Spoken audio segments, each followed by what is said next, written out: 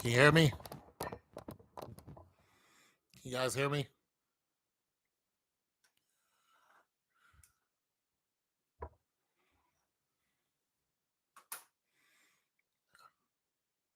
Oh, you hear me now? All right. I just did all that talking for nothing.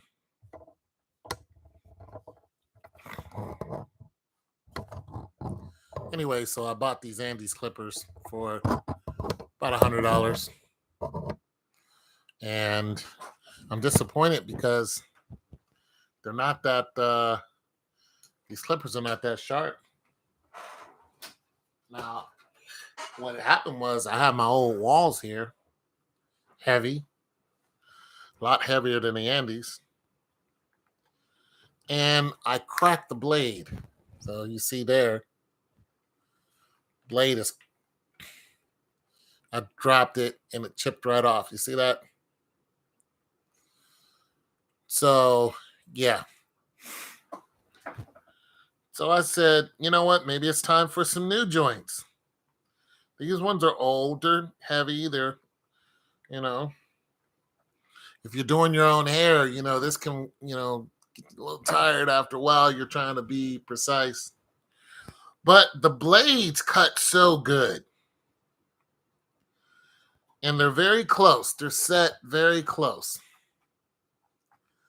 So I was thinking either get new blades or, get a new set. So I was going to get a new set,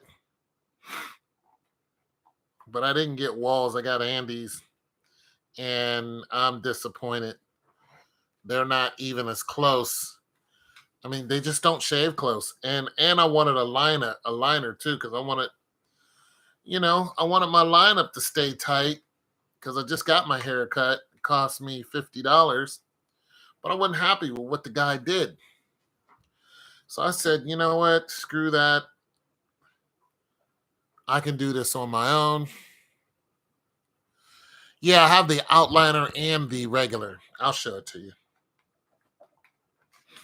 But so now I just went ahead and bought a blade for $15 off of eBay. But yeah, I was trying to be fancy, get some new, I'm trying to, upgrade a little bit. I've been feeling like, so here's a liner. And the liner doesn't cut that sharp. Like my walls cut sharper than this new liner. And I'm like, but this ain't right. What, I need to put some oil on it or something? Maybe I didn't put oil on it. But they should have been cutting nice and sharp. I should have that nice fresh line. Nope. How old for the walls? I've had these walls for, I don't know, probably 10 or more years. Matter of fact, yeah, maybe 10 or more years older than that. These I just bought today. So this is the regular. So I was fiddling with this, taking this off, trying to get this blade to get closer to here. So this part, but you can't even adjust it to where this blade comes up. Usually there's a you can adjust it because there's two screws on the inside of here where you can actually move this blade up and it'll hold. You can't even adjust these. That sucks. I'm like, damn it, I can't even adjust these joints. It's not. It's really not. I'm telling you, that outliner is not that sharp. So I'm thinking I'm missing something, maybe oil or something to get these jokers to tighter, but maybe that's it. I don't know. But I do have oil. So I figured let me read the directions instead of, because I went to return them and they said we don't take returns. So now I'm like, okay, well, I'm not going to waste $90. I mean, I could sell it on eBay. I could just turn around and sell it on eBay. you know, clean the blades. They're not dirty. I only used them once, but still, alcohol and whatever. But so I was looking here, hoping these instructions here can help me out. I'm gonna be fiddling with this for days. I can tell right now.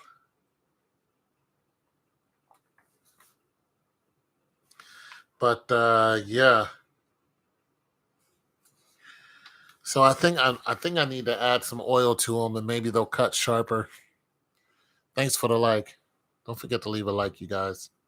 I don't ask for much, but give me a like. But these walls, man, they cut so good. But like I said, they're heavier, and I've decided to not let my hair grow out and look like a wild man anymore. I just don't like the way people look at me when my hair is just really out there. And I used to not care, but now I have to care. I have to. Usually I'm like, screw everybody, do what I want. So I also bought this straight razor for $10, but this is not the razor part. The razor is in here. So I don't know how to operate this either, but I'm trying to be careful to see how this really goes. Well, Jay, I'm gonna tell you what it is. You just get a better response when you look, you know, when your neighbors go, "Hey, nice haircut." It just makes you feel good. And it doesn't take long for me to get to cut my hair. You know what I'm saying? I mean, the professionals do it better, but so now I have to. I just, you know, plus I'm somebody who works with customers, and I usually don't care the way I look as long as this isn't too crazy. But come to Jamaica for a good cut. I believe you. Kingston. Well, Jamaica, man, y'all going through it over there. Kingston. So I'm trying to figure out how the straight razor works.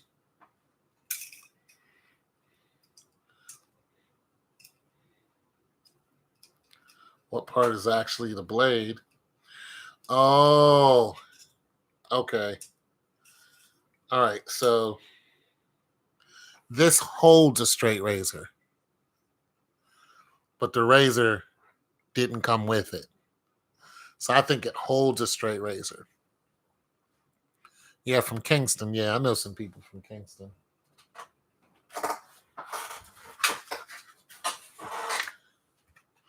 So this is a Master Barber Magic Razor. So I have to, I guess, go and buy a razor. New and improved. Yeah, because there's no razor inside of it.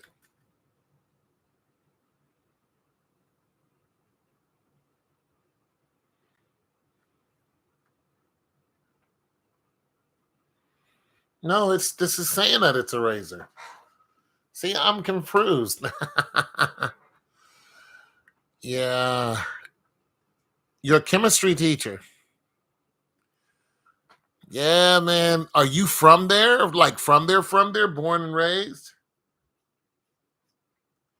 See, I don't get this. I'm gonna have to look this up.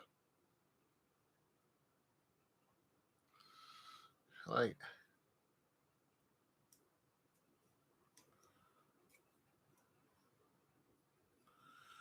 where's the razor at?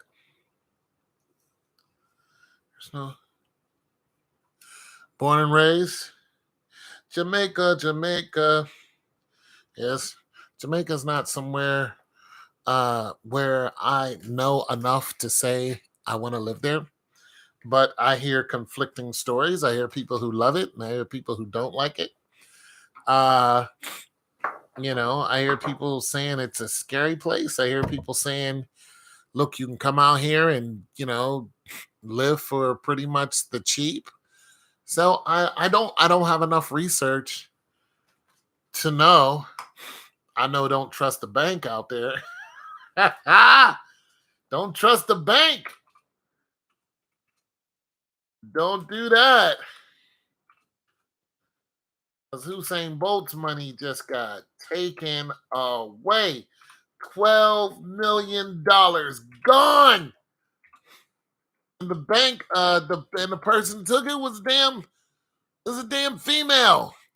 She was running a whole show. Her and yeah, don't yeah.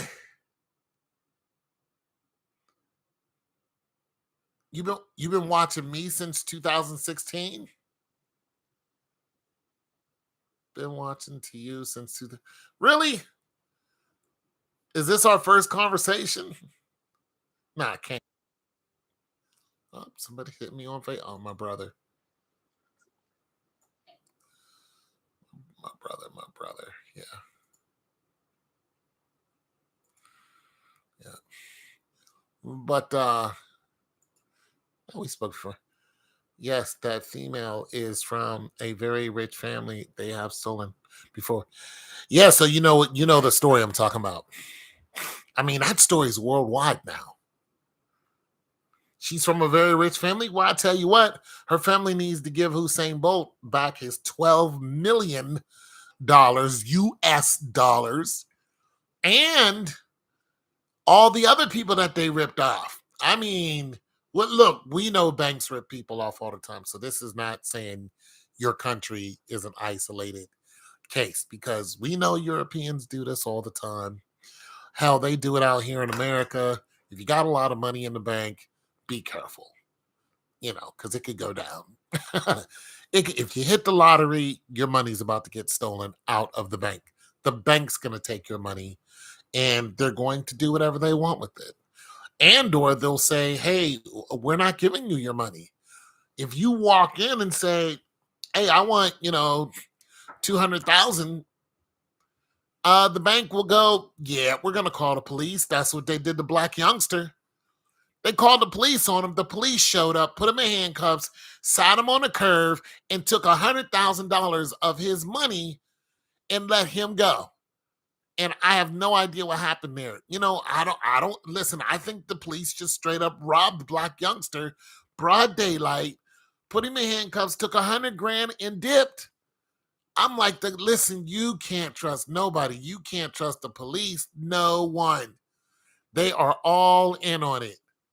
Hell, a firefighter just showed up on an accident scene and took this kid's wallet and went and started using his card. Nobody, you can't. There is nobody is good. Nobody. We have talked before. I was in med school at the time. Well, look at you. But won't get that. Won't get the. Yeah, Bolt won't get that money back. No way. Yeah, the police everywhere have their own gangs. Everywhere. Trust me, Andrew Tate had to pay the police. Like, there's no good system. You can forget that. You can forget that. The police have their own agenda. The judges will screw your woman. That's what happened to me. Yeah. I was going to court against this female. I saw her and the judge walking around together. I'm like, the judge. The judge is banging out my ex-girlfriend. Like, yo, it's terrible. Like, he was Black. I have no love for the legal system. It's all scammy. It's all terrible. There's no one is honest. They all have their own political agenda. They don't do things according to the law. They make things up as they go, and they say, forget what you think, or forget your feelings, or forget the law. Like in the Zimmerman case, they just threw the law right out the door. He just straight up murdered a 17-year-old Black kid, and they said, oh, well. It's just amazing. So, yeah. And this is one reason why I don't go to a lot of countries, because they're a lot worse there Then over here, it's like the devil you know. You know what I'm saying? So yeah. All right. I'm looking on how this straight razor works. I guess I'm supposed to wet it and then do one of these numbers. Yeah. I never used a straight razor before, but I'm just trying to I'm not trying to be a master barber. I'm trying to learn how to I'm trying to learn how to keep myself tight because once you get a really dope haircut, you're like, okay, let me you're like, okay. You're like wagwan. Wagwan.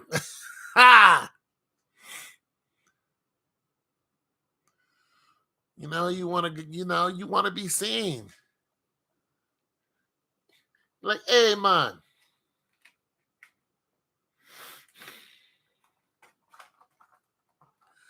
Yes, I guess I'm supposed to lather up, you know. I don't want to be cutting on my skin too much, but yeah, I'm not sure how this goes. I know I don't like razor bumps.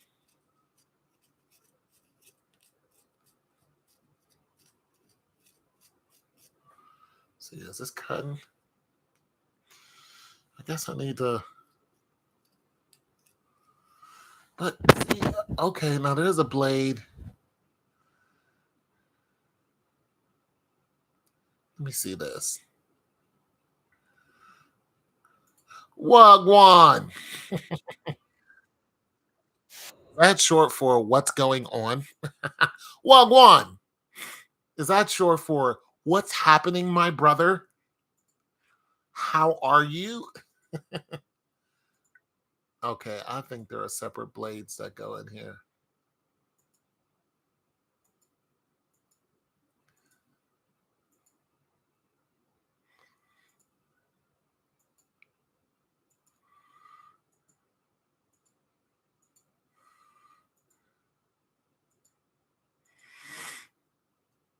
Yeah, see. Yeah, and then they're putting a blade inside of it. Yeah, that's what I thought. That's what I thought. So I have to go and buy blades. Like, I know I'm not losing my mind that bad. So I'll go and buy blades for that. Well, go on. Boom, bye bye, and the body boy. Yeah, man. Jamaica, Jamaica. I tell you what. I know too many females that went to Jamaica and came back married. I was dating them. 3 women that I was dating went to Jamaica, came back, was like, I'm getting ready to marry this Jamaican dude. I'm like, what? What about me? What? I'm chop suey over here. They're like, yeah, I'm gonna go marry this guy. 2 of them got married. The other one was like, nah, I'm not gonna do it. I'm like, well, wait a minute now. Why are y'all running over there and then marrying, Langston and whatnot? They're like, because Jamaican men, they're just so sweet and blah blah blah blah and all this other stuff. And I'm like, you know what? I'm gonna tell you something. You get it how you live. If those brothers over there are making you feel irie, I ain't hate on none of those sisters either, but I was a little confused because I'm like, I'm tall, dark skin, I'm 6'2". I was, 210, 20 pounds, a great body. Y'all over here throwing it back at me, but marry a complete stranger from another. So I'm just like, damn. I mean, it makes you, as somebody who lived here, you're like, damn, that made me feel it kind of hurt a little bit. I'm like, damn, I'm not good enough. It makes it so bad now. The one chick was, when I met her, she was 52. So when she met old boy, she was like 56 or something like that. She went to Jamaica once. He put that speak on her. Plus, she had a big old caboose. That was it. When he saw that caboose, that was it. He was 36. And the other woman, the same thing. She was smoking. She had a nice little body, good looking, dark skinned chocolate woman. You know what I'm saying? Oh, Langston. Langston saw her like boom, boom, boom, boom, boom, boom, boom, boom, boom, boom. He put it on her. She was like, "Yeah, I'm marrying old boy. Yeah, I'm bringing him over here." I said, "I ain't mad at you, Langston. Nothing to go so." I ain't mad at you, Langston. Get it how you live, brother. He was like, no, no, no, no, no, no, no, no, no, no, no, no, no, no, no, no, go. So he put it on, old girl. I was like, I ain't mad at you. Get it how you live. I don't know if they're still together. I haven't seen those women since. You know, Once they said they're getting ready to get married, I was like, okay, well, there's no need of me to keep pursuing you. The one that didn't get married, I still, knew her for a while because she didn't get married. But the older woman and the 40-year-old and the 50-year-old, they both got married. I ain't hear nothing from them. And both dudes were younger than them. As a matter of fact, the one dude was, yeah, he was a little older than me at the time, but yeah, she was messing with me. When I met her son, me and her son was the same age. So I'm like, man, y'all hate men to do this. Don't you have a daughter? It's like, yeah, the women turn around and do it, and it's a go girl. It's like, get out of here. Women do it all the time. They'll date a young pup all the time. So, but it was something else, man. Yeah, Mr. Black. So you're a chemistry teacher? So you're gonna be a doctor? Not a no go. No, no, no, no, a no go.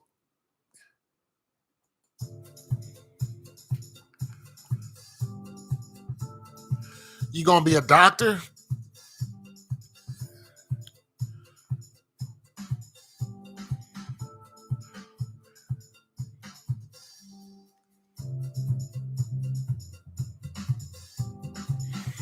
Yeah, chemistry. I wouldn't mind learning some chemistry.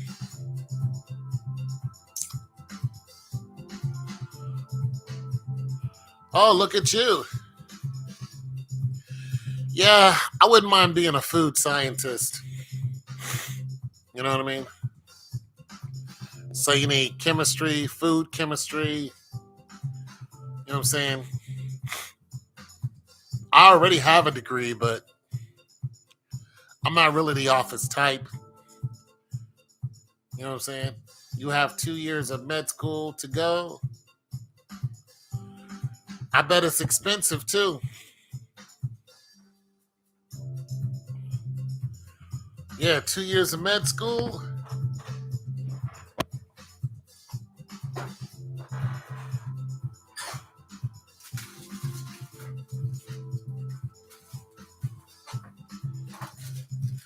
What kind of doctor are you?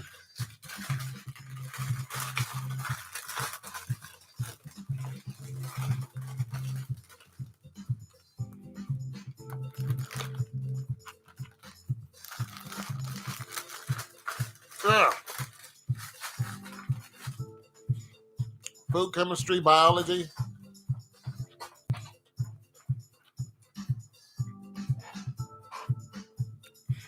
I have biology. I have 2 classes of advanced biology. So I need to take I need to take chemistry 101, uh, food science 101, uh,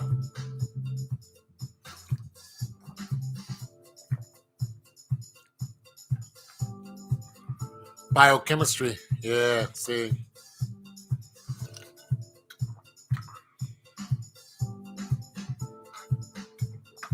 That's awesome, man. You keep a job with that. Hell, you could be a food scientist with that. Just that alone.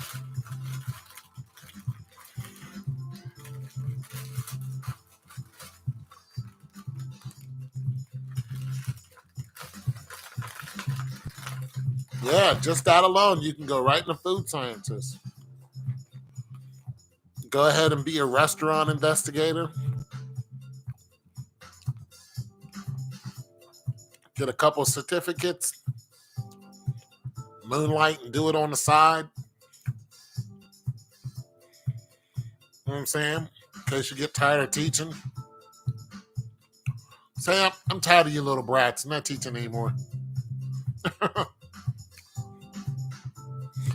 Mr. Blackman, I'm done. You kids are hard-headed. Your parents suck. I'm out of here. I'm going to go inspect restaurants. You walk in, just say, hey, I'm the inspector. You know what it is. You know what it is.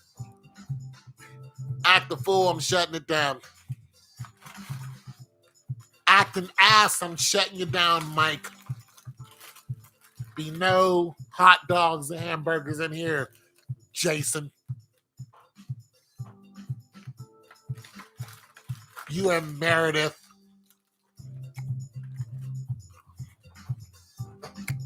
Walk in and tell Meredith to shut it. Meredith, shut it.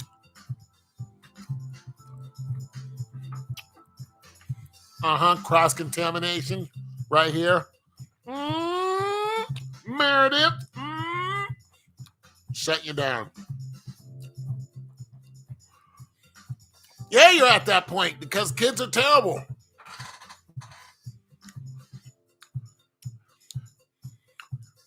Kids are terrible. Summer-loving kids.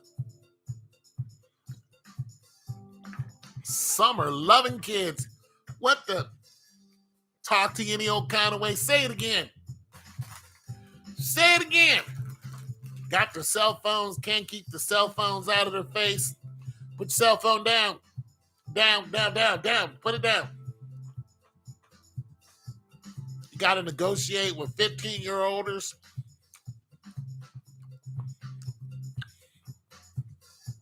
They forget that you give them their grade. You got to tell them, you know who gives you your grade, don't you? Are we confused on how you get out of this class? Are we not aware of the chain of commandments? The chain of command here on how this goes? This is school. You don't go to school. You don't get, your diploma. It gets hard when you get older. I mean, hey, do what you want to do. Do what you want to do. You don't need a diploma, get out. You don't need a diploma, get out. That's what I tell them. Lisa, put your phone away. Lisa, put your phone away. Put your phone away. Beats my tone. Put your phone. If I have to tell you again, I'm kicking you out. That's it. Anybody don't put their phone away, if I have to tell you again, I'm kicking you out. That's it. I'm done. I'm done. Anybody else? Anybody want to try me? No? No? All right.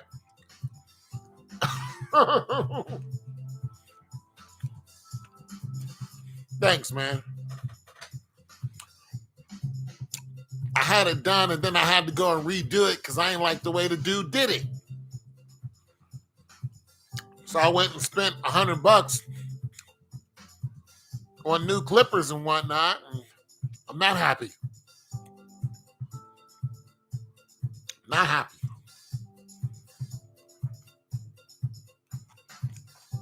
Trying to get that crispiness. Try and get the crispiness.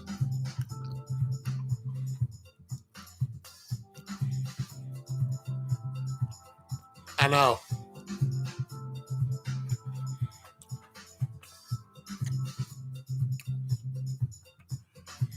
These aren't crispy. I thought I was going to get the crispiness with these. I'm like, these aren't crispy.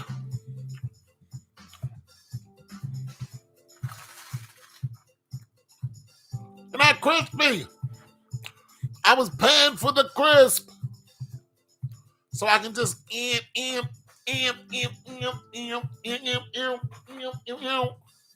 what I'm saying? Hit myself in the back with the lineup joint. Bam, bam, bam. Switch up, hit the fade on the number 1, the number 2, the number 3, number 4, and bam. Come out like, John Travolta, Saturday Night Fever. Save myself some bucks.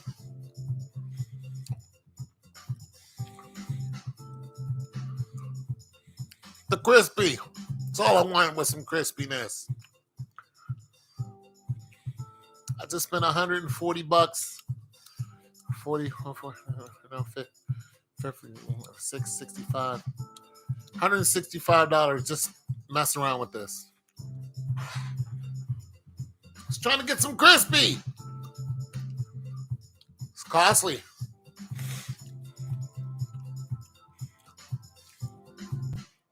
Now I'm like, how am I going to get that money back? Because they're like, no, we're not giving you your money back because you used them. I'm like, yeah, I used it because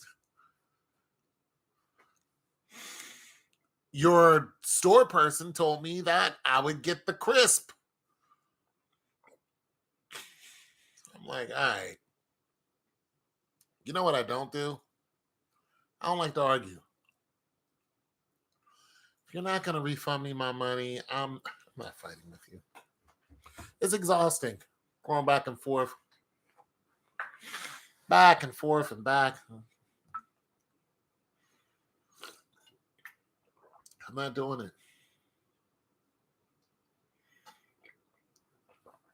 She said whatever she needed to get me to buy it. It don't work. I'm like, this is not crispy.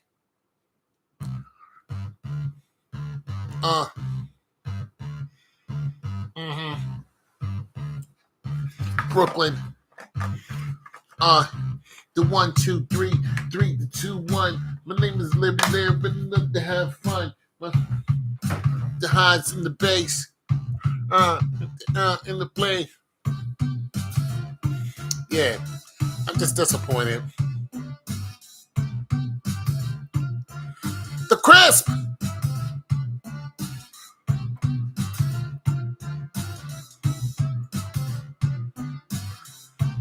Trying to get crispy, man.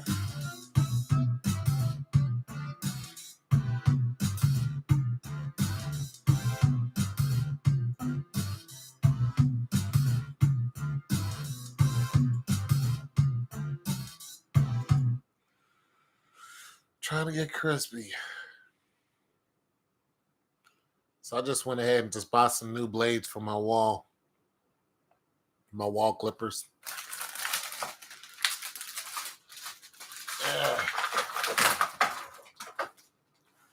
Some new blades.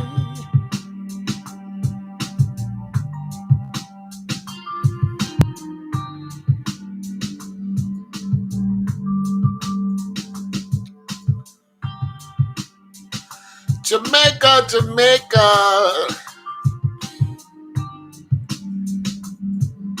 All the massive.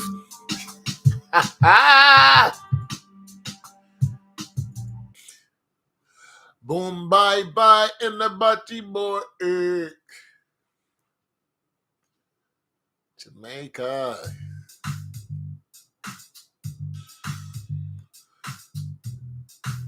Gotta love Jamaica. Ross Clot.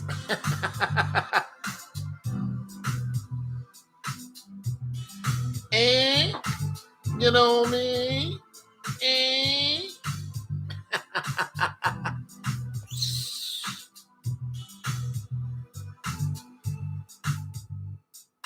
You know me.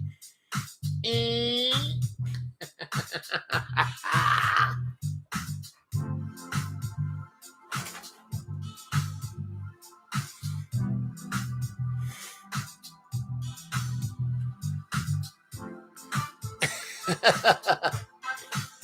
You know me. Eh. Oh, Jamaicans ain't nothing to play with. You talk mess to a lot of people, but don't do it with Jamaicans. They will come see you.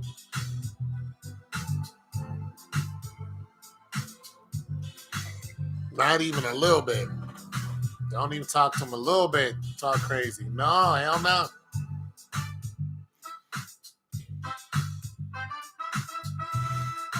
Tell them going about their business.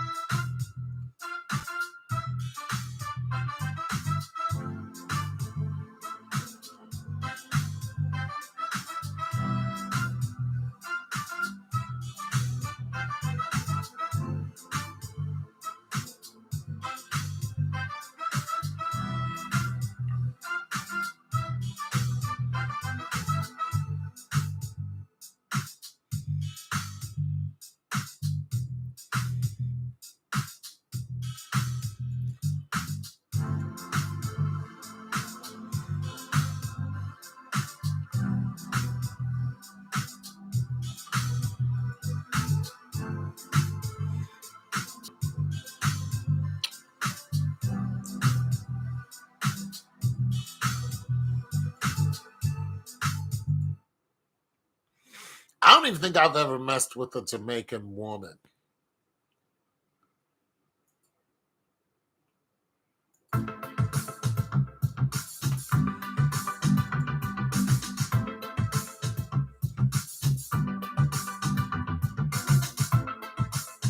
You're just afraid. You're just afraid Trevor's gonna pop out of nowhere and just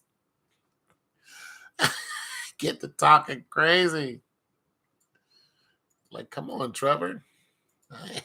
Ah! Ah! You're like, damn, Trevor.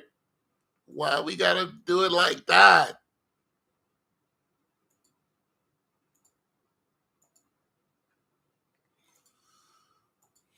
That's what you don't want. You don't want Trevor to pop up out of nowhere. Because he will pop up out of nowhere. You think we got to do this? No, we ain't doing this. I don't want no part of Trevor. Kingston!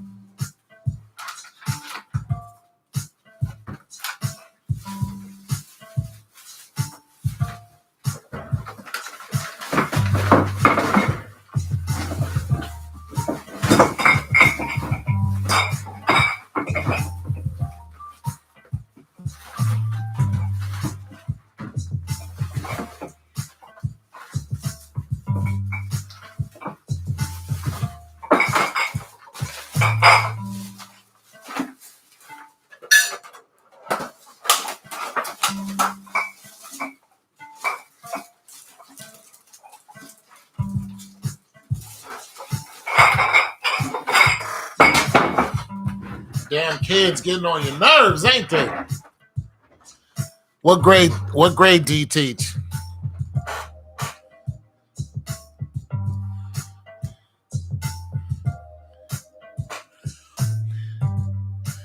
Yeah, them kids get on your nerves. Y'all have the fastest children in the world. You realize that? And the whole entire civilization that we know of, your island of what, 3 million people? Your island produces the fastest people in the whole entire known world.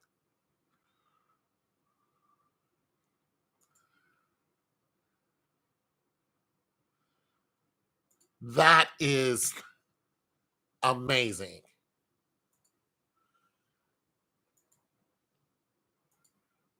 That is 100% remarkable. And it's consistent.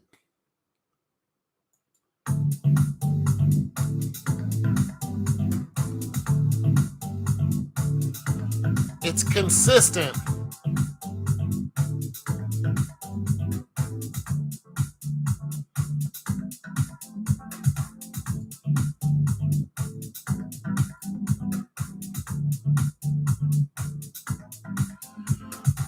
The fastest people on the planet that we know of, because I still think there's other civilizations out there, come from Jamaica.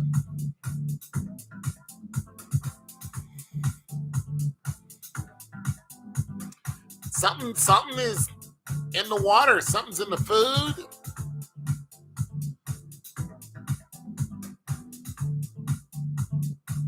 Has to be. Look at your up and coming stars. Tina Clayton, the Clayton sisters. Look at Livingston.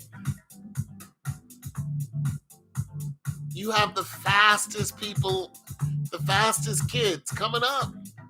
It's nonstop. It's nonstop with Jamaica. You already have the fastest woman. Not the fastest woman in history, but close. Ran a 10:54. The fastest woman ran a 10:47. Now you got, and then you have the most winningest woman in all sports, which is Shelly Ann Fraser Price, who consistently runs in the 10:6s.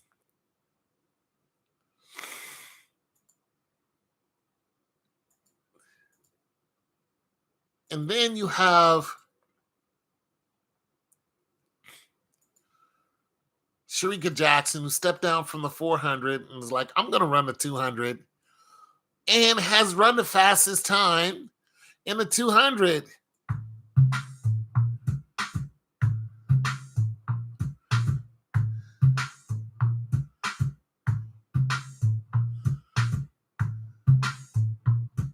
Killing them. 21.5 something. It's like the second fastest time.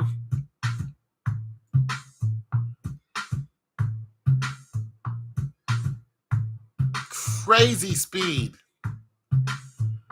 And nobody can figure out why. Nobody knows why. Why you guys are so fast?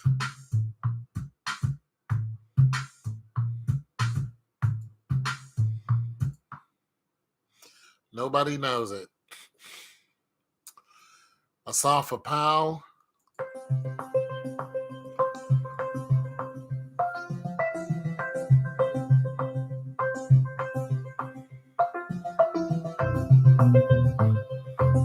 Asafa Powell jogging a 976. Jogging. He jogged over the line.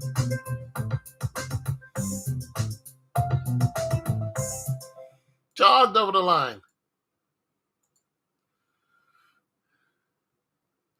Warren Weir came in third in the Olympics. Johan Blake, the second fastest man in history, in the 200 and in the 100. 200 time is 1926. 100 time is 970 something. Him and Tyson Gay are tied at the second fastest man in the world. And he's still running. Johan Blake is still out there getting it in.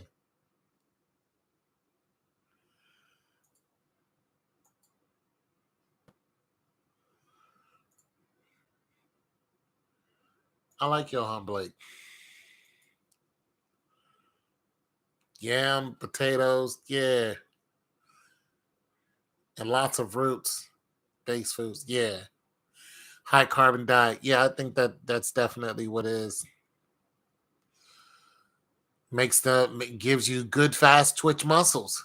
Because you guys are unbelievably fast. I mean, Usain Bolt ran a 9.58, and everybody thought he was going to go under the 8 seconds. They were like, he's going to go 8 seconds. I mean, he ran a 19.19. No. A 19.19, bro? No.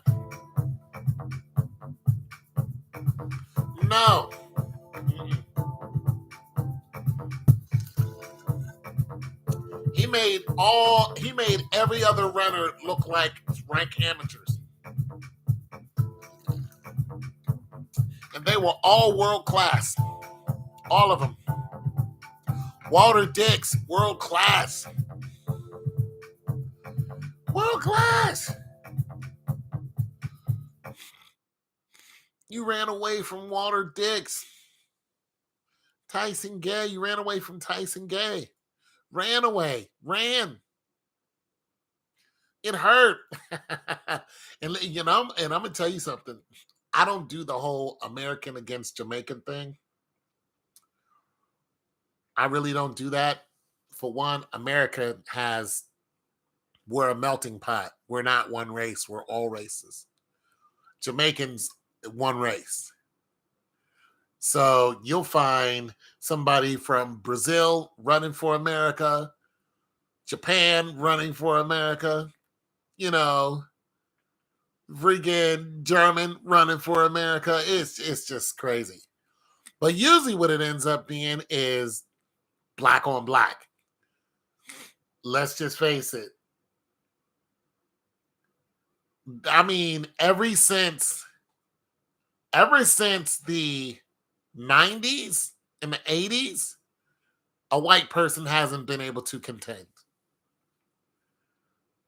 White people have stepped out of the game. When the Russians and the Germans were out of it, that was it. There's no white person that is contending with the times that the Americans, the African Americans and the Jamaicans run.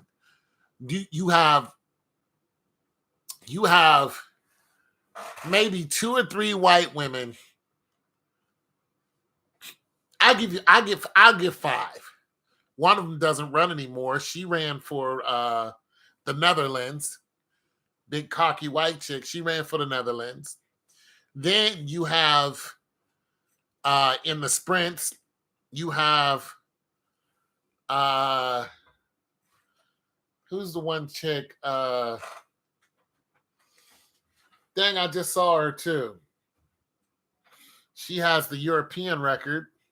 She beat all the European black women, but European black women and American black women, 2 different gears. 2 different gears. Lukenkamper. So they have Lukenkamper, who can run an 11 flat. She can go 10.98, but she can't dip in the 10.86. She's not doing that. We got American runners that are doing that all the time. Hell, TT Terry runs that fast. You know what I'm saying? Yeah, TT Terry. We have a Cambria Sturgeons. She can run an 8.5. You got those girls can run. So we have a whole staple of just African American women that run for America that all run in the 10-8s, 10-9s, but not the 10-7s. You have one American runner over here who actually is from my city or close to me. She doesn't live far from me. Abby Steiner, she ran a 21:77 in the 200, and she runs a 10:9.8 or something like that in the 100, but the 200 is a better race. She can't compete. She won NCAA, but she didn't win it in the 100. She got beat by Jefferson. Jefferson beat her in the 100 in the NCAA, but she won the 200. I'm saying though, there's no one in the world, in the whole entire track world, known world, that is outrunning the Jamaicans and the African Americans.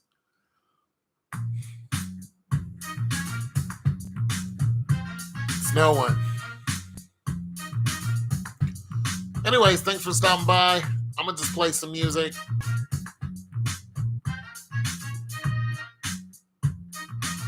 Get down with the get down.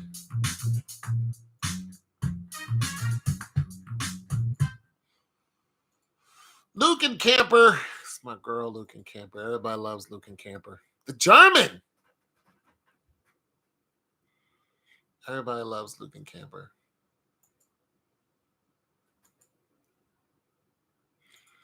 It's Luke and Camper. Let's look at it. Luke and Camper.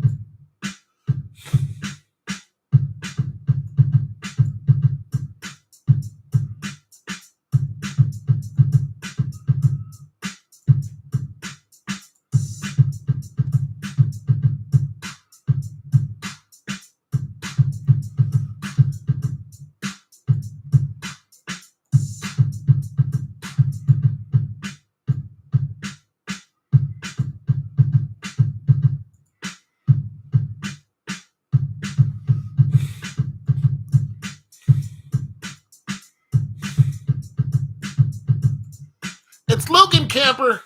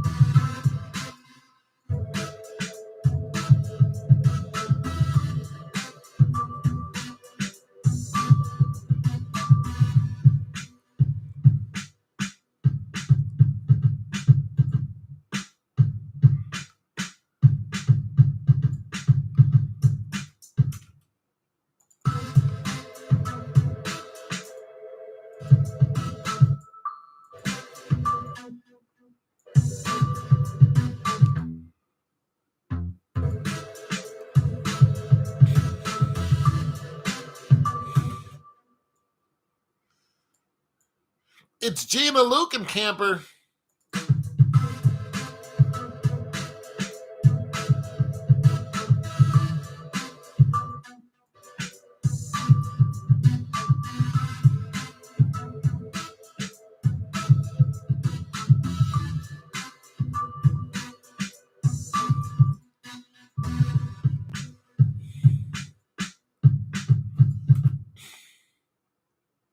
The Acmecanus.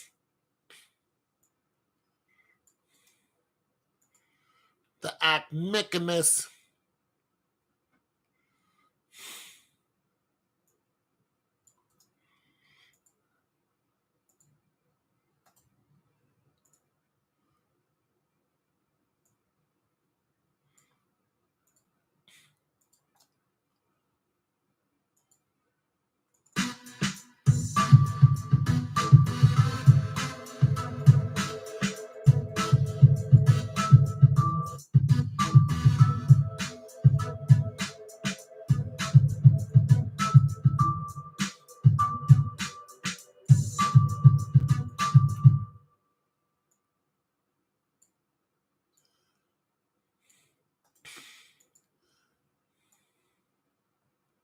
Even in the distance, the Africans take it in the distance, though. The Jamaicans, I don't see Jamaicans are all speed, man. You guys cannot handle the distance.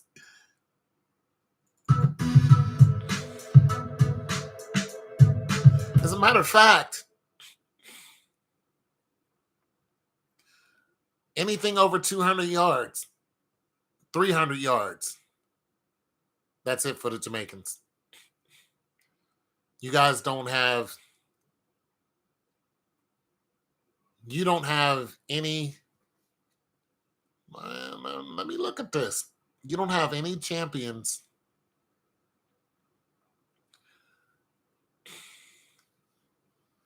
You don't have anyone at the top right now in any of the distances. When you look at the 800, the 800 is owned by an African American, a Thing Mo. You look at the mile is owned by a white woman.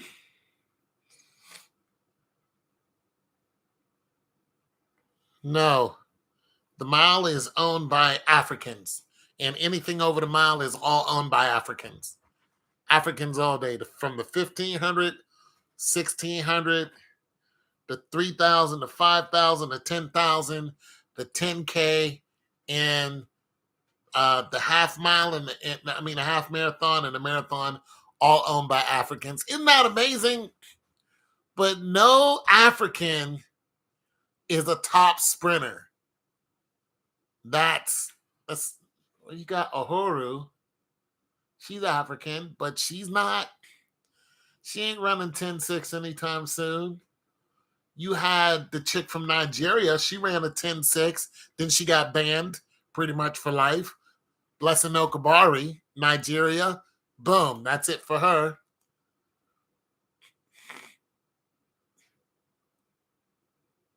You have Jose Talu. She's from the islands. She runs 10:85, 83. Not bad, but she still ain't beating the Jamaicans. That's amazing. That's amazing. What up with you? What up? I'm chilling. How you doing?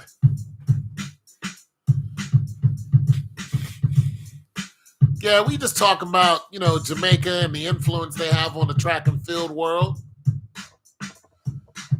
You know what I'm saying? And in comparison to the rest of the world.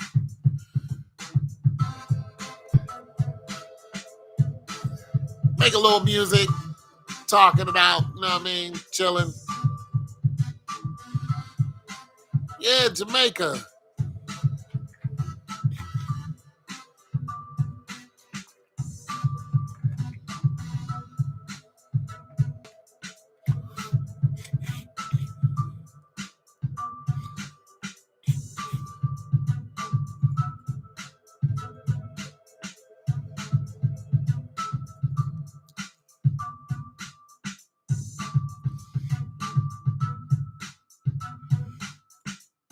Yeah, Jamaica, Jamaica.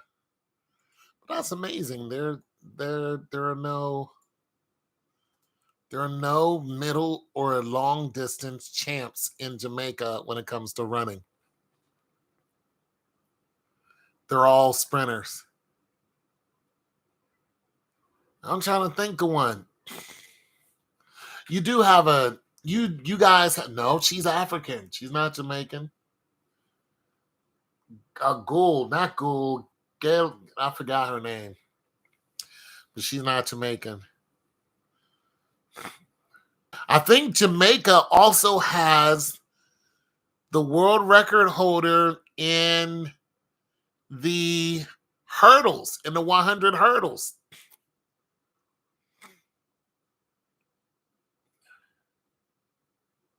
Yeah, the females.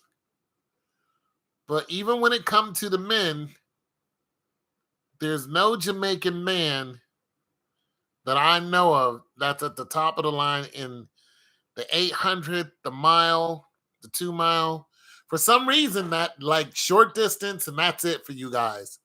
But you have nothing when it comes to. I mean, you guys got competitors, but you don't have anybody sitting at the top right now when it comes to anything over shoot, not even 400 yards. The fastest living woman in the 400 right now is, well, it's probably going to change. She's not Jamaican. She's Bohemian. She is, I think she just had a baby. She's married. Black woman married to a white dude. She runs the 200 also. I forgot what her name is, but she's the fastest in the 400. Her time is like 48 something. And then people coming right up on her rear, even though that's all finna change this year because we have an American woman who runs the hurdle. She broke the record in the hurdles. She ran like a 50.3 or something in the hurdles. And she ran a split time when it came to the 4x4. She ran a split time of 48 something in it. So you know what I'm saying? She's about to kill that. She's about to kill that. Uh yeah. And then we got another young lady who in the NCAA, well, not even in the NCAA, she runs for the Hogs. Arkansas, she runs for the Razorbacks. She just ran a 49 something in a prelim race, broke the college record, and then turned around the same day and ran, or the next day, and then broke the record, broke her own record in the 400, running a 49. So you have that youngster coming out. The world record is 47 something, held by two white women. But yeah, Jamaica does not run. They don't have anybody that is at the top over 200 yards. That is amazing. I'm just now realizing that. You guys don't have any distance runners. You figured the mile, the 800. You might have somebody. You have nobody. No one. Let me see who's this guy in the 800.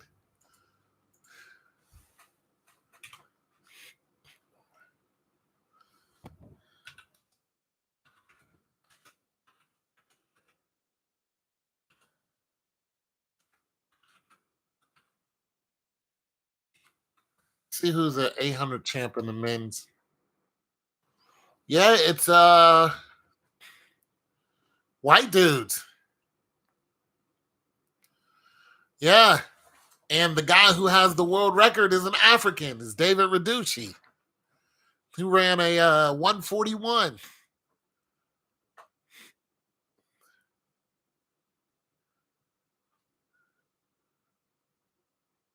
Yeah, that's amazing. That's amazing. You guys have a speed limit.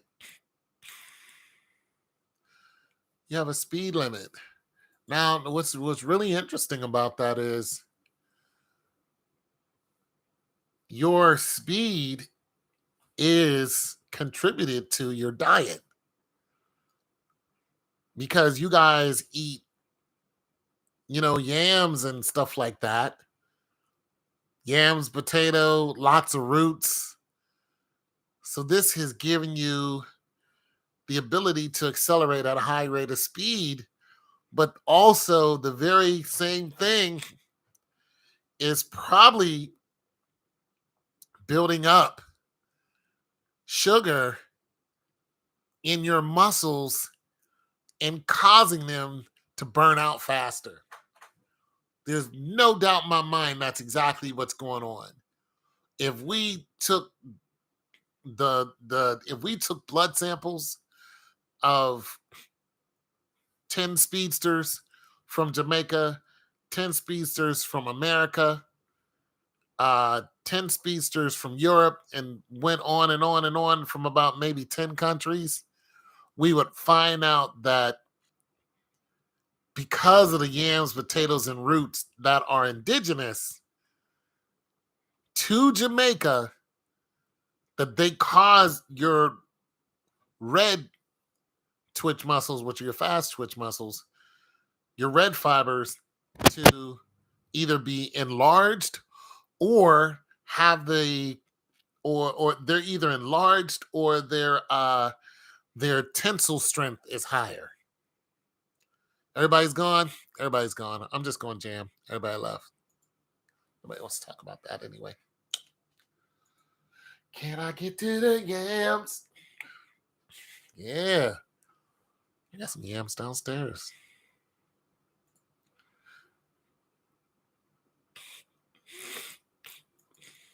Everybody's gone anyway. I'm just going to jam.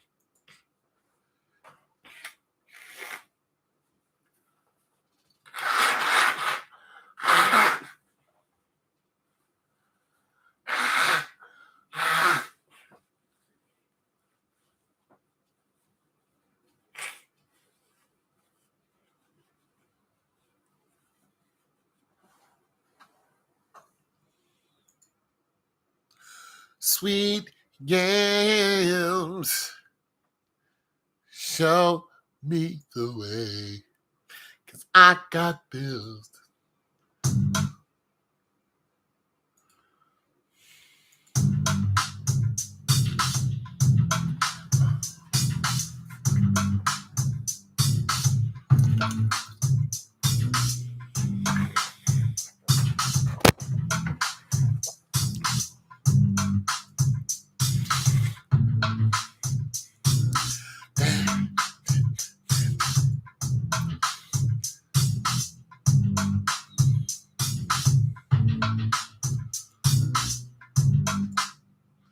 I think I'm gonna make a jam before I go.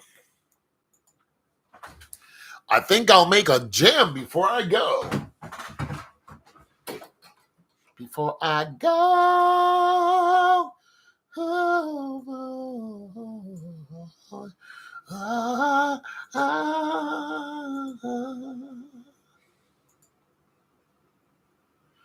I'll make a jam before I go.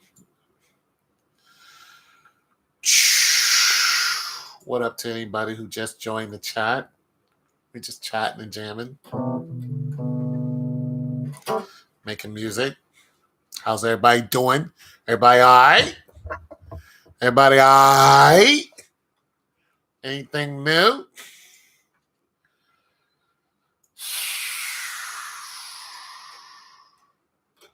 Anything new? Anything going on? How your mama doing? Your mama doing good?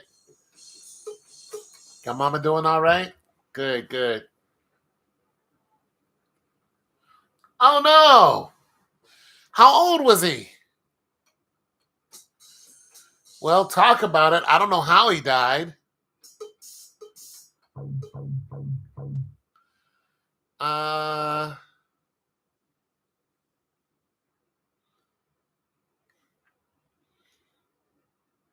The last beat was he died peacefully. Well, Jim Brown is, in the top three best, football players in all of football history.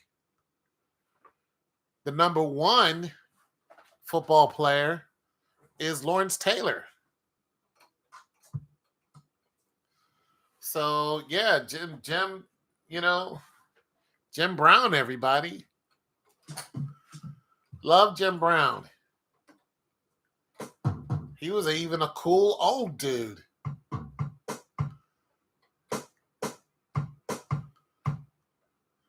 Yeah.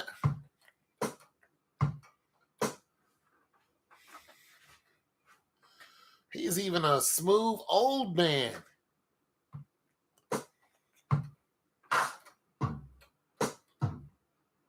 I love Jim Brown.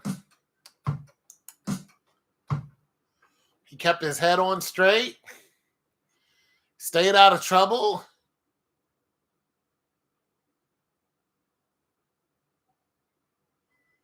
Yeah, that's what I'm saying. He was nice with it. Even when he would agree with you, he still was respectful. He wasn't a louse. He wasn't a womanizer. He wasn't caught up into any madness.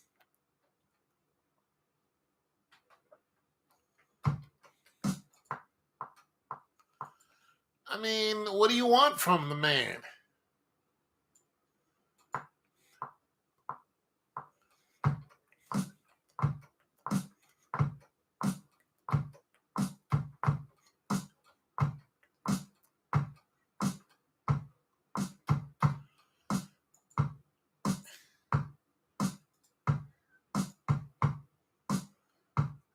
What do you want from the Brown?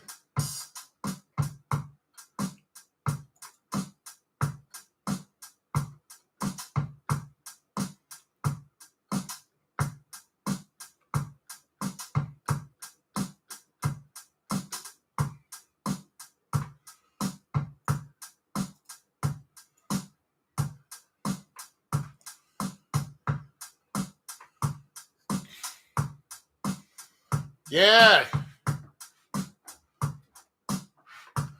Yeah, he was a good dude.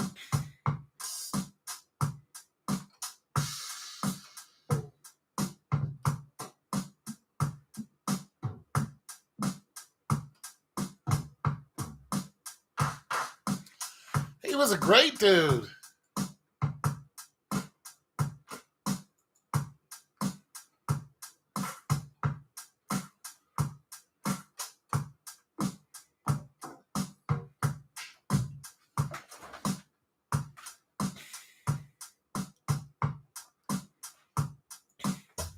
Sad to hear that. Pass away in his sleep.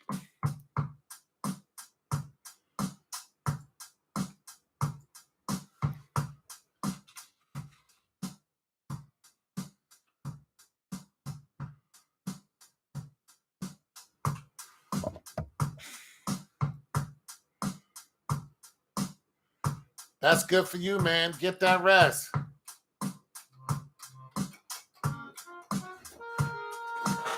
Bro, I'm telling you. I was stretching and pulled a muscle in my back. Don't be me when you get my age. Don't be me.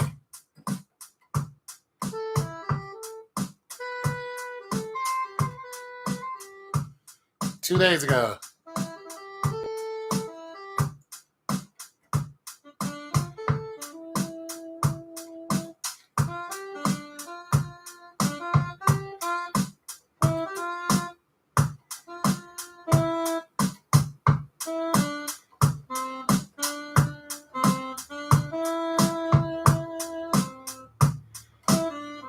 Don't be me.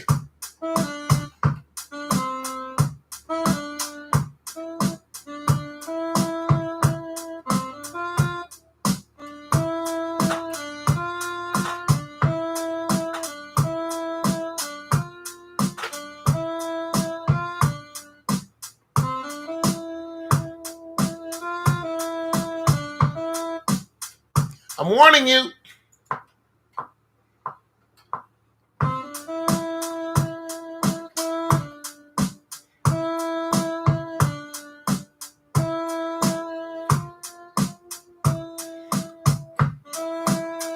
I'm warning you.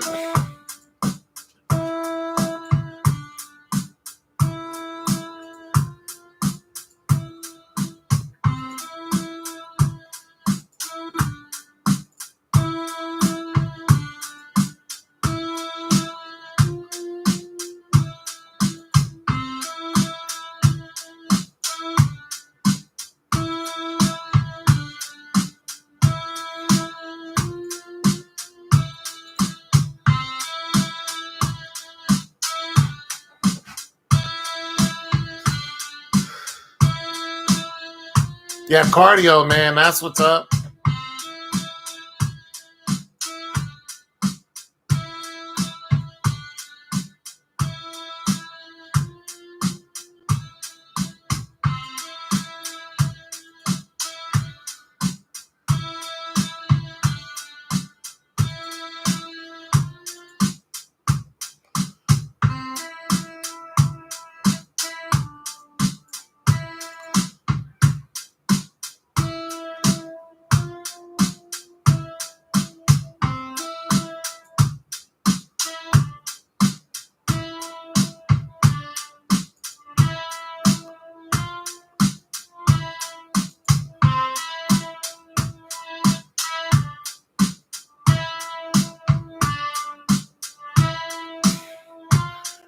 Lomachenko.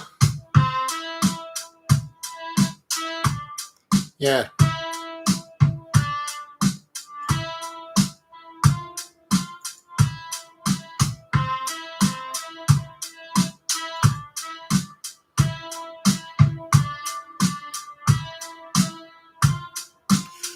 Devin Haney.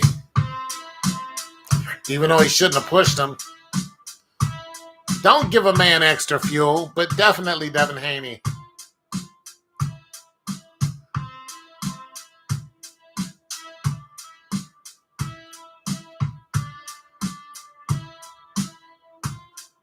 Yeah, it's stupid. Don't make the man matter. Don't make his spirit any more. You know what I mean? Don't do that. It's a fight. Meaning you're fighting with everything he has. If you give him more, he can use it. Don't do that.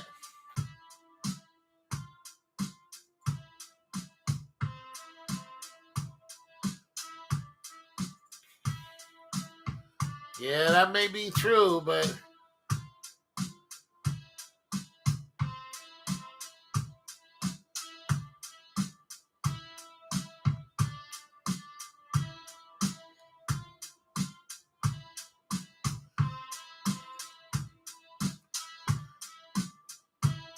not this.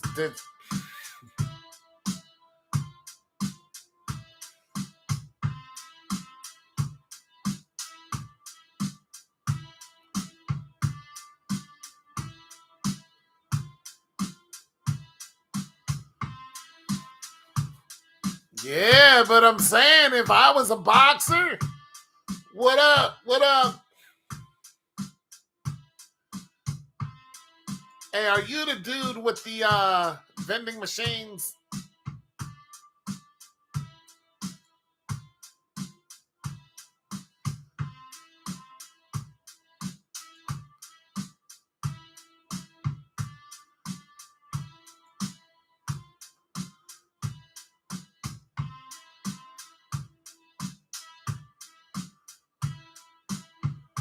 I'm just saying, don't give him more fuel. Yeah, you're the dude with the vending machines, right? Yeah. I was bugging out when you said you had 74 vending machines. I was like, what? Yeah, I think I might get into that. You know, my question is, how do you move them around? How do you move them around? When you buy one, do they deliver it to the spot it's going to? Like, I'm wondering how that goes.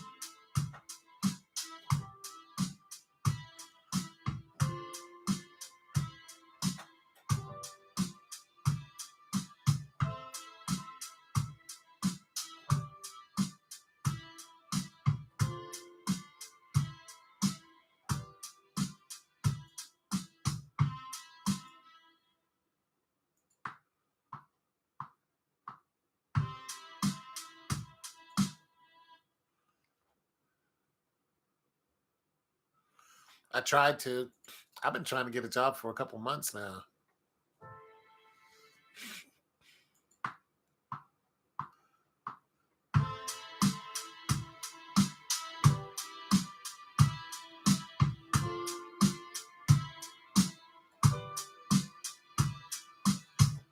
Oh, because I haven't been on? Yeah, I've been focusing on some other stuff, trying to get some money. Yeah. I don't make any money doing this. So, I need to. It just hit me one morning that I really need to get my money up for the future. So I really need to be looking at my future now. Yeah. Like, I really need to be concentrating on my future.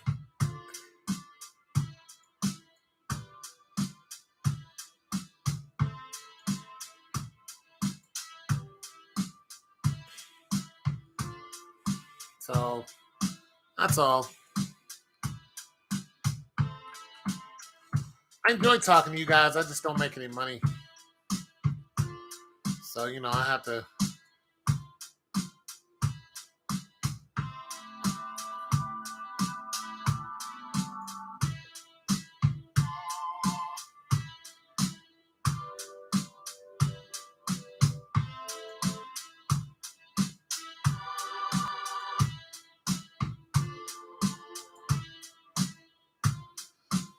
You been all right? What you been up to?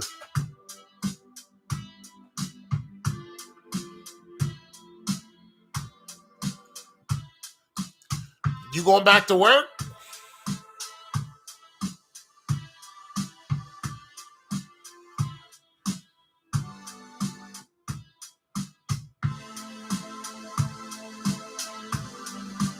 You going back to work, or you what you doing? What you got going on?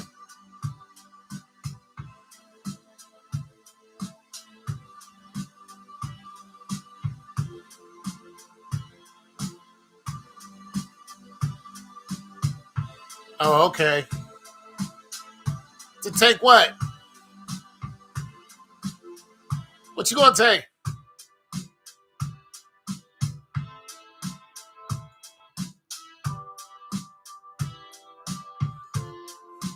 Yeah, I'm looking at going back to school too. I'm just not borrowing any money to do it.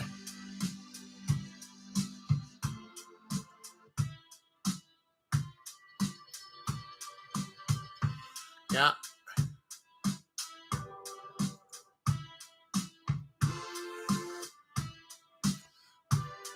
Yeah, I'm looking at definitely going back.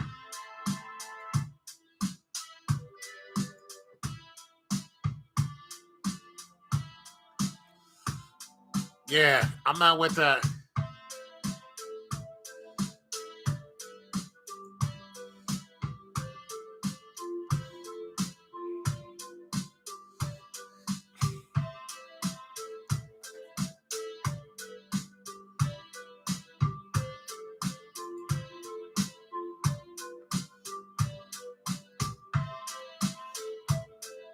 I don't want to take out no loans.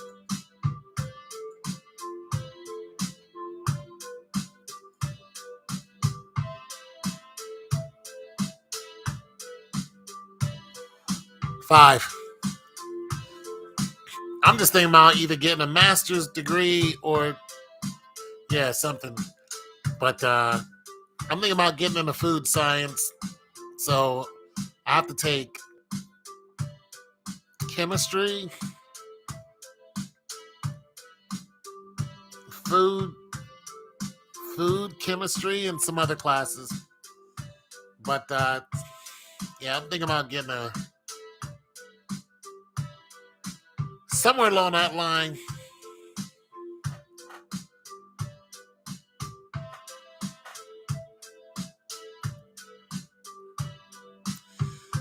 Something like that.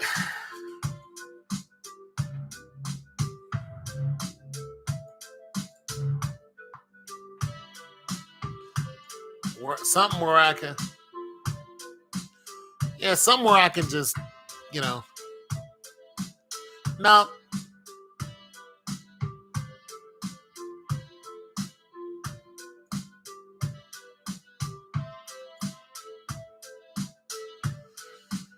yeah,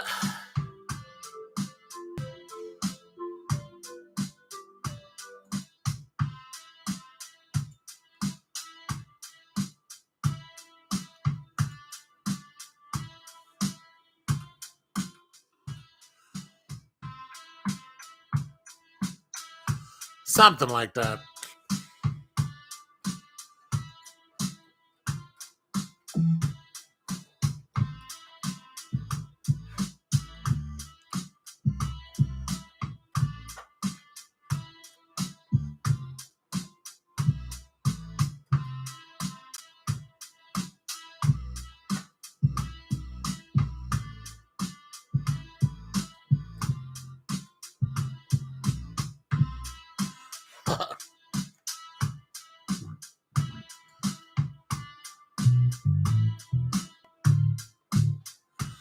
uh, no. I was liking that for a minute, but trying to find a base. You don't start off with it. These you can just it just gets ugly real quick. But I was liking that a little bit of joint right there. But yeah, just something I could do on my own. That way I can travel and just be me. Just live out the rest of my life traveling and to different countries and working in those different countries and stuff like that. Really what the goal is. If I decide to leave America, I don't want to go. I don't want to leave America and not have income. I want to be able to touch down and say, where's the closest university? Where's the nearest health department? And slide right up into somebody's health department. As a matter of fact, I already start applying to jobs in different countries. I just applied to a job in Germany, you know. So I meet the qualifications, that they have, but there's some extra stuff. They're like, if you have this, this, that, and the third. So, but I don't speak too much German anymore. I used to speak half decent German, but most Germans speak English, so there's that. But if they call me and say, Wie geht's es Ihnen? I'll be like, wie geht's du? You know what I'm saying? They say, hey, listen, you got a passport? I'll be like, I can have one. I just need to renew mine. I actually have one, but I need to renew it. Like, get your passport going on and come on over and see us. I will go to Germany. I will leave the country and go right to Germany. I've lived there before, and I have no qualms on going to Germany and, living a couple years over there, just chilling. I will pack this whole program up and I'll put everything here on a plane and we'll go right to wherever they're at. But anyways, traveling in Germany it's a beautiful thing because the train takes you to so many, I mean, just takes you all over the place. You get on that train, you can cross the whole doggone continent. It's just amazing. Germany is an amazing, amazing place. And the white people in Germany are so much different than the white people over here. Oh yeah, castles are humongous. Yeah, I've been to two German castles. So it's just a different ball game in Germany. It is so different. Plus, if you want to go to, if you want to travel different places in Europe, I mean, it's just so easy to connect, you know. And I mean, I'm not in the military anymore, but I think I can still use my military privileges because I was in the military. So I might be able to catch a hop. For those of you who don't know what that is, a military hop is, I don't think civilians can catch it, but I'll tell you what it is. A military hop is the military in each country that we are stationed in. We connect to the next neighboring country if it's an ally to the next neighboring country, and that neighboring country could only be 200-300 miles away. It could be a half an hour flight. So what the military does, instead of all the soldiers catching commercial flights, what they do is you look at the military roster, you find a plane roster from whatever airport that you're at, and if you want to fly from Frankfurt to Mainz Castell, that might only be, 1,000 miles or whatever, or maybe shorter than that. It might be 200 miles. Well, it's more than 200 miles, but it might, what I'm saying? It's very short. That's why they call it a hop, because it's just a hop, skip, and a jump to the next country. And what you can do is you ride those for free. The military doesn't charge you if you're still in the military. But the hops that you take are not commercial planes. They're C-141s. They're very loud. They're twin engine. They're slow.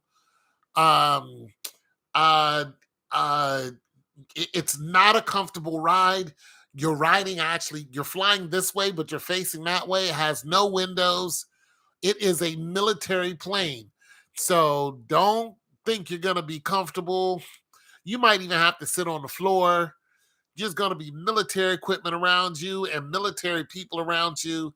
It is just not a comfortable ride, but it's you hop from here to here to here, and you're doing it for free. You can go backpacking all over Europe in one weekend, just catching military hops. It is amazing. So what kind of work you gonna do and when you shipping out? Well, I have to finish, getting all my certifications first.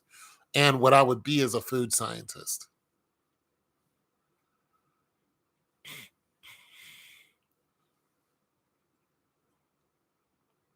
Wiesbaden, there it is. Hamburg and Mainz. Yeah, Mannheim. Yeah, there it is. Well, I lived in Darmstadt. And I think my brother lives in Wiesbaden. But you can catch a military hop to different places all over Europe if you're in the military. I don't know if they give civilians who used to be in the military a discount, but I would sure enough find out.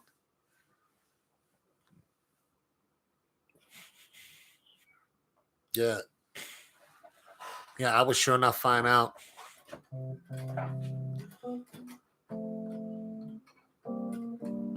And the reason why I choose food science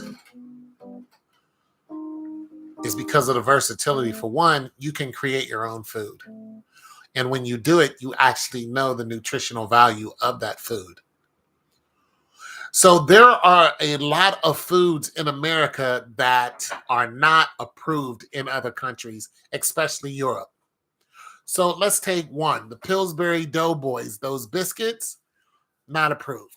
Skittles, not approved. I think Pringles, negative. Their government does not allow their people to eat those foods over there. And there's just a whole list of them that we chunk down all the time that the FDA approved. They're not approved in other countries. Yeah. They're like, don't eat these because it has something in it that they don't want their people to eat. When you go to a different country and you eat their food, you're going to think it tastes bland. You'll be like, something's missing out of here. Yeah, it's called additives and preservatives. The United States puts an exorbitant amount of additives and preservatives into their food so they stay longer. Okay, so let's take salmon. Salmon is not pink. Salmon doesn't really look like that. So I walked into a nice fancy, food store down the way here in a very nice area. And I saw just a big old beautiful slab of salmon. And I asked the lady, I said, do you use food coloring on this salmon? And she said, no. And then I said, I think you do. And she says, no, we don't. And then she went and asked the butcher, and the butcher came out and she said, do we use food coloring on the salmon? He said, yes, we do. Salmon does not look like that. Really doesn't. Also, we do stuff that's not normal. We refrigerate our eggs. Now, you refrigerate eggs after you clean them. Then you refrigerate them. But, we get the eggs, we don't wash them off or nothing, then we throw them in the refrigerator. Some people don't do that. They just keep it in a basket. So if you're in Europe, you'll see eggs just sitting in a basket on a table or something like that. You'll see which is we just have a lot of different ways like even our bread, the bread that we buy, that bread has stuff in it that is not needed, but it needs to stay. So if you make bread, I mean, there's so many ways to make bread, but there's a basic a template for bread. So, your basic template for bread is yeast, dough, eggs, sugar, salt, flour. So not dough, but flour. Flour makes your dough. So it's flour, salt, sugar, yeast, eggs, and that makes your dough. That's your bread right there. Now, of course, you're going to use your shortening or butter, and then you're going to throw whatever else in there. But if you look at a bag of bread and look at the ingredients that's in it, I mean, if you guys got one in your house, you're going to see other stuff that's in it that doesn't say one of those 5 things that I mentioned. And I don't mean like water or something. It's gonna say something else. Of course, people put milk in it too. So your buttermilk, bread, so you got buttermilk, but you're gonna see something else in your bread. And this is why when you go to other countries and you're you're into the food realm, you're gonna find out very quickly that they will not eat the stuff that we have. They don't even sell it. They don't even sell it. Our hamburger is completely different over here than it is over there. It is completely different. uh, yeah, it's the meat here is so different. You know what I mean? Another thing is you're gonna see that over there, you're not gonna see a bunch of fat people. Indulgence is a big thing here. In other countries,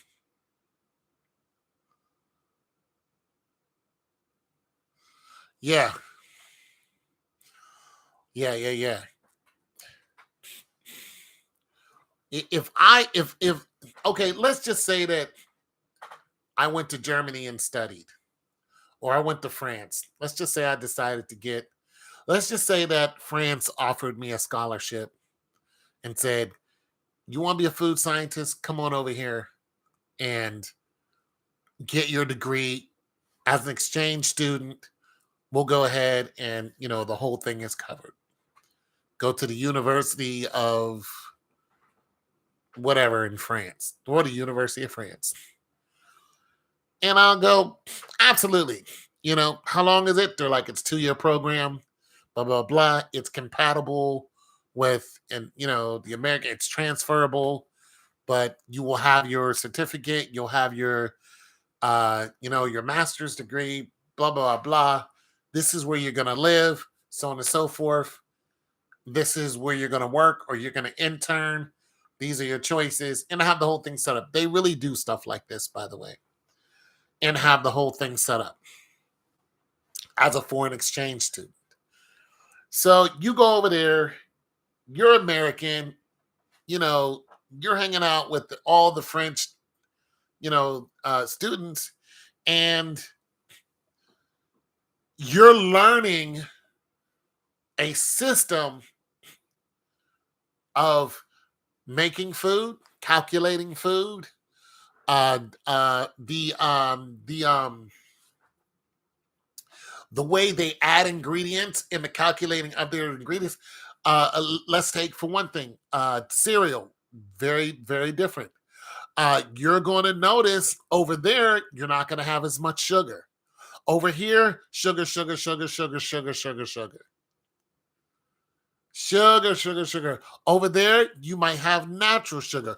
Over here, manufactured sugar. Completely different diet. Captain Crunch, as a matter of fact, Captain Crunch is one of those things that are on that list. Not Rice Krispies, but I forgot what that cereal is. But there's a bunch of cereals that are on that. They don't even have that over there. They don't have it. So you go over there, you're just like, damn, I want this, that, and the third. Well, they don't have it because they don't eat that way. When you want to look around for somebody who's fat, good luck. There's just not a lot of fat people. There's not a lot of obesity. There's not a lot of. The one thing that is very open is sex. Sex is a very open topic. It's not as shamed as it is here. So you'll find that. You're not going to find a bunch of people hacking people to death. And, there's a lot of stabbings, but, not as much murder. So there's not a lot of that. But, you'll find a lot of, when it comes to food, it's just a huge difference. And then if you go to Brazil, that's going to be different. You go to China, that's going to be an experience. And if you go to India, you can forget it. You can listen. The majority of people who are into the food scientists are Indians. They are big when it comes to the sciences.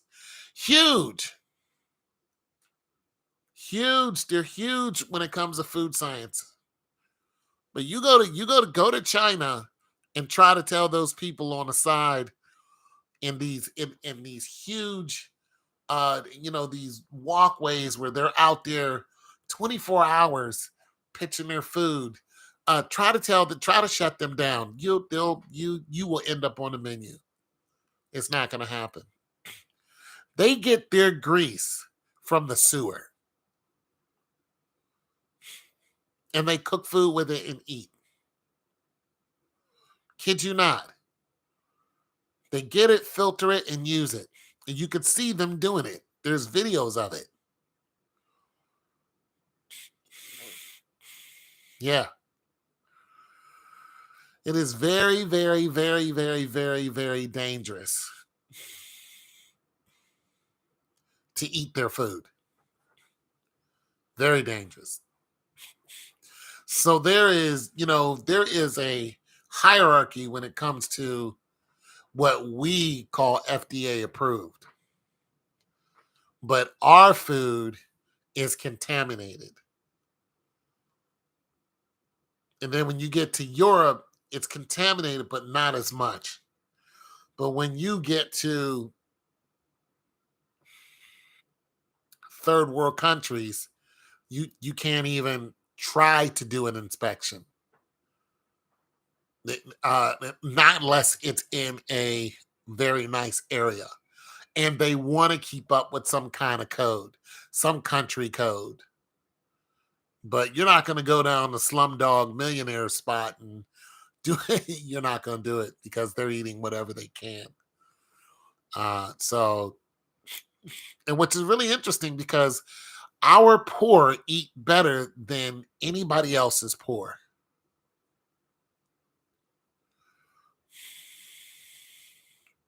Yeah, our poor eats middle class compared to any country. We eat middle class. And I'm talking about poor on the street.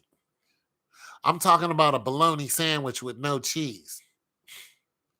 That's better than most people eat. There are people who eat rocks and grass. I kid you not. This is how they live. There are people who eat cow patties. Human excrement. People eat this every day to stay alive. So there are some levels that America has not reached yet when it comes to food. But there are people who eat like this every day, every single day. And their stomachs digest the worst. They also build up immune systems of stuff we can't eat. If we ate even a little bit of some of what they call regular food, we would be out of here. Our stomach could turn inside out. Our large intestine would fold in on itself. It would be over for us very quickly. Or what happened is our large intestine would give way to the sphincter, and our sphincter would become loose, and you would lose your actual intestine. It would fall out. So there's that. It would literally just come out of your stomach, and then you would die because of that. So there are people who have died this way because of stuff they eat. And one of them was a king. He was king of France, king of England. He was one of the kings of England. What he ate was lamprey. For those of you who don't know what lamprey is eel. It's a type of eel. It's a nasty type of eel. This particular eel, what it does when you go to, well, its defensive mechanism, when you go to grab it, it excretes a mucus. And so it can slither away from you. But it is something that Europeans eat. Like I said, their food is way different than ours. They eat this hideous creature as a delicacy. Also, early Europeans used to have a severe problem with their teeth and with gout. And the reason why they had such a problem with gout is because they ate a high amount of meat and they wouldn't eat vegetables with it. So they would just gorge on meats, and eventually it would give them gout. So there's just a little trivia for you guys. Uh, so yeah, that's a terrible thing to have.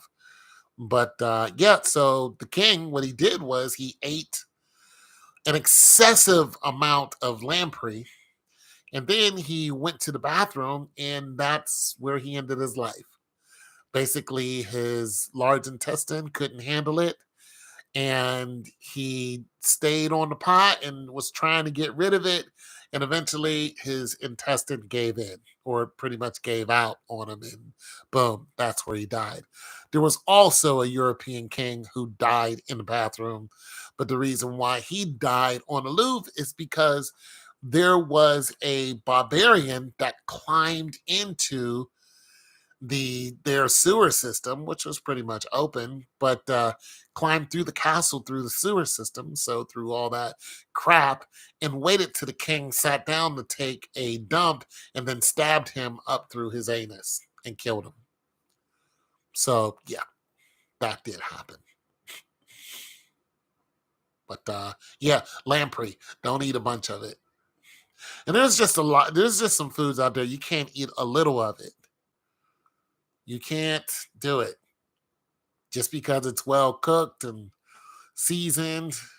There's just some stuff that we are not able to digest. And if we try, okay, so is it Guatemala? I think it's Guatemala.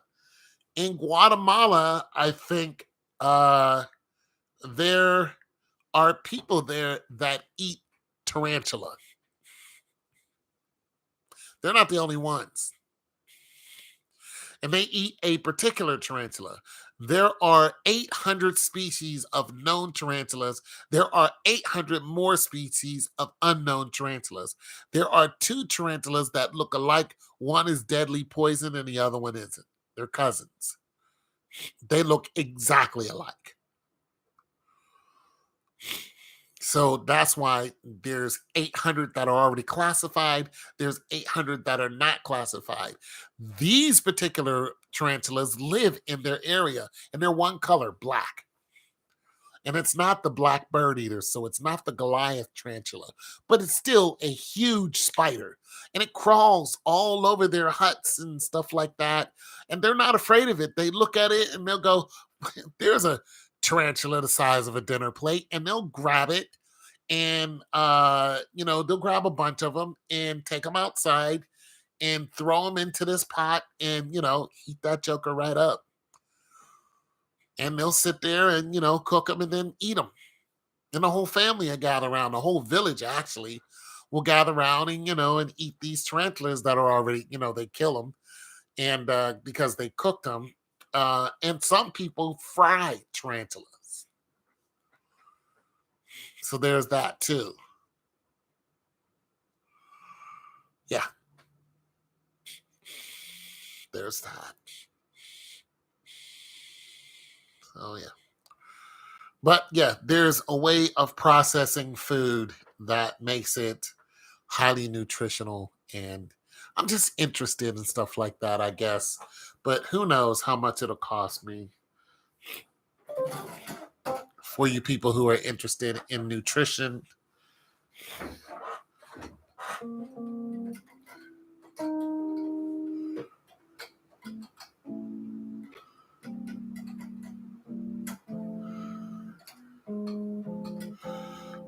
Yeah.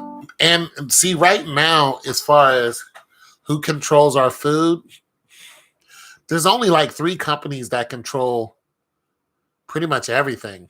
They're controlling your healthcare, they're controlling your food, they control what goes on your body, what goes inside of your body.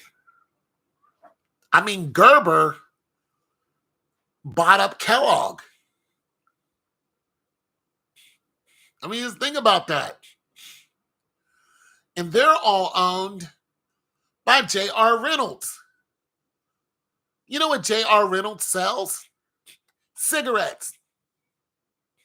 Look it up.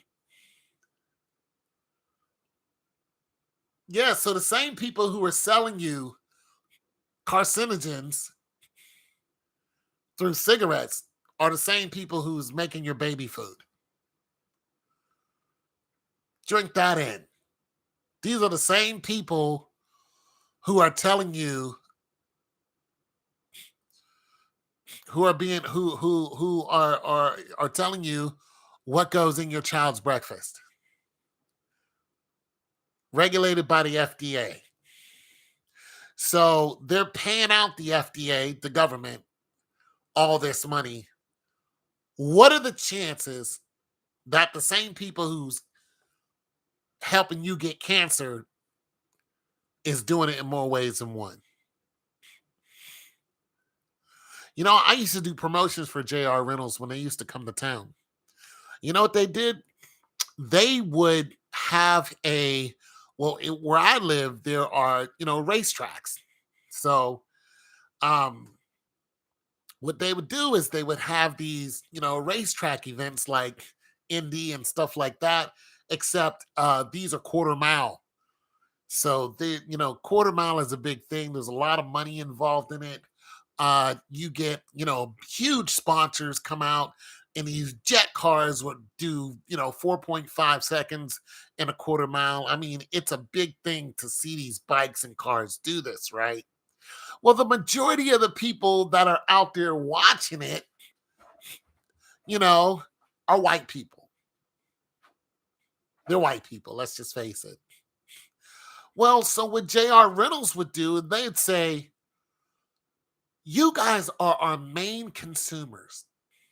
I know black people think they're the main consumers of coals, stuff like that. And we might be the main consumers. I don't know, because there's only 40 million of us, just 230 million of them here in America. So I don't know. But when it comes to what J.R. Reynolds is selling, J.R. Reynolds sells Marlboro. The Marlboro man with the horse. Yeah, that's them. So what they do is say, hey, we want to market the Marlboro to these white people who are out there drinking beers and watching race cars. We want those people. So you know what they do? They go, hey, marketing company, we want you to set up a tent, get a bunch of people, go to these areas where these events are going to be, and we want you to give. This is what they used to do. We want you to give cartons, not packs, whole cartons of cigarettes to people. And that's what we did. There'd be a whole bunch of cutesy girls, and there'd be a couple guys. And we would sit there and we would hand out cartons of cigarettes to people in line. Cartons, cartons of cigarette. Bam, bam. Do you know how much a carton of cigarette is worth? Let's look this up. And I did this, 10, 15 years ago.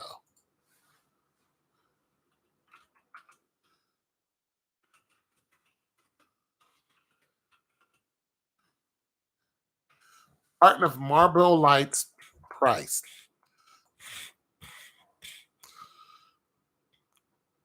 $9 a pack now. So hold up. Generally speaking, Marlboro cigarettes tend to be the most expensive at around $9 per pack. In many states, American spirit cigarettes are less expensive than Marlboro cigarettes and cost. Okay, so Marlboro Lights cost $9 a pack, and for a whole carton is $50. So it's $46.50. Now, price is comparable to inflation. So this is what we did. We handed out these cartons to all the people who came up and say, "Hey, I want a carton of cigarettes." They signed some paper or whatever. They did a survey. Who cares? What they did with the survey is they wanted to know who it was that got our cigarettes. So now they know these people live in this region. We can Send a truck of Marlboros to this area, and these people will definitely buy it. That's the beautiful thing of marketing. Well, the federal government said you can't do that. Everybody's gone. Everybody's gone.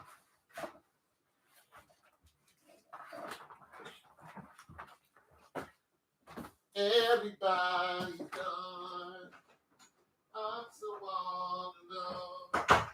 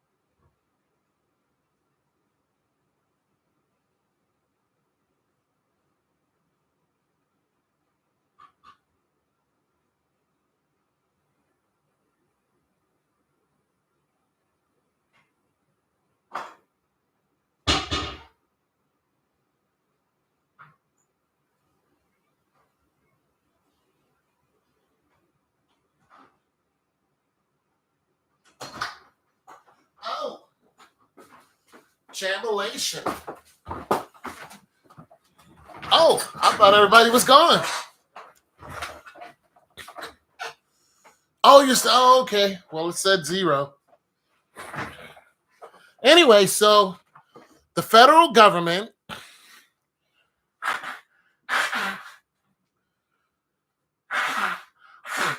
some 10 years ago stepped in and said, you can no longer do this. It's what they told the cigarette company, J.R. Reynolds. They said, because it's tobacco and you have to be a certain age to smoke cigarettes, and because it can cause cancer, and it will, now the people have to pay for the carton of cigarettes. They have to pay for it. So it went from, so the last one I did, this was interesting. The last one I did, the people had to pay like $1 something, and they had to pay like a quarter for chewing tobacco. Now, I worked for 2 different companies, and I still work for the one every now and then. But one company had the license to distribute through the federal government.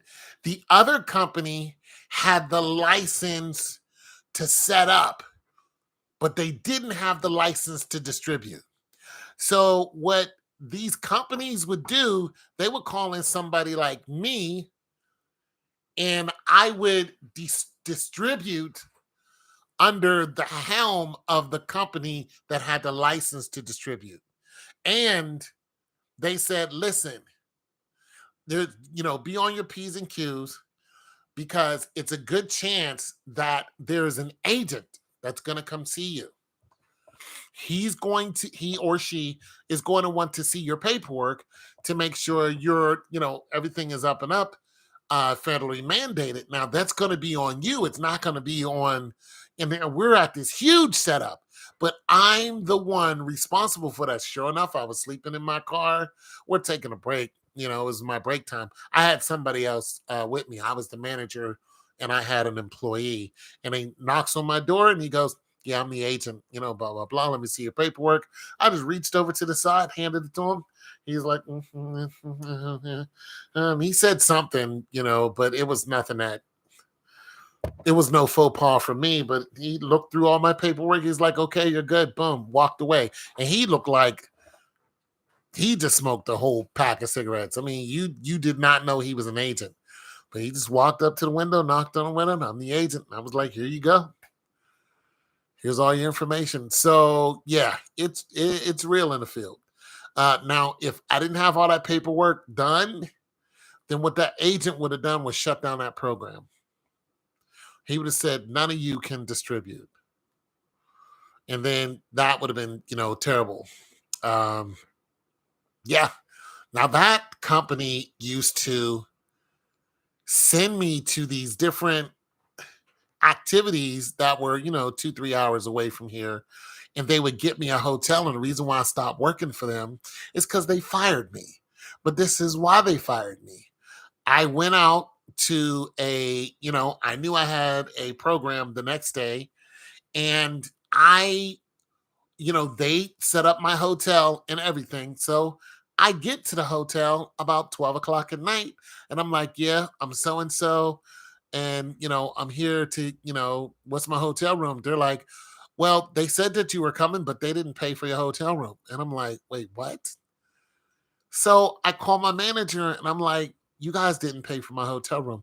He's like, you're just now getting there. I'm just like, yeah, my event is until tomorrow morning at 9 o'clock. Who cares if I'm just now getting here? So he gets me in and he's pissed off because he had to wake up. And that was it. They canceled me from there. I never made a mistake.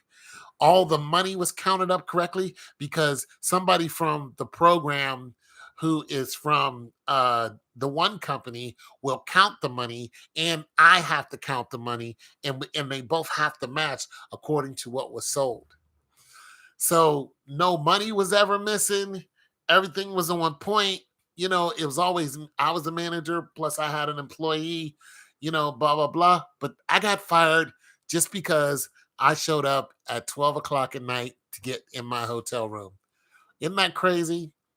Like, you're going to fire me because you didn't get the hotel?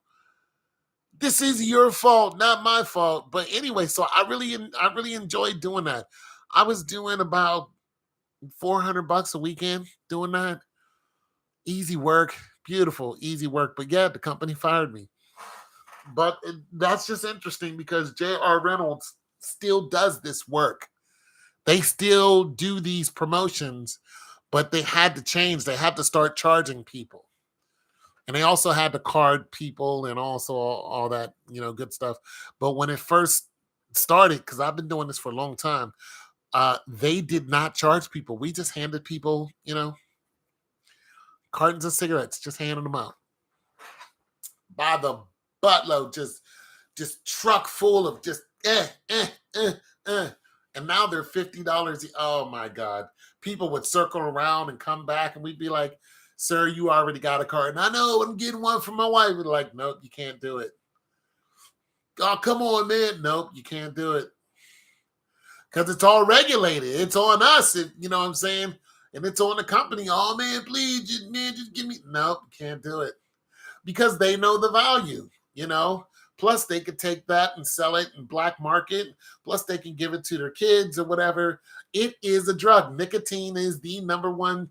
It's a drug. So it's like, no, we can't do it. It is a drug, sir. We can't do it. This is regular. This is a regulated event. We're sorry. Here, this is the one that you get. You don't get to have a nice day. You know what I mean? So it is a big deal. But J.R. Reynolds still does this. They're handing out cancer sticks, and they're the ones who's in control of your food. Let's see. Let's see who owns Gerber. Let's see this.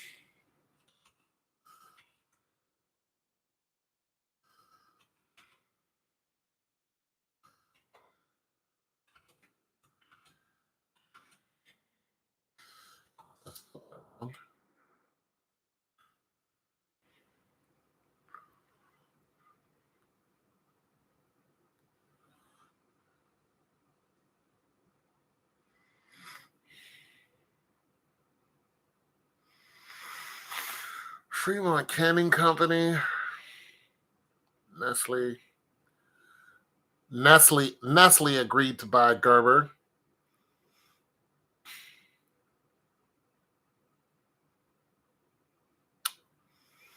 Let me see.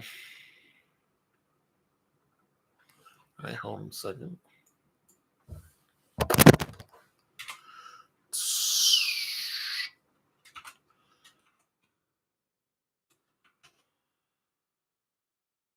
Dale Reynolds Tobacco.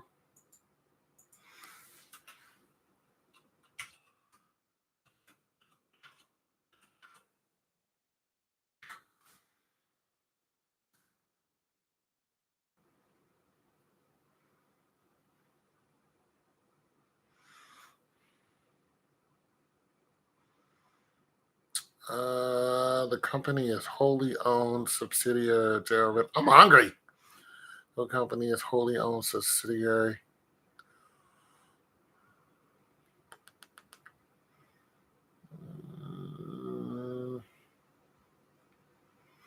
Okay, hold on a second.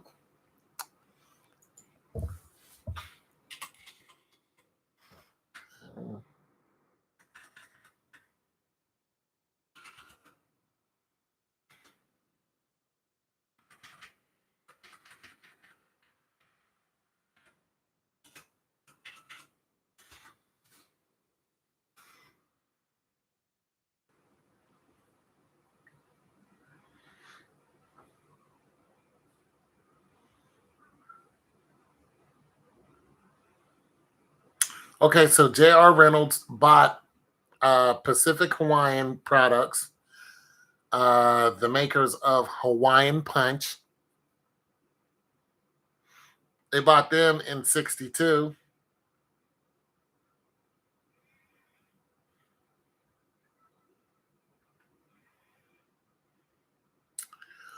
And they're also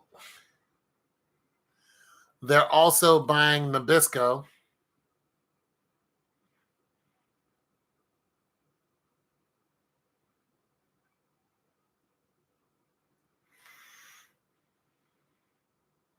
Okay, so I might have been wrong on Gerber, but I don't think so. They own Nabisco.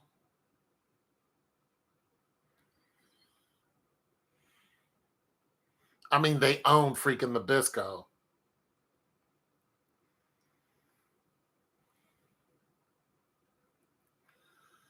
So I was wrong. Okay, so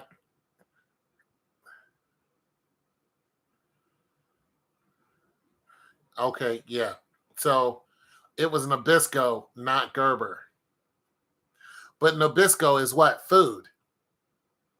It's where a lot of your cereal comes from.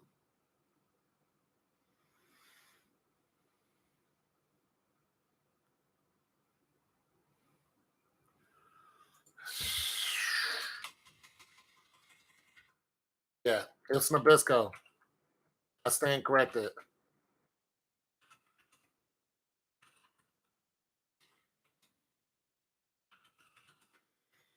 I don't know.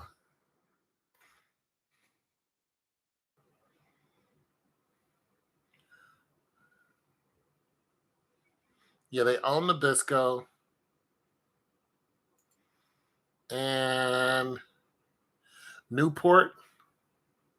J.R. Reynolds brands include Newport, Camel, Doral, Eclipse, Kent, and Pall Mall.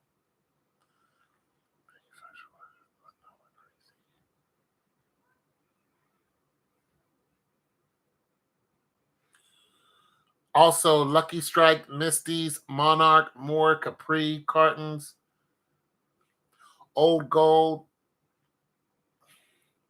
Vintage, and something else. But I'm trying to figure out what companies they bought.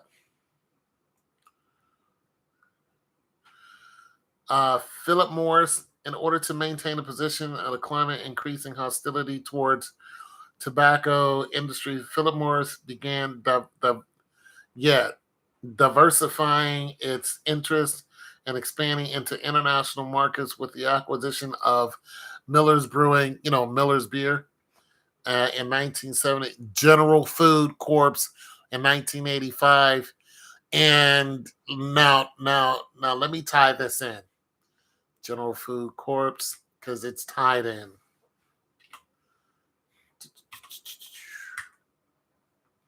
Come on, damn it. General Food Corp. So, but like I said, I mean, they own General Food Corp. They own Nabisco.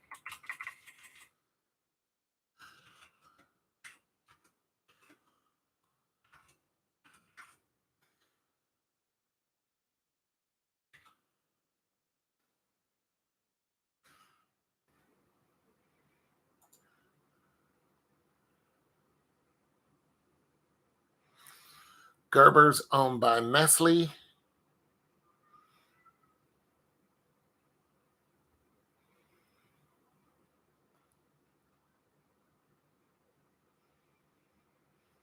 Well, Nestle's owned by Gerber.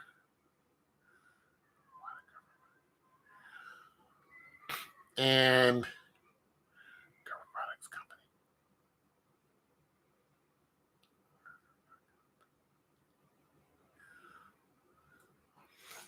And there is a tie in here somewhere.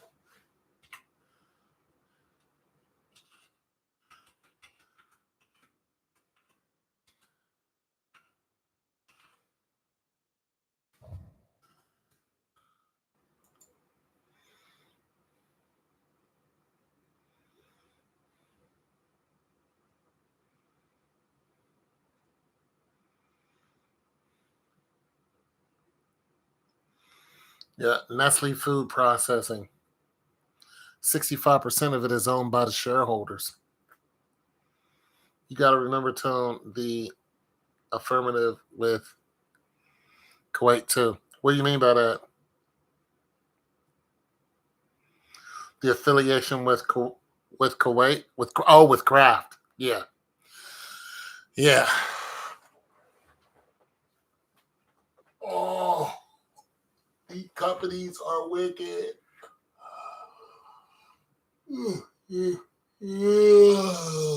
These companies are hella wicked. Hold on a second, you guys. Wicked mind.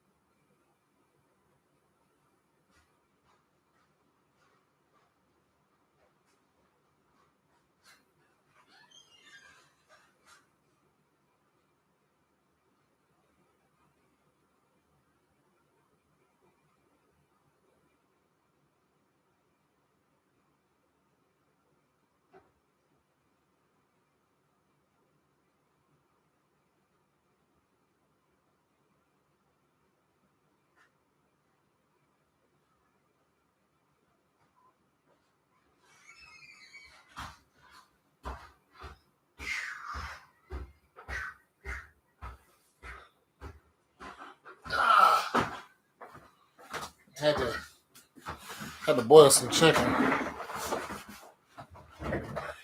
All right, who's still here? Madly's still here.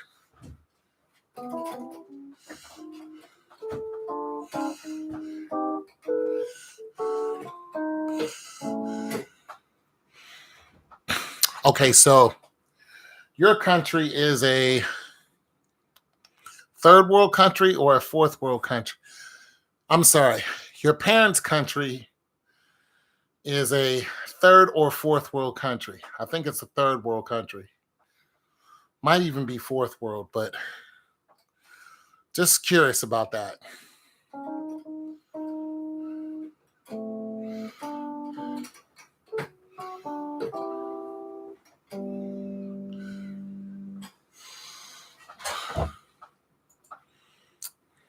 Do you know?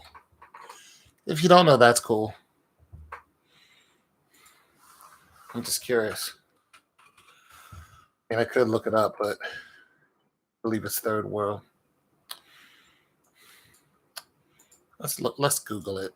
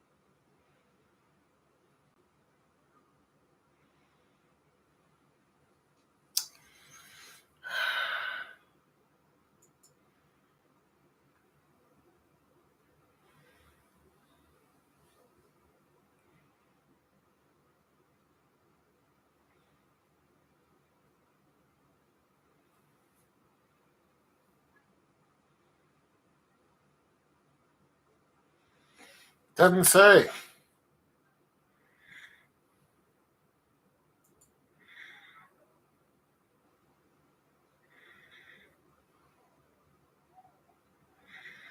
I was asking because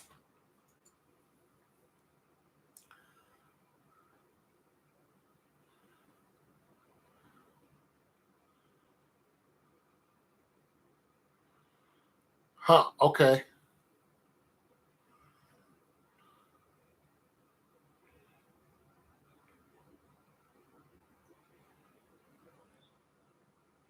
So it doesn't say. Huh. I think it just here's a demographical traditional model of Haiti. We can see that Haiti is in stage 3 of growth because of the birth rate is still above the death rate, but both are going down. This means that the country of Haiti is starting to urbanize and is currently industrializing. Not sure what that means.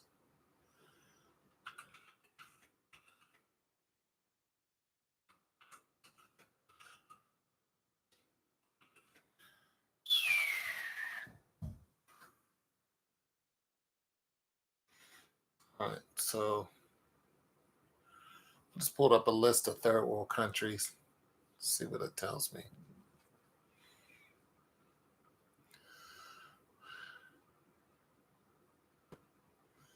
From the sources across the web. Well, that's not China's a first world. Is China a can't be.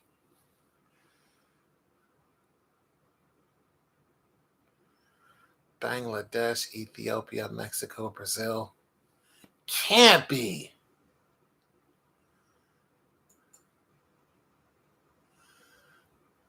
Tell me this is wrong. But though, of course, the answer to the question varies depending upon whether, when in history, one asked the question, the meaning of the world evolved, considering since it was the first introduction of more than half of the country, more than half a century ago, the original meaning of the word Blah, blah, blah, blah, what the French did. Modern definition of third world has changed. Following.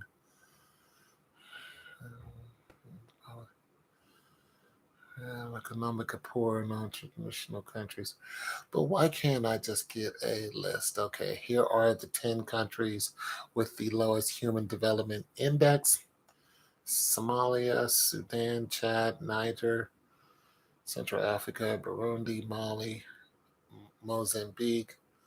Okay, pretty much all African. But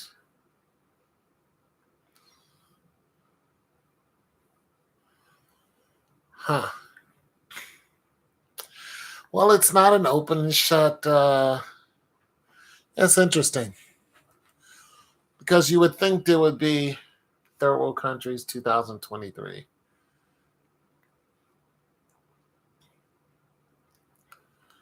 You would think it would just be an open and shut, case on what countries were third world.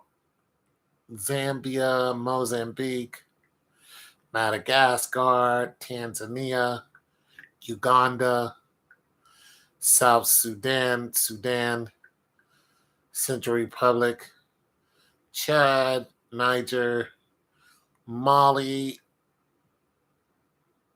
I don't even know how to say that.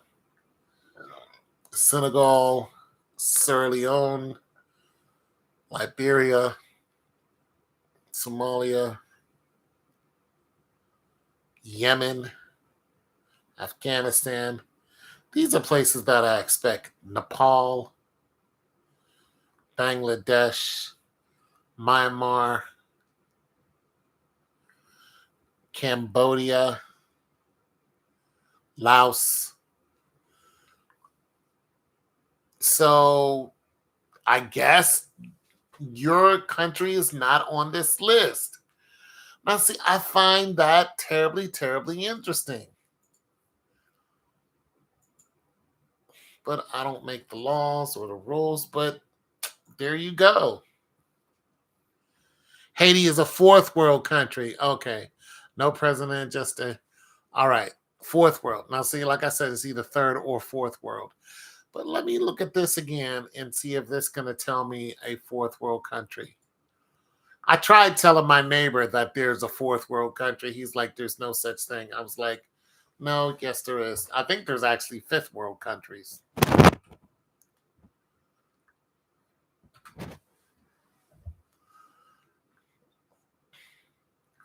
Fourth world countries. Okay, I know all this is definitely wrong.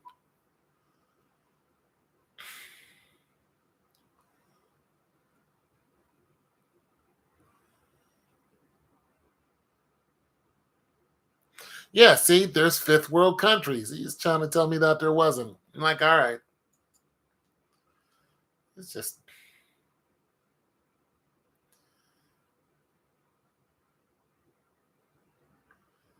countries with an American influence sphere in the first, second, the Eastern Bloc communists. The remaining three quarters of the world's population state not aligned with either. Oh, okay. What are some fifth world countries? No. Senegal, Sierra Leone, Somali, South Sudan, Tanzania. All right. So what's really something about this list is it spills over into like one a country can be third and fifth. I find that amazing. I'm like, how are you third and you're fifth and you're a fifth world country? And I believe it changes from year to year. Because for one, if you have a president, then that knocks you up a notch. But if you lose a president, then that knocks you down. If your president, like if they assassinate your president, then all of a sudden, you're doing what they're doing over there in Somalia and in those countries over there where the U.S. the USA. So right now, the fighting that's going on in the Middle East because it's destabilized. It's because they lost the president. They either killed him or he died. I think they killed him. And then the two generals, uh, 2 years for Haiti. Now they killed your president, didn't they? See, that's what they do. They assassinate these presidents. And I'm gonna tell you something. I think it's the CIA's doing. There's no doubt in my mind. This, yeah, the CIA does this stuff. When they want to destabilize because they want something in that country, whether it's gold or wherever. That's why most of the countries that are third, fourth, and fifth world, that's why they're in Africa. There's no accident. You know, the Congo, do you know how rich the Congo is? But the Congo is destabilized. It's ran by warlords. You know where they get their weapons from? The Dutch. The Dutch. The Congo is where King David's mines is supposed to be for his diamond mines. It's one of the richest area in diamonds and natural resources, but it's one of the poorest places on the planet. Isn't that just asshole backwards? It's like, wait a minute. How do we have all these resources, but we're filthy poor? It's because of the Dutch. It's because of the English, the French, and the British. They go into these countries and they put their foot on their neck and they keep these people sick. They keep them at war. They keep them at war with each other. They keep them slaughtering each other. And then they have standing armies there. And they make sure, everybody's poor, everybody's starving. The children can't be protected. The police is a joke. The military is a joke. You know what I'm saying? And they have standing armies of white people who aren't from there who are watching these children, these 8, 9-year-old little boys and girls, go and dig out diamonds, and then they snatch the diamonds right out of their hands. I hate the Bears with a passion. I hate them. I hate them. Those blood-sucking bastards. They have so much blood on their hands. But that's what these European people are doing. They cause the most corruption, and they put atop their most corrupt person, in these countries, and they make sure that these warlords are fed with all this. See, one day, all this is going to come to screeching halt, and they're all going to pay for it. And I don't even mean when Jesus comes back. I mean, one day, all of those countries that are fourth and fifth world, they're all going to be number one.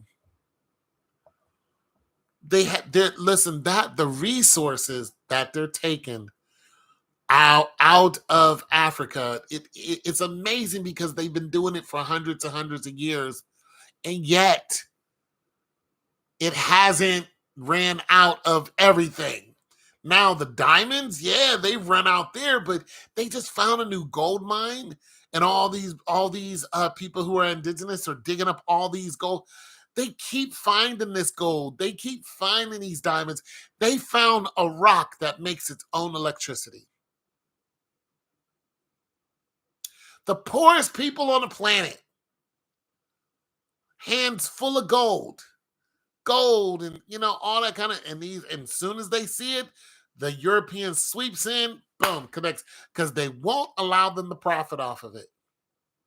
One day that's going to come to a screeching halt. One day the Europeans are going to sweep in, and they're going to get, and I'm going to tell you what's going to happen. They're not going to be overpowered by the people that live there. They're going to be hit with a disease. Yep. It's going to be like the Black Plague, except it's going to be different. And they're going to be forced to stay out of Africa. And I'm gonna tell you what's gonna happen. Of course, they're still gonna try to control Africa, but as soon as Africa gets just a foothold on this planet like it had before, just a foothold. See, at one time, all of Africa was united under one person. It was all united. They tried to unite the whole thing under one guy. He was a Nigerian. And they executed him. See, all the heads, all the puppets, they're all going to go too. They're all going to be gone. And they're going to have a choice. They're going to be like, you either leave the country peacefully, or we're going to force you out, or we're going to execute you. And you have your choice. You and your colleagues and the military that fought with you, all of you are going to have to leave. If you don't, you're going to die right here, right now. All of you, you're all going to die. I'm telling you, they're going to get wiped out. If they raise one bullet, they're going to get all wiped out. And Africa is going to have one clean slate. It's all going to happen at once, too. The Europeans they're not going to, look, it's already happening because the Chinese are moving in. So the Europeans are, they're moving out. The Africans are already telling, especially in South Africa, they're telling them, look, get out of our country. And the more they push that I'm trying to tell you, the more they push that homosexuality into Africa, the more dangerous it is for European people. Because they're trying to establish a foothold with this homosexuality and, gays walking up and down the street and man lovers. And do you know, like in Emirates, you can't do any of that. If you're a man and you're married to a man and you go over to the United of Emirates, you go over there to Dubai and you hold hands, you're going to jail. You two lock hands together, you're going to jail. That's it. They're not even playing around. They're like, do it and find out. This is not America. Go ahead, kiss each other and see what happens. You're going to jail right now. And we all know you go to jail in some of these countries, you might not make it home. That might be it for you. Because jail isn't just sitting there doing nothing. They might put you in hard labor. But I'm telling you, what's going to happen is the Europeans that are in Africa right now, they're going to listen, they're going to have an open chance to walk up out of there. But they have a stronghold because the Dutch, the French, the English, the American, they're all still there. They're all going to have a choice to leave. And what's going to happen is not one black person over there is going to have anything to do with it. Because they're going to try to say they did, but nope. What's going to happen is they're going to get hit with a disease. And it's going to be something they can't fight. They're just going to get sick. They're going to get sick. And it's going to be like Ebola. But it's only going to affect the European people. And they're going to get sick. They're going to get super sick. And they're going to be like, listen, it's not going to be one of these sicknesses where you die in a couple of days like the Black Plague. It's not going to be one of those. It's going to be a sickness that's going to shut your body down, but it's going to allow you enough time to get out of the area. And you're going to realize, oh, this is just over here. And they're going to have to leave. And the longer they stay, the sicker they're going to get.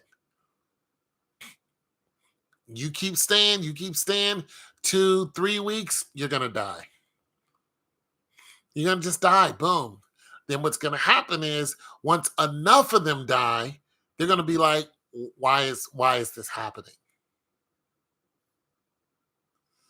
Yes, it could. Yes, it could. You don't understand what I'm talking about.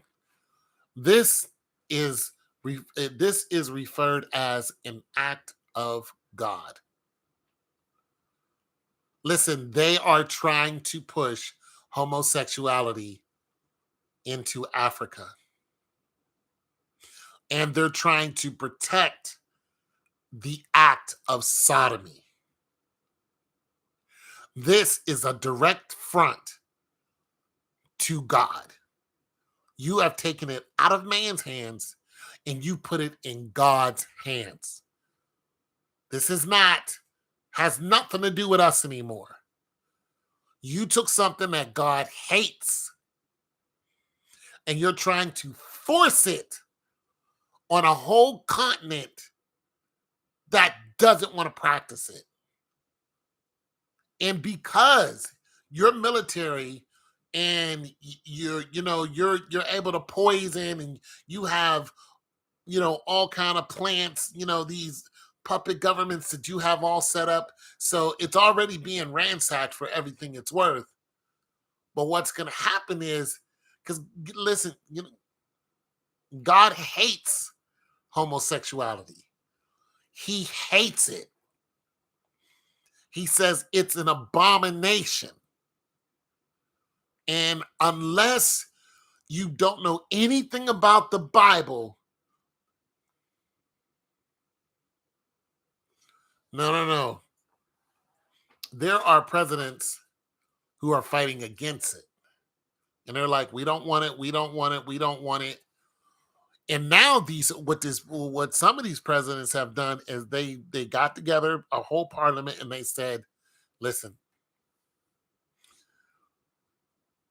what we're going to do is we're going to bolster our police force and our military, and we're going to arrest anyone we talked about this before, who is, actively practicing homosexuality.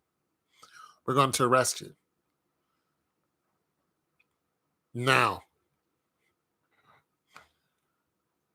what you're going to have is, what's already happening is America and the UN are, always going on about basic human rights. So they're saying you're denying people their basic human rights. And this gives them an opportunity to do what? Invade. They come in, basic human rights, we're going to invade you. This is why they invaded most countries. Because you guys are doing wrong over here, and then they steal their oil. So this gives them a chance to come over, stop at your country and say, do this or else.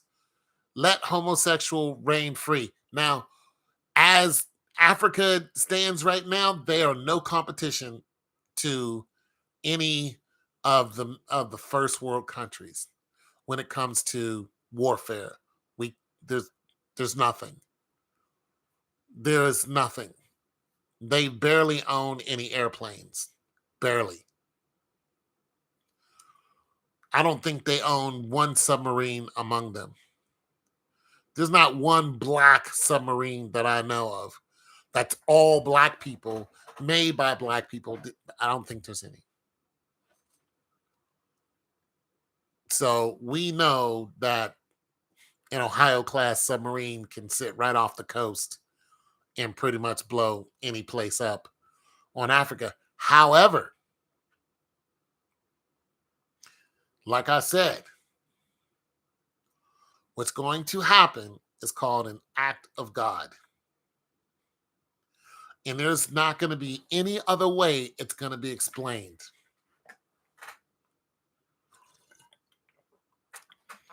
And God's going to get the glory for it. Because what you're doing is a direct affront to God. So if you shake your tail feather at God, and you try to mock him, he's going to say, challenge accepted. You see what happened in Brazil?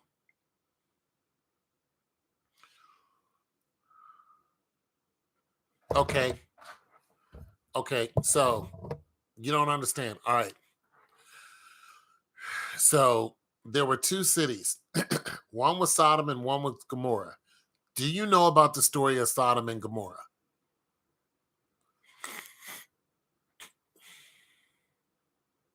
Do you know what happened to Sodom and Gomorrah? Okay, you know why it happened to Sodom and Gomorrah?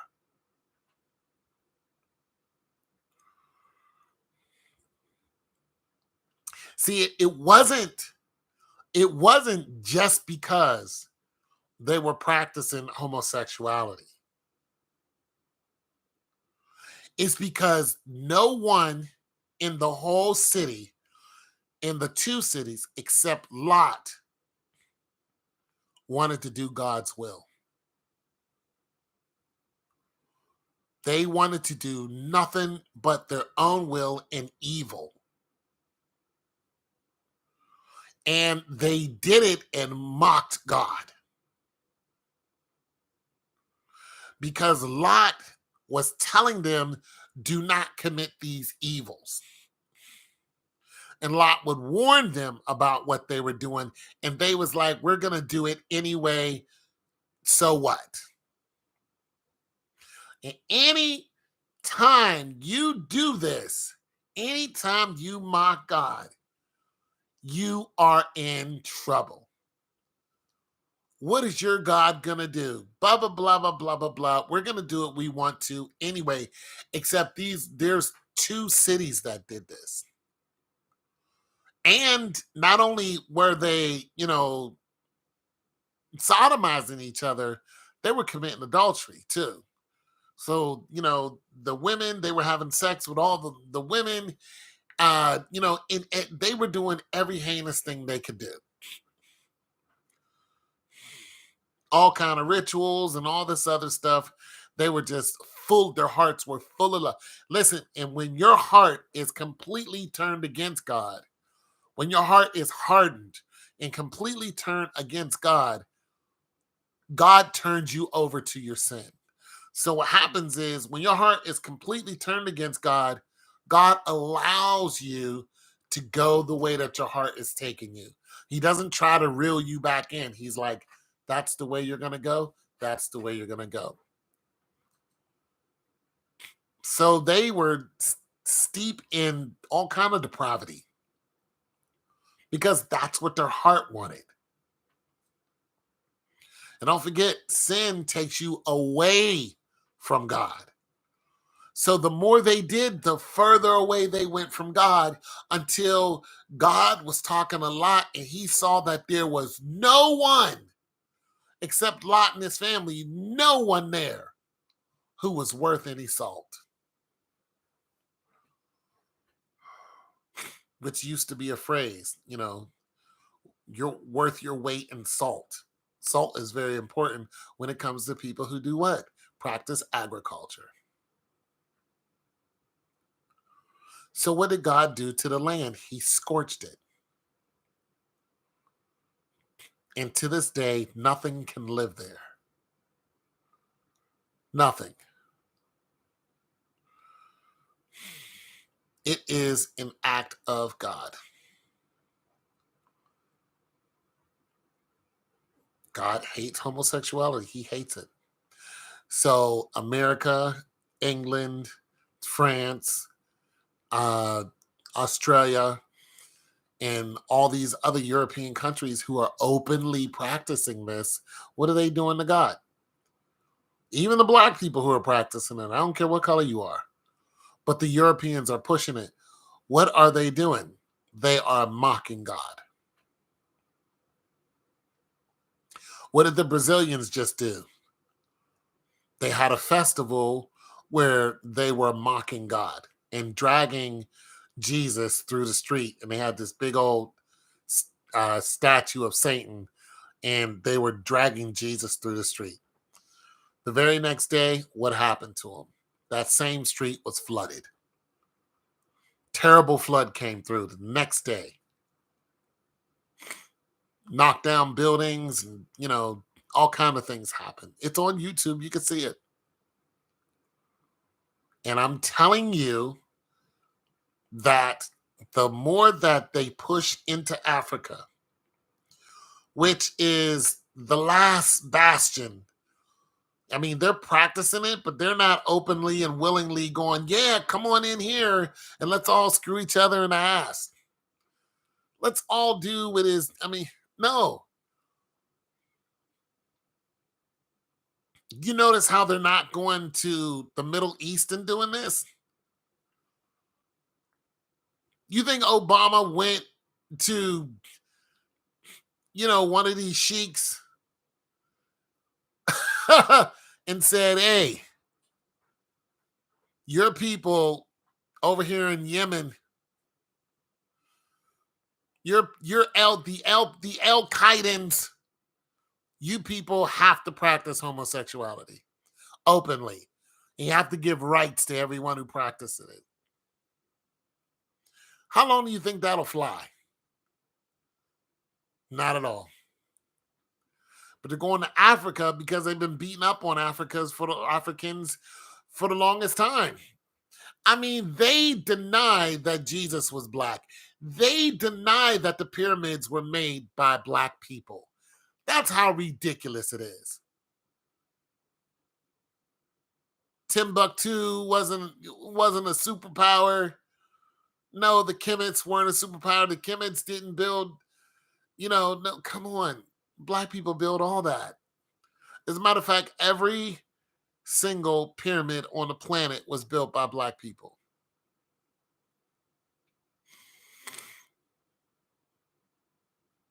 The first Europeans, the first Asians, the first Australians, all black.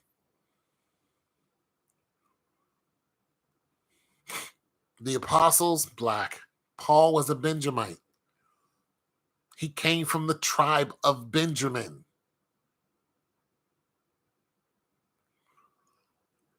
Black, they're all black. But they make you think that they're all white. I'm telling you, they're going to go in there, and it's going to be one flag too many that went up. It's going to be one gay person dancing in the street. It's going to be one kiss too many, and God's going to pull the trigger. Now, AIDS was already a warning. AIDS was something that the Dutch made up, took it to an African village in South Africa, and told the poor people that they were there to inoculate them. And they start shooting AIDS except it was named something else. But they start putting it in these veins and telling these black people that it was there to help them. It was a complete lie. They were doing it to test them. They were live lab rats. And it got out of hand. And 35 million people died from it until they were able to slow it down. People still dying from it, but they're living a lot longer. I'm telling you, what's going to happen to them is going to attack. It's going to be a virus, but it's going to attack their nervous system, and it's going to shut them down slowly. And and I'm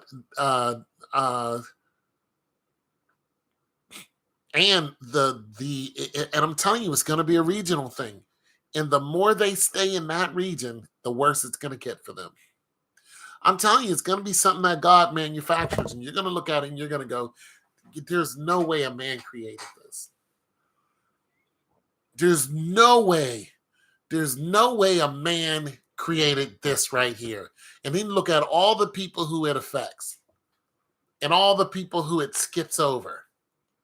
You're going to be like, "There's no way that," but it's going to be smart. It's going to be smarter than all of us. And it's going to skip over certain people, and it's going to hit certain people. And you're going to notice what these people are doing. It's going to be like when God told the slaves, he said, "Listen, put blood outside the door because the Holy Ghost is going to come through, and there are going to be a lot of dead, males." And so what they do, they put blood outside of it, so the Holy Ghost knew exactly who to hit and who not to hit. And if they didn't have blood outside their doors, the Holy Ghost went in there and killed someone. This happened in Egypt, in Kemet. Wasn't even named Egypt. It was named Kemet. This happened in Kemet. In Africa. Well, you think the Holy Ghost moved? No, he's still there watching this whole thing. I'm telling you, it's going to happen, and it's going to skip over one person, hit one person, skip, hit, skip, hit, skip, hit. And you're going to see all the people that it hits. And it's not going to kill people. It's going to lessen your ability to function. It's going to be like a multiple sclerosis type of thing. And your body's just going to shut down slowly, slowly over weeks. It's going to be like an advanced multiple sclerosis. You're going to be just as healthy one day, and then boom, it's just going to start hitting you. And your muscles are going to start aching. You're not going to be able to move, and it's going to be pretty bad. It'll be like, how did one person get it and then the other person didn't get it? And it's going to be a whole thing. And then they're going to try to make a whole thing to fix it, and they're not going to be able to do it. And the people who are living in Africa at that time who are getting it, they're going to have to leave, or the situation is going to get worse. And you're going to see all kind of people who are sick from it, and then you're going to notice that they all have a common denominator. And once they figure out what that common denominator is, they're going to be like, there's no way that any man did this. This is an act of God.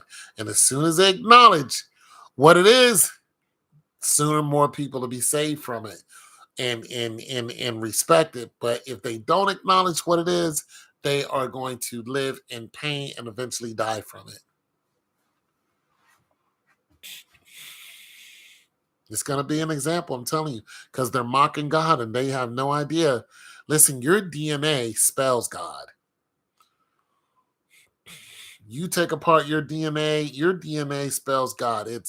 It's made by God. He knows everything about it, and he knows how to manipulate it, put things together, take things away from it, and just like a puzzle. On the fly, you're grown, you're full grown. Boom. Next thing you know, you can do this, but you can't do that. You ever see somebody who is 60, but they look like they're 20? You ever wonder why? Or see people who can do extraordinary things, and you're just like, how is it possible you can do this? Was it something that they ate? Their parents can't do it? How is it that you can do this and you act of God? There was a man who was near a car crash. He saw it. And he saw somebody pinned. His car was well over 2,000 pounds. He picked up the whole side of the car, and they interviewed him, and they asked him, how's it possible that you moved 2,000 pounds? He says, I don't know. I just did it. It was a white dude, maybe 190 pounds, couple tattoos. Dude you see walking around. He moved 2,000 pounds on his own.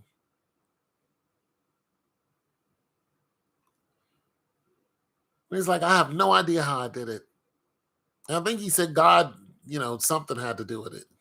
Like God did it or something. Well, just imagine that. He didn't go over there thinking, I'm strong enough to move a whole car. He went over there thinking somebody is pinned up under the car. And he was the first responder. Grabbed the edge of the car and lifted the thing up like the freaking Incredible Hulk. He just moved the damn car. The person got off from under the car and he put the car down. And he had no injuries. No back sprain, no separated limbs. He wasn't going, oh my God, that hurt. No, he lifted the damn thing up and he put it down. And there's no man, the strongest man in the world, cannot lift 200 or 2,000 pounds. You can look at body competitions and weightlifting, strongman competitions. There's no man that can do it. They can't. This guy did it Doesn't even lift weights. An act of God. And that's what's going to happen to the continent of Africa. God can put things in your DNA and take them out on the fly.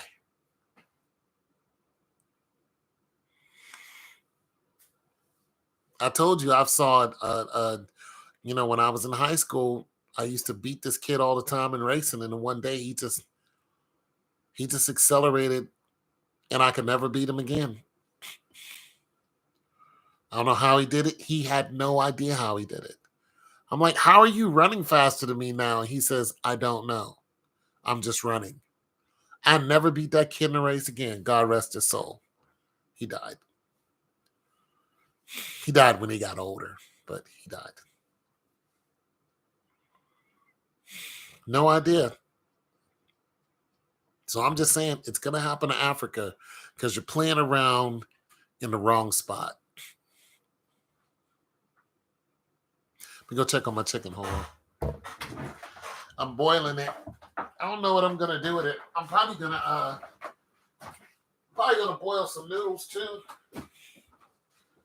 Chicken and noodles with a little sauce. A little sauce.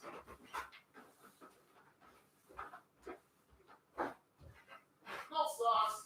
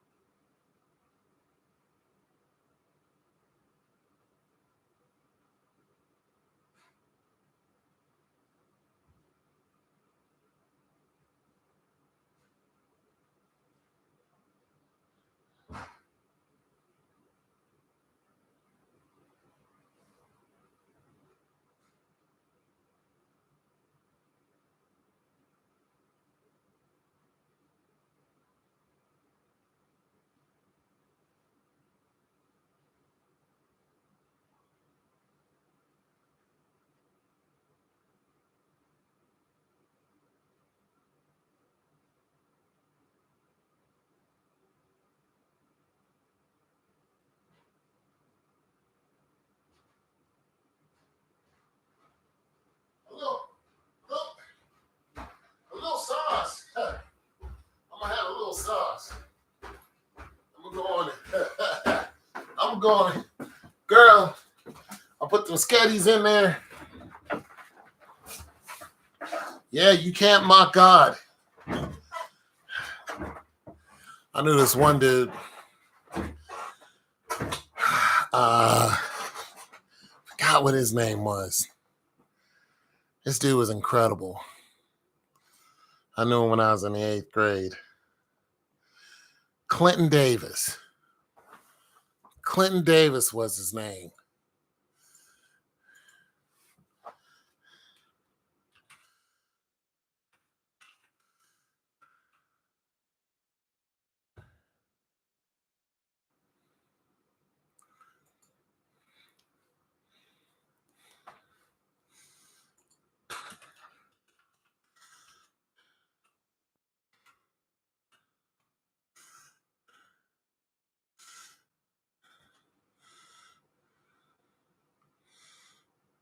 Yeah. Clinton Davis is a former American track athlete who is an outstanding sprinter. Steel Valley. Yeah, Steel Valley School. David was recruited by after exceptional high school career chaos. Chose to turn pro easily. He was track and field news high school athlete of the year in 1983. From Pittsburgh, PA. And where am I from? Pittsburgh, PA. Clinton Davis. I remember him. He was incredible.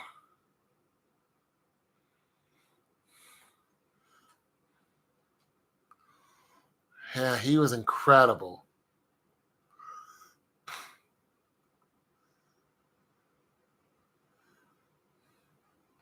Ran 100 meters in 10:46. Shippensburg, PA, USA. May. Yeah, 1983. He was an incredible runner. I think he ended up getting hurt.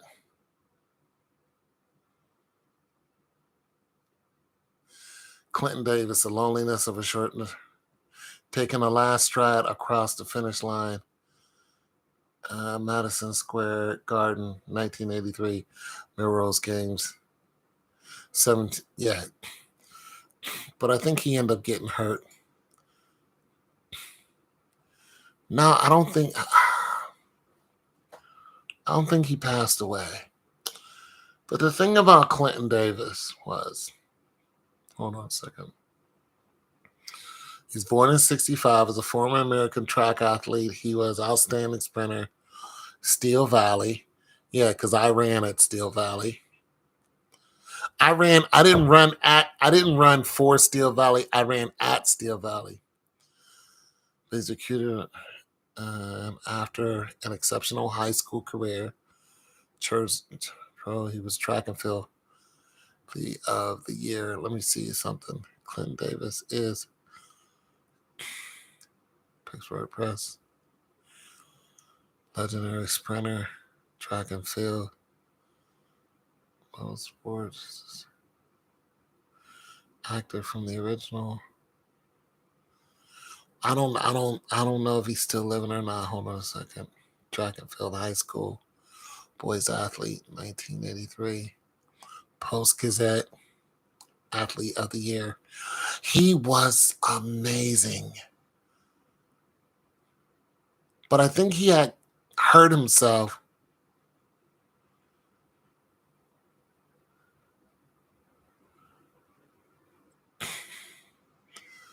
I think he ran against Mike Fewell that year. I graduated in 86.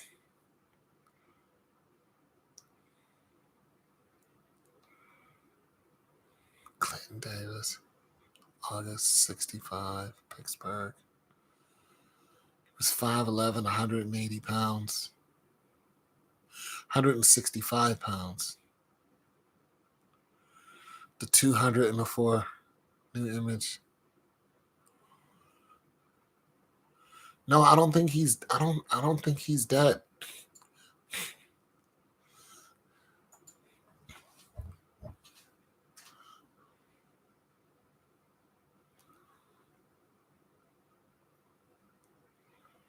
No, it doesn't show he's dead.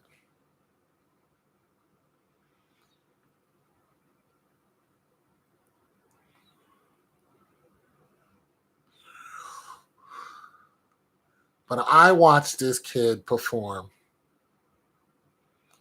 He spoke to me once. Once. And I think he did get hurt.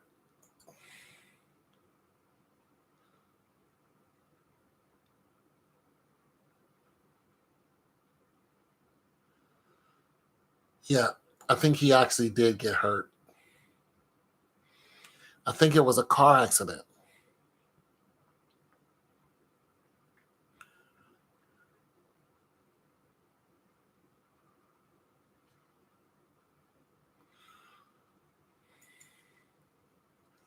But when I say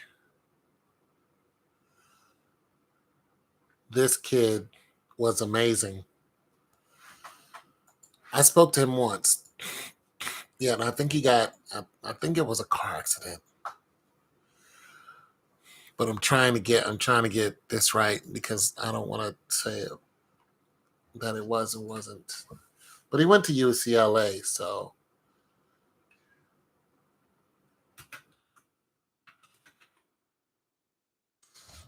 I want to see if I'm right.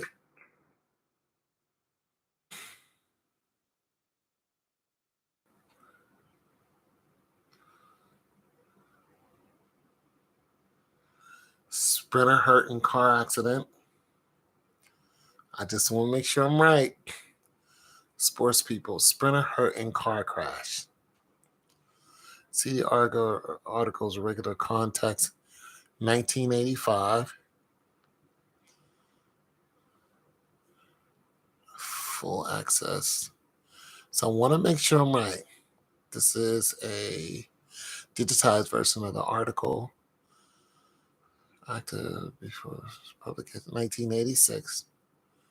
I read in the Times indicated error with it. Clinton Davis, the nation's sprinter, premier, schoolboy sprinter, 2 years ago, suffered broken legs in an automobile accident in Pittsburgh early yesterday. The authorities said Davis, 19, was listed in serious condition in Allegheny County Hospital, and the official said the former national indoor 400 champion will have to wear casts on his legs for 6 to 8 months. According to the police, Davis' car struck a telephone pole at about 1 in the morning.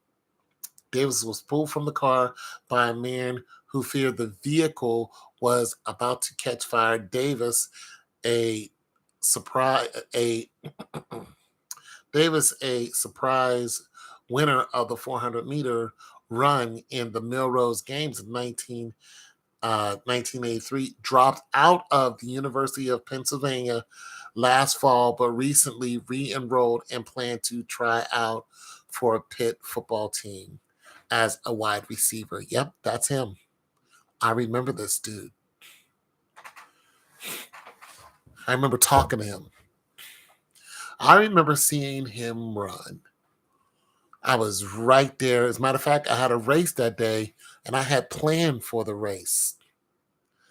And I knew he was going to, as a matter of fact, it was a night race too. It was a track meet that was at night. And I had planned for this race. So I went out and caught a carp because I was starving. We didn't have no food at home. And so I went and went fishing, caught a carp, took it home, fried it, and I was at the track meet. And I don't know what I ran. I think I ran the 400 or something like that, 800. I don't know. And they were like, "What are you eating?" I'm like, "Carp," and I was eating this fish. But when it was time to run my race, I ran my race, and I watched a lot of great runners like Mike Fewell.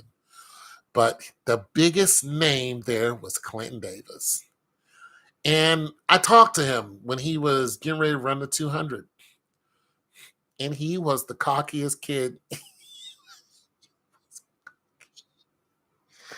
He was cocky. He was so cocky. Oh my God. He was just as cocky as he wanted to be. He strutted. This kid was amazing, though. He had amazing speed. And he was the 200 and the 400 meter runner. He didn't run, I don't think he ran the 100. Mike Fewell, I remember Mike Fewell won the 100 that day. And I bet if I look him up, it'll say he won that race. But Clinton Davis won the 200 and the 400. Now, when Clinton ran, after I spoke to him for a short time, he went and he got in his blocks. I think he was in lane 3. And no, he was in lane 1. They gave him a tight lane. And I was standing right at the edge, about maybe 60 yards into it. And when he ran past me, you couldn't hear his feet. That's how quick this guy was moving. It was beautiful. Beautiful stride, beautiful motion. He had a reason to be cocky, but we all knew he was too cocky. Boom, gets in a car accident. Both his legs hurt. Just his legs. The very things that made him cocky. Just his legs. And all we could think about was, this dude's one of the cockiest dudes we ever met in our life. He was just a cocky dude, man. Because he knew he was the fastest dude on the track. in 1983. He ran a 10:46 in the 100. He was the fastest man in the two. I mean, he was getting his his picture in the paper. People were just astounded by him, and this is before James Law in 1986. Clinton Davis is older than James Law. James Law ran a 10:29 on gravel. And before him, there was Shadow. Shadow ran a 10 something. And I went to high school with Shadow. By the time Shadow hit the 11th grade, he couldn't even break 11 seconds. Couldn't even break into 11 seconds. He was doing like 11:3 or something. He got fat and lazy. But nobody was like Clinton Davis. Nobody. No one. It was just amazing. All that.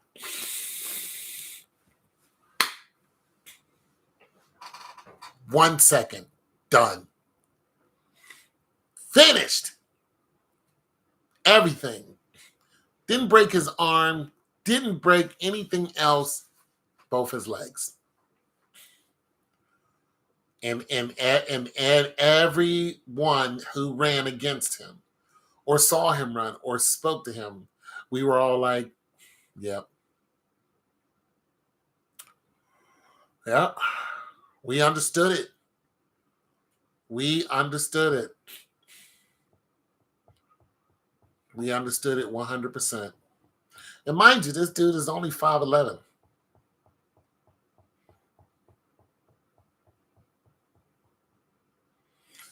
No, he hit a pole. He was the only one in the accident.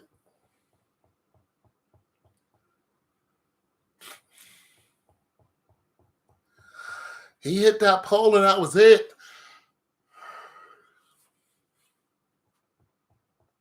Bam, that was it.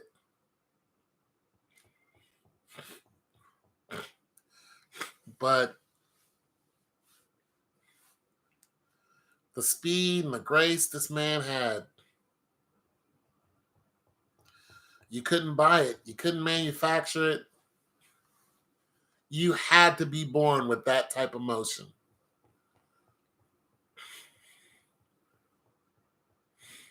With that type of stride. It was just it was a thing of beauty. Listen, there's a lot of fast runners that come out of PA. You know, I knew some. My brother was one of them. But Clinton Davis was beautiful. he was just a thing of beauty, man. It was a thing of beauty. You just knew he was going to go to the Olympics or something. You know? Plus, going to Pitt was a big deal. Going to Pitt or Penn State, I got a letter to go to Penn State, but I didn't want to get my head knocked off. I should have went, though. They wasn't offering me a scholarship. Well, they would have offered me a partial scholarship. But they wanted me to play football. I kind of regret not going. My life would have changed. My life would have been a lot different than what it is now. But that CTE is a real thing. But yeah, Clinton Davis. Never seen nothing like that in my life. Never. I was like, how did he just do that? How did he? I'm standing right there by the track. How is it that I can't hear him? You couldn't hear his feet. You heard 1, 2, and that was it. When he got the full stride, you heard 1 step, 2 step, and it was like this.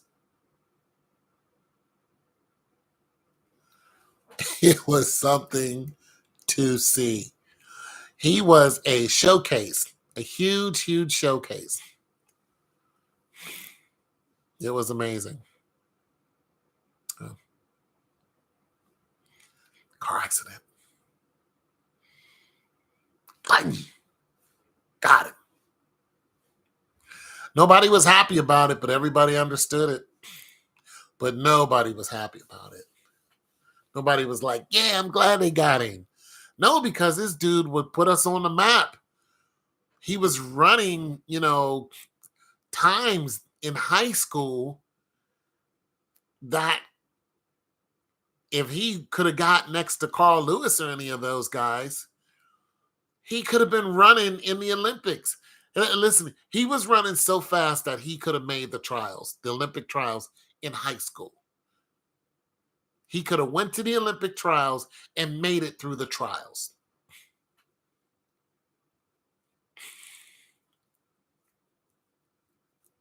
Here's a kick in the ass. If he could still run a 10:46, he could still make it through the Olympic trials today. Is a good he has a good, the slowest. Well, let me see. Yeah. Because there's guys who are running slower than that in the Olympic trials. If you go to the Olympic trials and watch the people who qualify, they're running slower than 10:46. This guy could have made it to the second round in high school. He wasn't even a senior.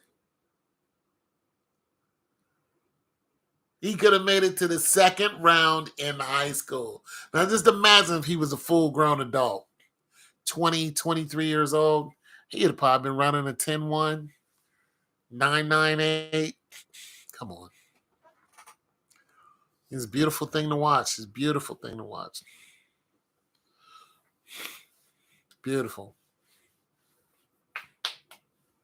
Yeah. But like I said, God can plug. He can tap you into your superpower and then take it right away from you. Just like, oh, this is about to happen. Let me give this person super sight, super strength, super speed, super immunity. Immunity. There's people all over the planet who have these abilities for a short time, and they don't know how they got them.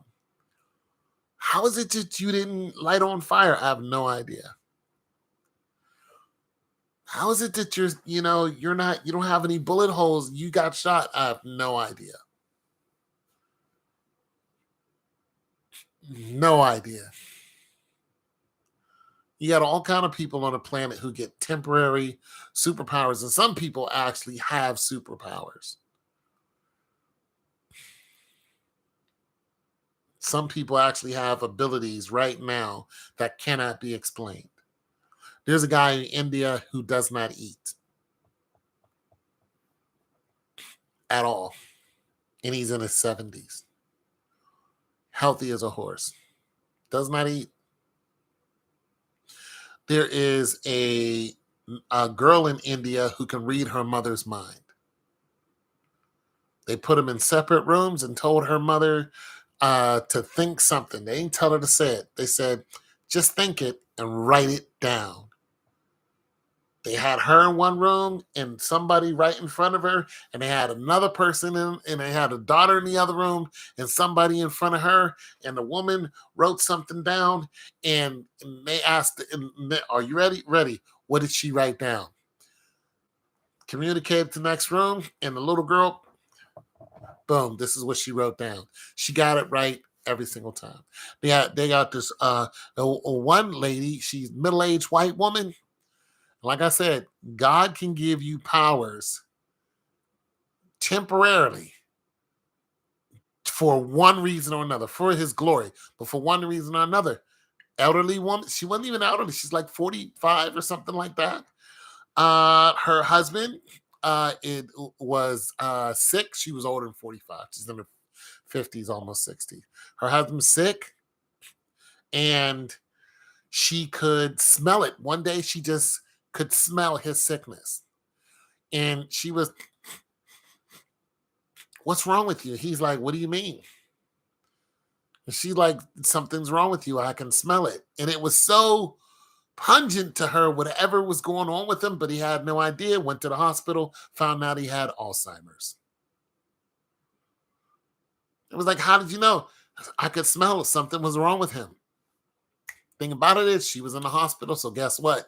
She said I could still smell it on other people. Found out that those people were also diagnosed with Alzheimer's. So what they do? They took her to a testing area, and they put her in a room, and they had, of course, doctors, whoever in there, and they had patients. They had patients who had Alzheimer's and some who didn't have Alzheimer's, and they walked them in a room, and you have Alzheimer's. Walk out, walk in, you have it, you don't have it, you have it, you have it, you don't have it, you have it, you don't have it. And then one person, she was like, I think that you have it. But they said she doesn't have it. Found out a month later, the chick had it. She was 100% correct on every single person. She could smell Alzheimer's. How does this happen? How is it possible? All of a sudden, she could smell her husband had Alzheimer's. Saved his life. Started treating him. Boom. He was, if you catch it early enough, it doesn't get bad for you. There is a white chick who is able to see through your body like an X-ray. There's another white woman who's able to see like 5-6 miles, like she has glasses on, like super glasses, like telescope. She can look and see like your face. You're like 5-6 miles away. She can see a pimple on your face. She can just look. You're 5-6 miles away. She can focus and be like, I recognize you. Just like as she's talking to you face to face.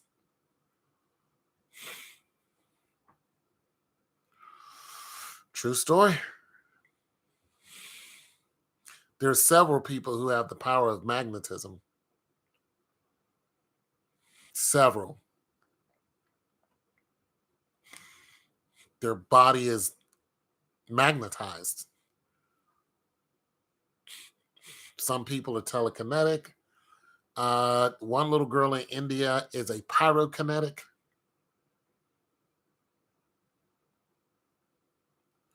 No problem. You out of here? Yeah. One young lady is a pyrokinetic. She's from India. Almost burnt down her whole village. They didn't understand why things were just lighting on fire all of a sudden. She is the real life fire starter. Turns out it was her. And she hit some type of, she can do it just at will. She is the original fire starter. When she thinks about something, she could light it on fire. She was doing this when she was like 5, just lighting stuff on fire. Bam! Whole house is going up. Boom! They thought she was possessed or something. No, she's a pyrokinetic. That's it. She's not possessed. There's nothing wrong with her. There's something right with her. She is a pyrokinetic. You got people who are controlling the wind. You got one black guy, he's controlling the water. He's sitting there at the edge of the water going, shh, shh. And the tide's coming in and out.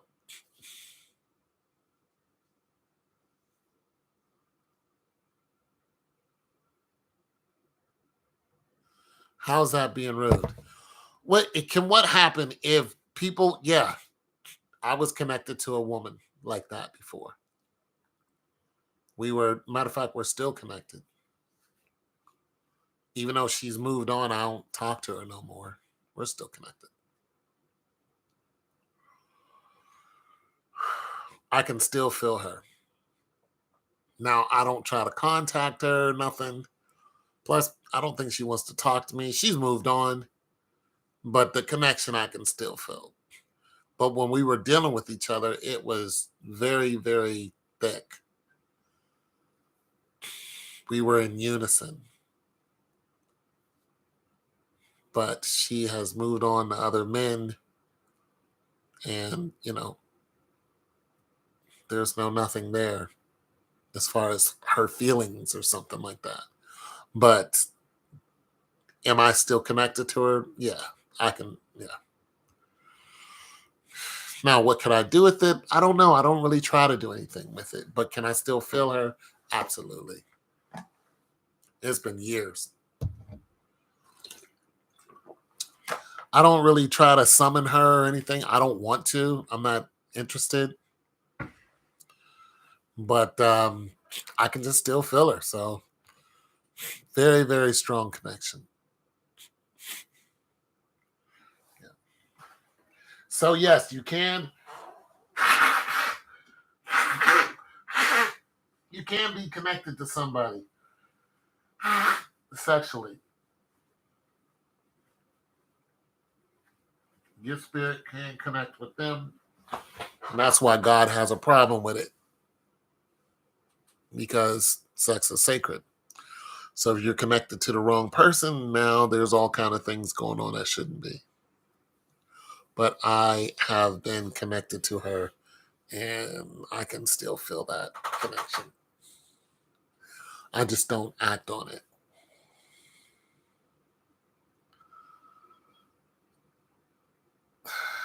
I don't feel crazy. That don't mean you ain't. you, you don't go outside much. You don't date much. You don't want nothing to do with another man. Yeah, you're affected.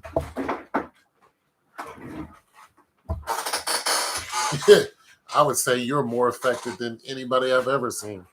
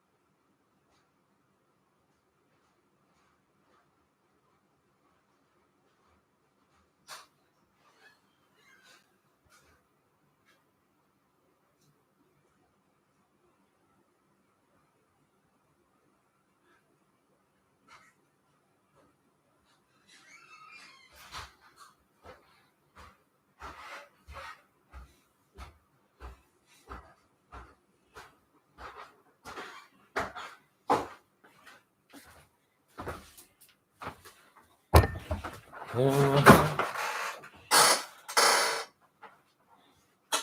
Yeah, you're affected.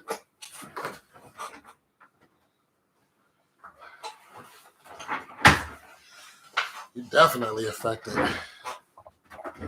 Oh, absolutely. You let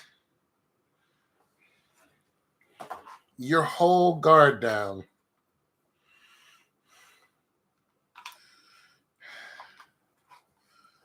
And as we do, we let our guards down. We let our defenses down. And when we do this, we accept the seen and unseen. And it affects us every time. There's, there's no getting away with that. You can't get past it. You have people who casually try to smear over it. No, you're affected by it. You're affected by it. That's why you're not supposed to do it. I'm still affected by what I did. Absolutely. Absolutely. Deeply. No doubt about it. I know I'm affected by it. But I don't act like I'm not. I don't go, man, it was just a thing. No, no, no, no, no, no. I gave myself to it willingly.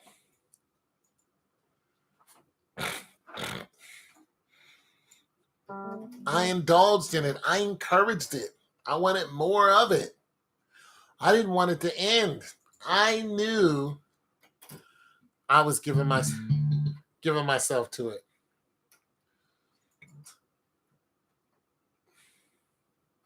And when you do, you accept the seen and unseen. Yeah.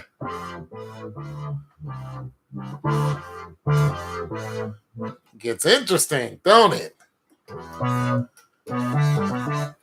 Thought it was one night at the Roxbury, but absolutely not.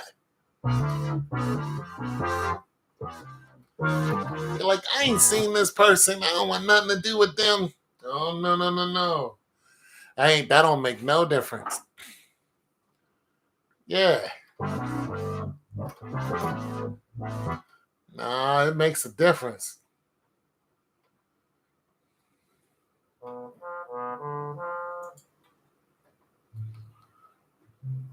I mean, I was in so bad that I could tell what this person was thinking.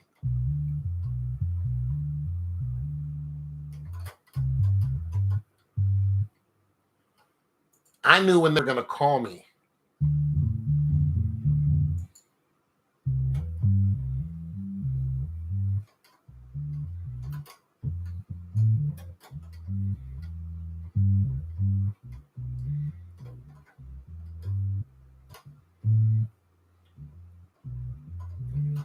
I knew. I was a part of them. They do stuff I already knew. Yeah, we would have long conversations. We were just in sync. And let me tell you something.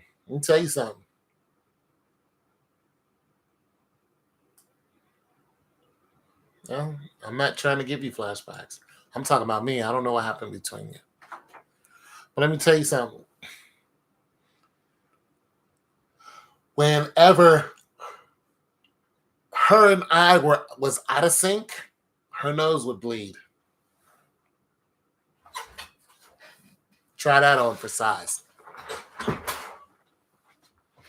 Yeah, drink that in. Her nose would start bleeding whenever we got out of sync.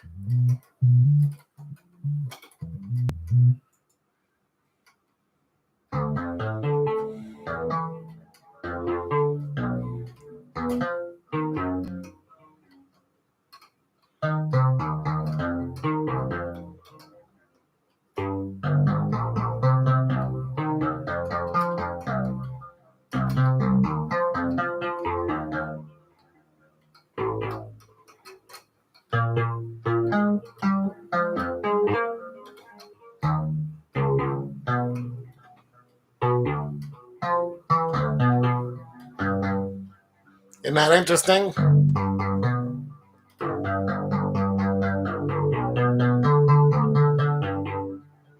Isn't that interesting?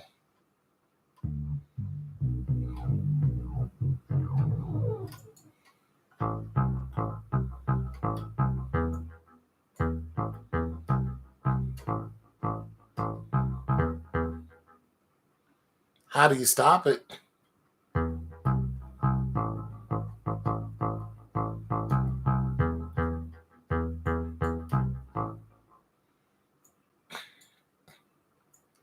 You don't.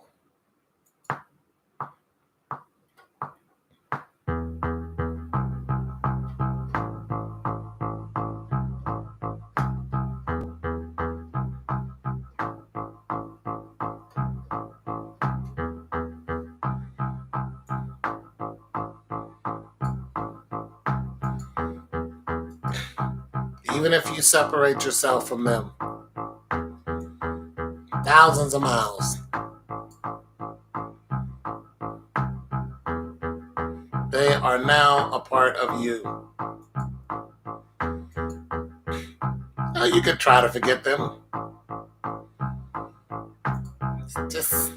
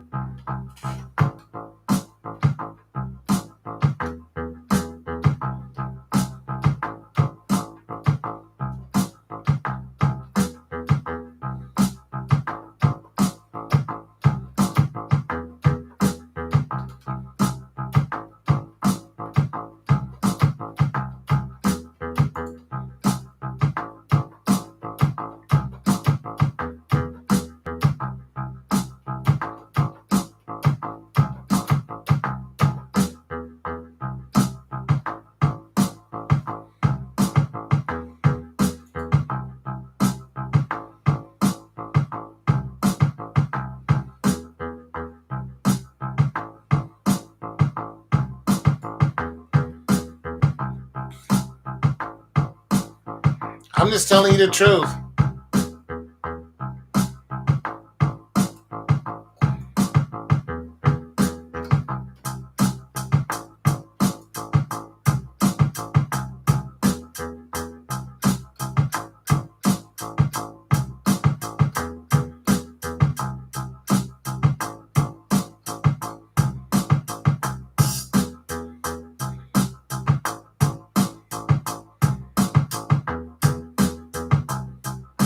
I'm just telling you the truth.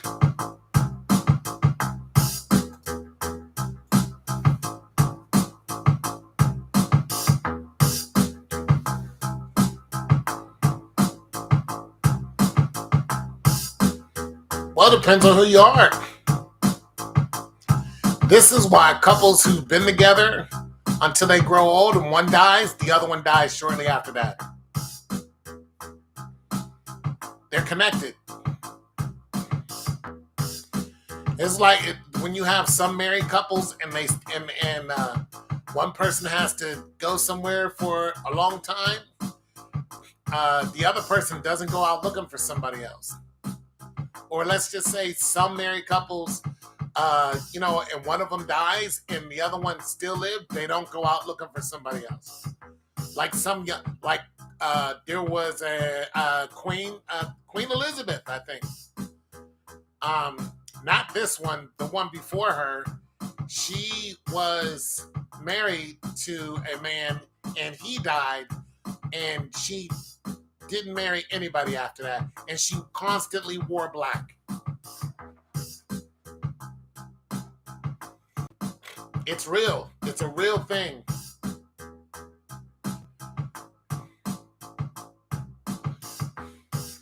It's a real thing. And some people's bonds are so strong that they can feel each other. Not only do they know when something's wrong, they can feel each other. They're so into each other. It's a scary thing.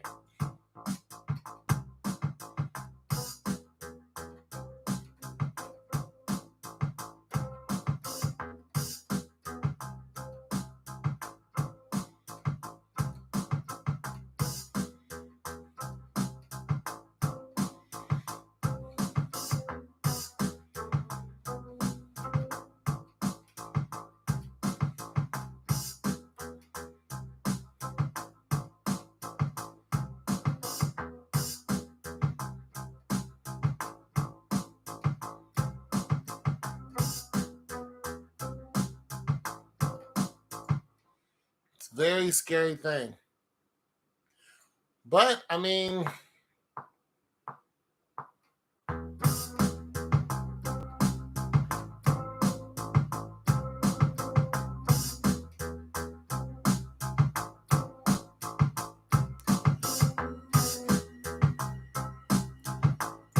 but it's just like a mother when she knows her child's. My mother is this happened to me, but I'm getting over it, I think. Yeah. My mother, okay, so my older brother, when he was, I don't know, he wasn't even a teenager, I don't think. And what happened to him was he got lost in a blizzard in Pittsburgh. He was trying to make it home, and he got lost because of the snow. And what happened is my mother knew he was, on death's door. So she put on her clothes. I was way too young to do anything.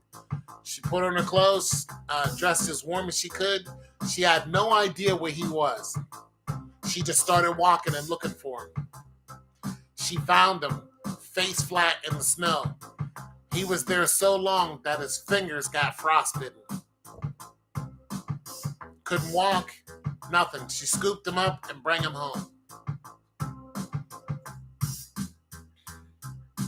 True story. My brother's fingers are still frostbitten today. How did she know where he was?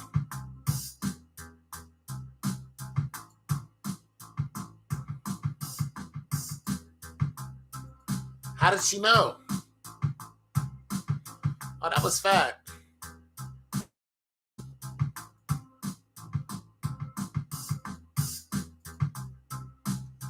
How'd she know?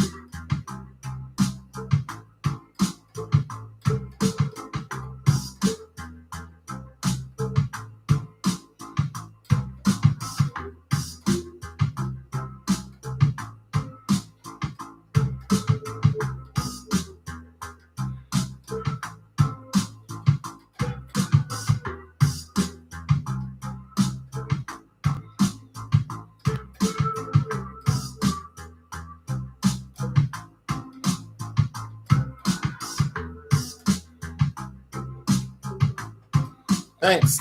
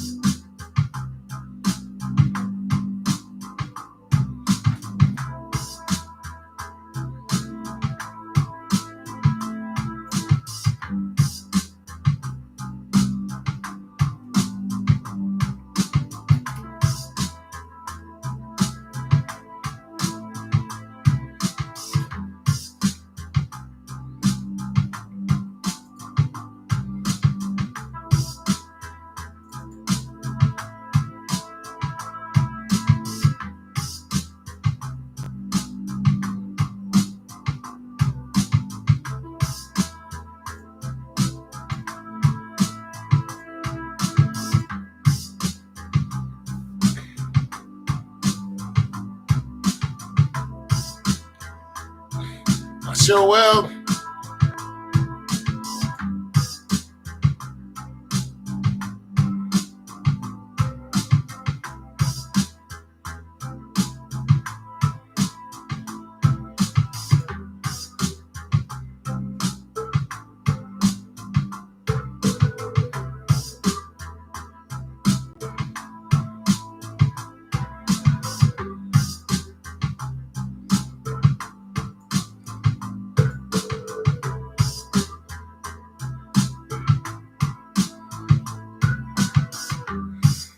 Sure, no problem.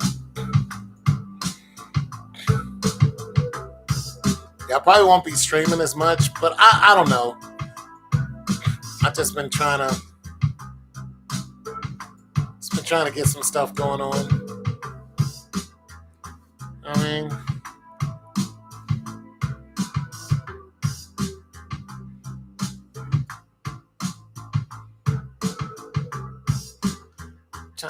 trying to get some money in my pocket.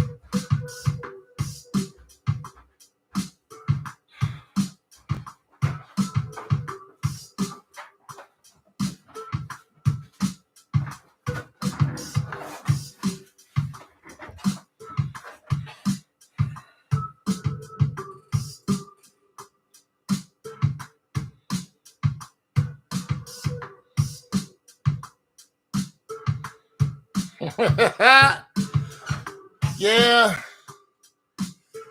yeah, I took too many losses. Although I did have a gain. I had a gain on Friday, but I took a loss today. Well, not a loss. I added value. But I had a gain.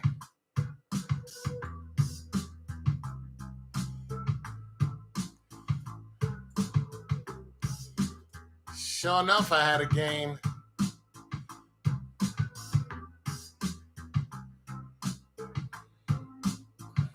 I just haven't capitalized on it yet.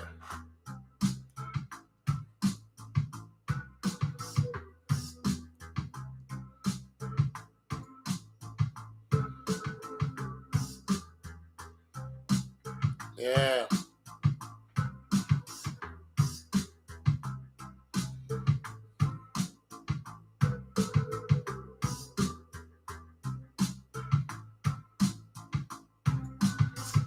Mm.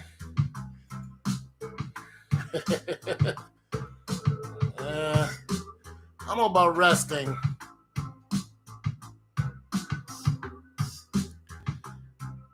What happened is my business slowed down.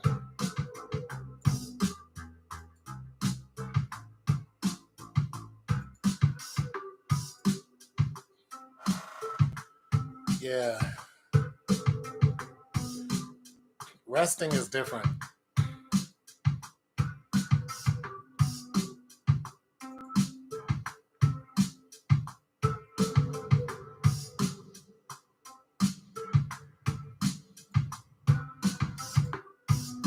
Resting is different.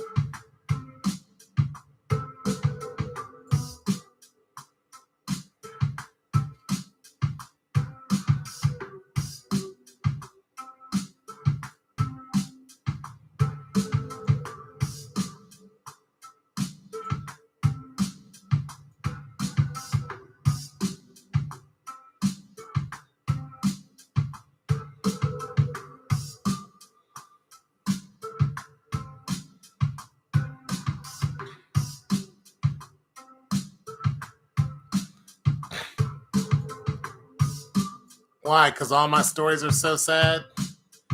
I'm a sad man.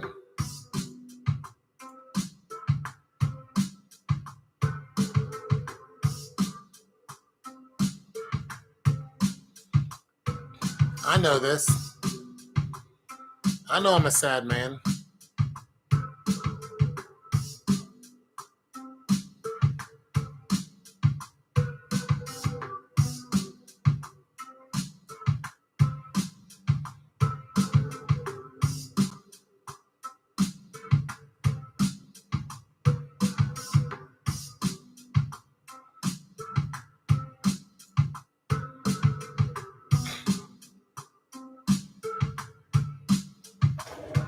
How old was he?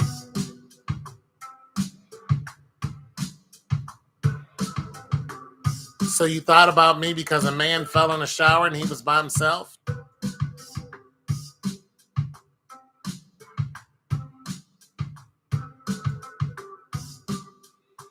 Oh, he was not by himself?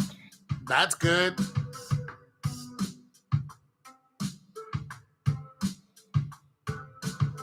So you're saying I need someone just in case I fall in the shower.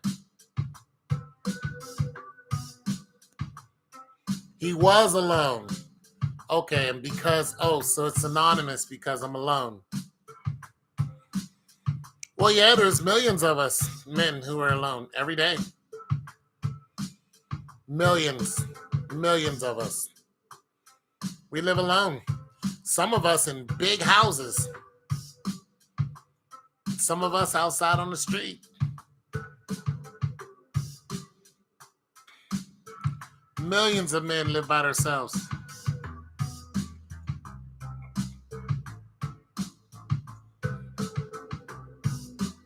It's a thing.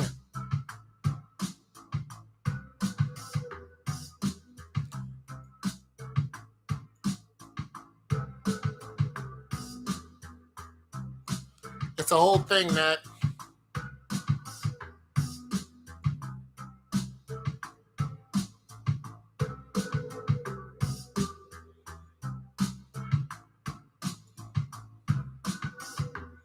We die alone too.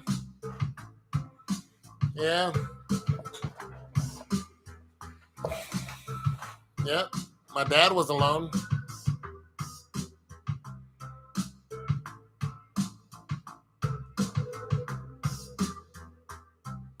My uncle died with his 3 brothers.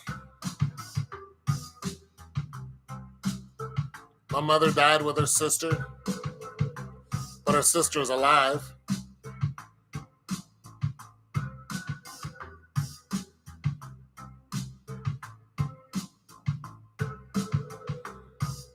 Oh, yeah, he died. Yeah, that happened.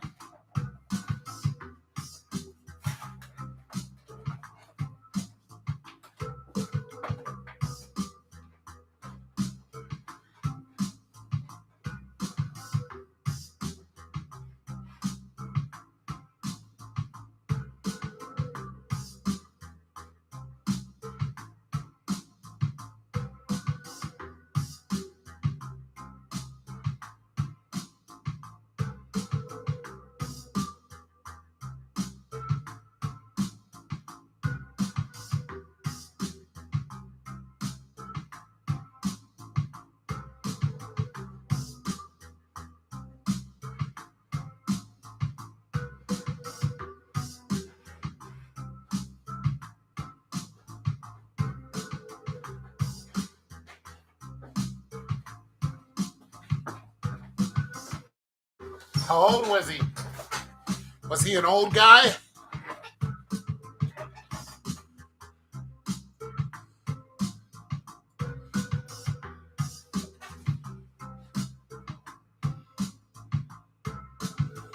Yeah, because we know the deal. That could be any of us. Early 60s? Fell in the shower? Yeah. Most accidents happen in the bathroom.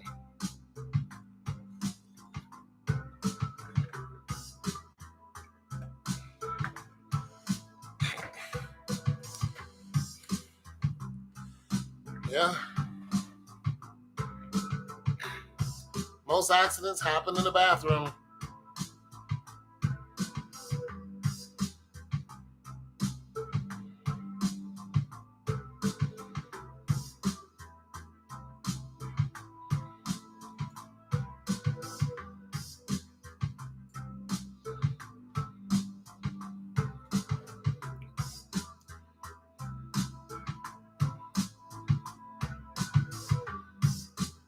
I really like the way this sounds.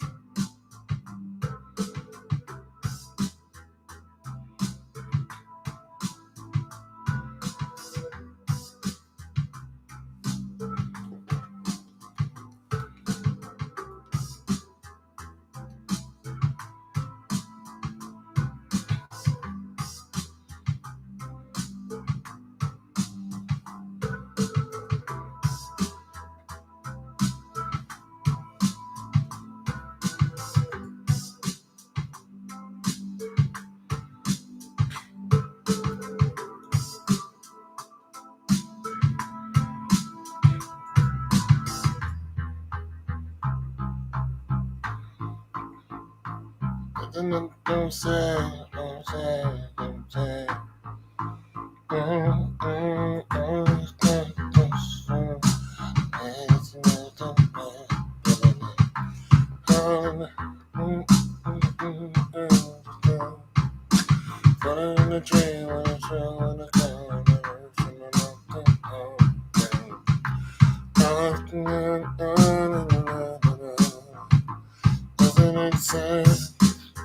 So sad.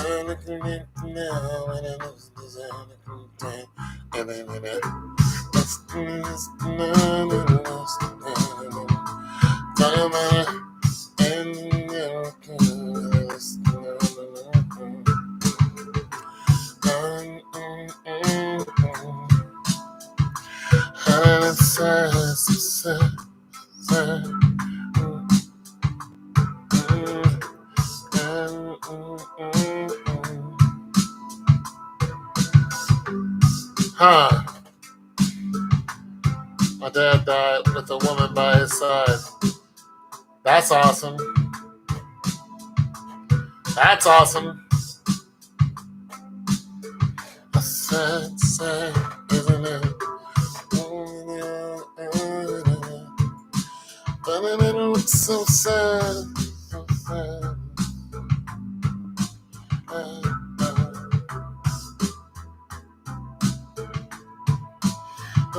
It's so sad.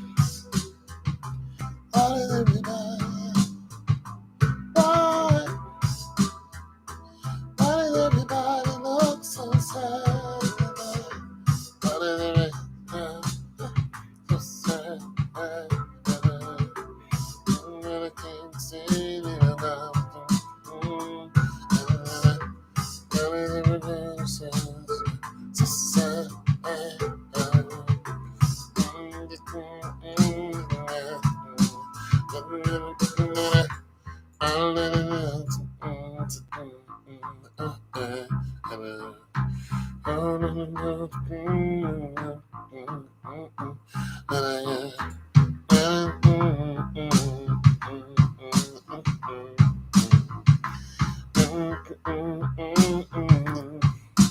Why does everybody look so sad, so sad, so sad, sad?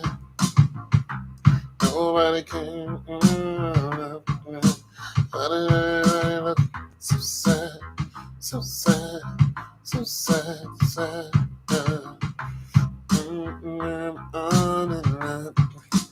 I really look so bad. Why does everybody look? Why does everybody look so sad?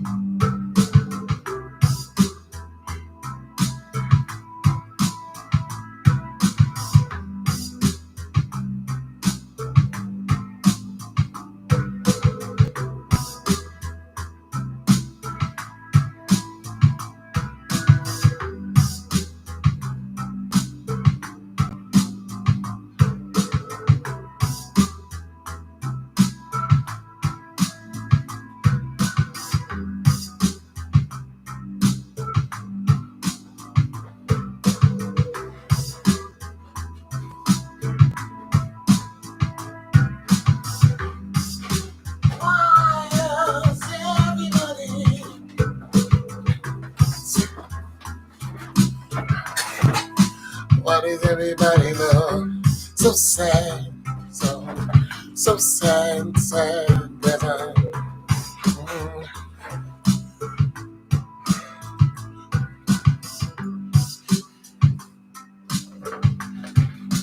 why does everybody look so?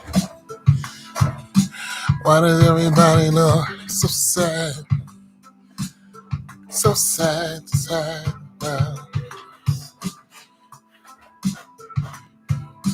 Why does everybody look so sad?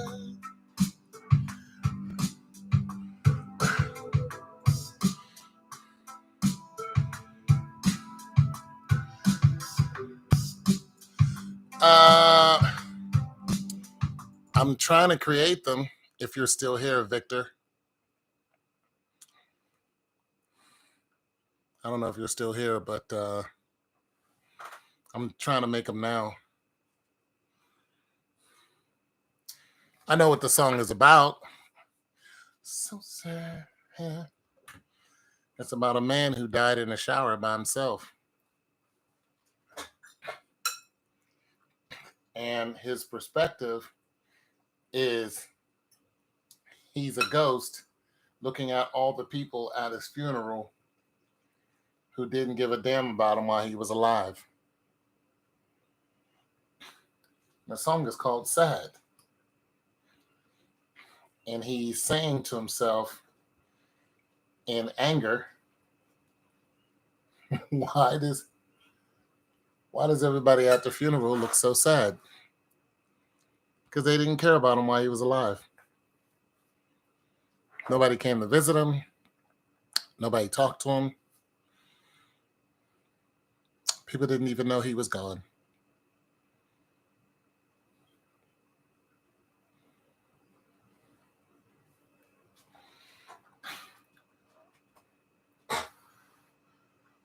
So sad, sad.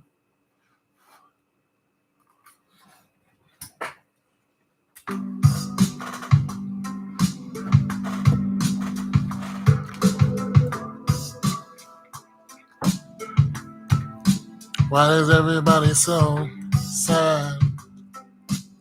So sad, sad. What do you mean not fair?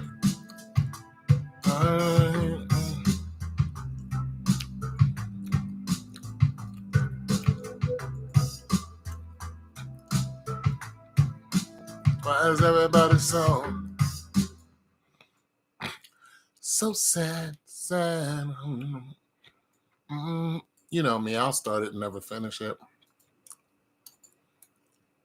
Why is everybody so sad? You know me, my mind to get twisted into something else.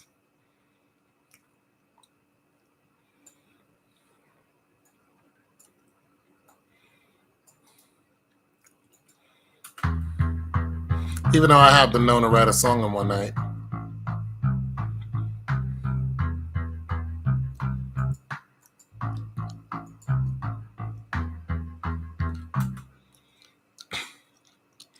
Why is everybody so sad, sad?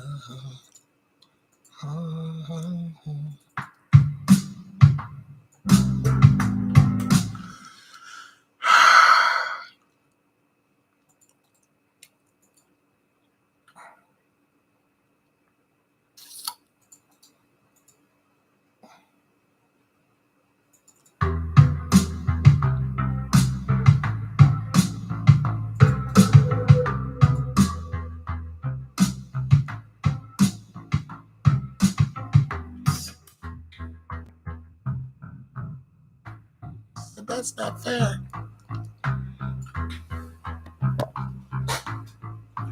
Why is everybody so sad? I'm not around anymore, or to ignore.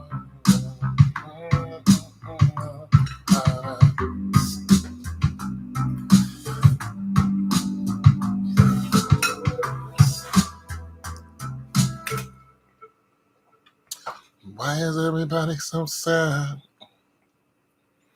I'm not around anymore. Down on the bathroom floor. Yeah.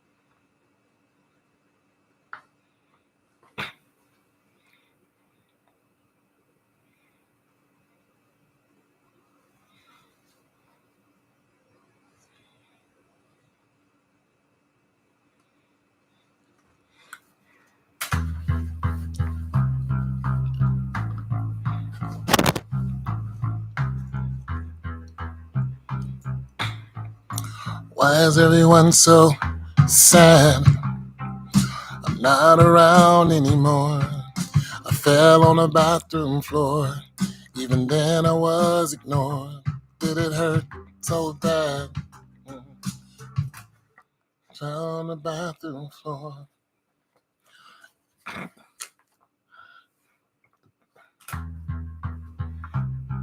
gotta say something. He pushed people away though. Yeah, there's a reason for that.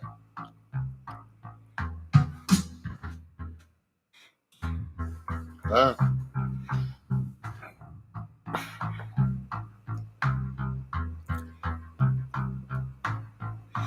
Why everyone so sad? Fell on the bathroom floor. Even then I was ignored. So bad. It doesn't hurt so bad.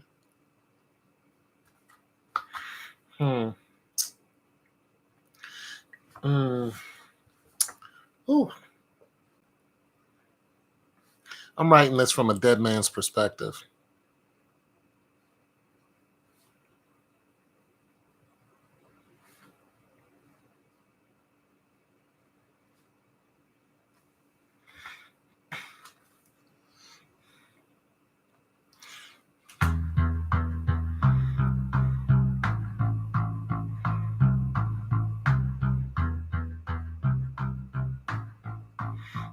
Everyone so sad.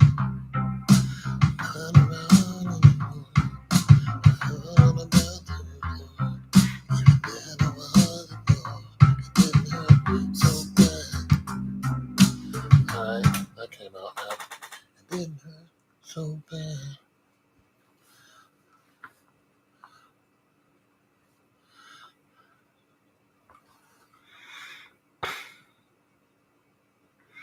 Huh. Didn't hurt so bad.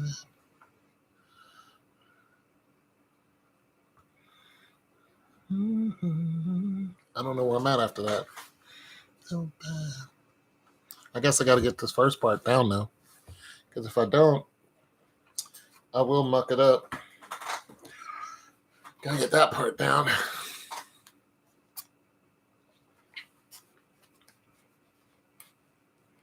So, welcome to my recording session. Even though all my fans and stuff are going, I still have to do this part. I'm sure the water was running.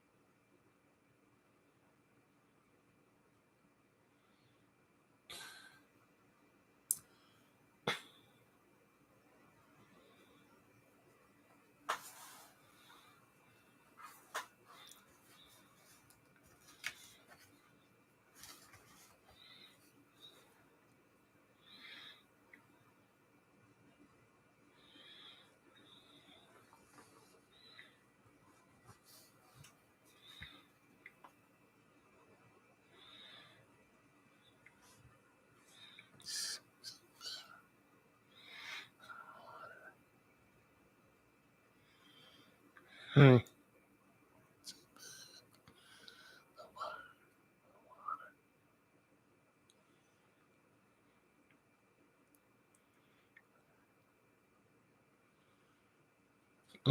Not yet. I can't. Can't. Okay. Yeah, I see this. Had something there though. Something with water and tears. All right. Why is everyone so sad? I'm not around anymore. I fell on the bathroom floor. Even then I was ignored. It didn't hurt so bad. The water and the tears. Need. Almost. All right, let me try this. Practice. Let me practice run this.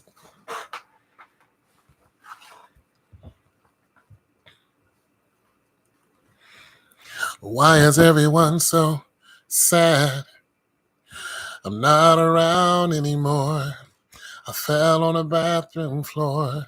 Even then I was ignored. It didn't hurt so bad. All right, I can get that part down.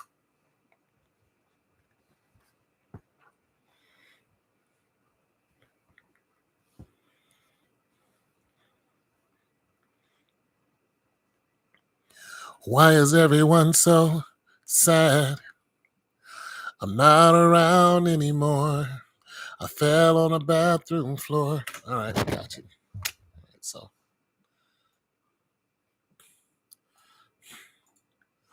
all right.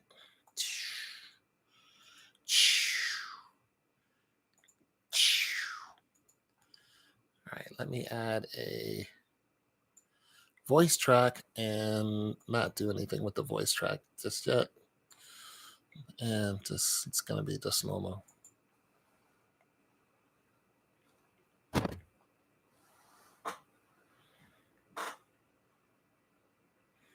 can hear that. Why is everyone so sad? I'm not around anymore. I fell on the bathroom floor. Even then I was ignored. It didn't hurt so bad. The water and the tears.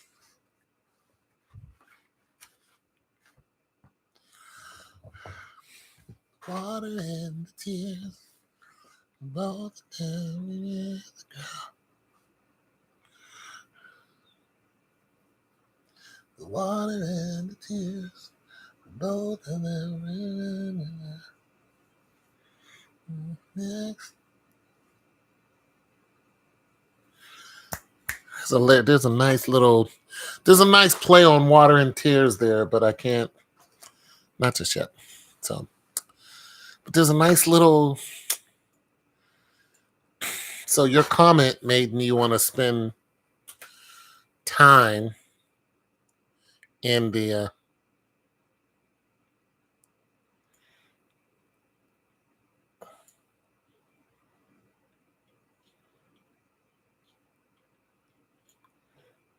it made me want to spend time in the bathroom in his contemplation after, well, his contemplation before he died. What was he thinking? And here's the thing, even though it wasn't a suicide, did he want to live longer by himself? 61 is a hard time for a man because it's supposed to be the age of accomplishment, and the accomplishment is actually your grandchildren. So if you're alone and you don't have any grandchildren, it'll mess with you, because here the big reality of that is, for the rest of your life you're going to be alone. There's a good chance. The women aren't calling you. It's just nobody's really calling you for anything. Work is work, but it gets pretty mundane. It's almost you're waiting to die. So there's a nice, there's some simile there I can play with. Let me get this up and running.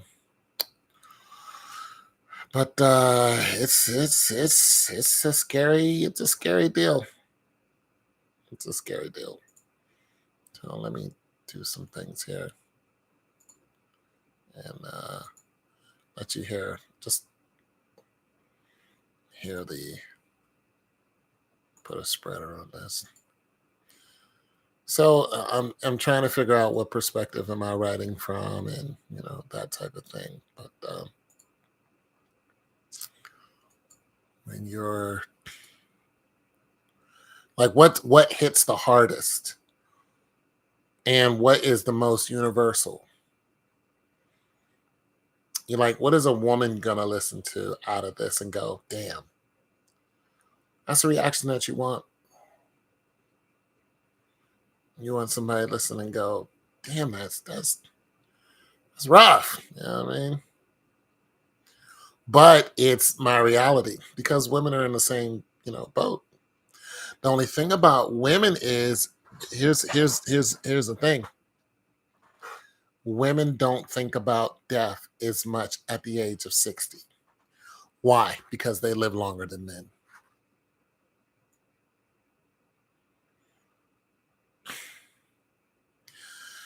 Yeah. Yeah, but I wouldn't put that in there. I wouldn't put that he called out for anyone. There is a guy that I knew. I actually knew this man.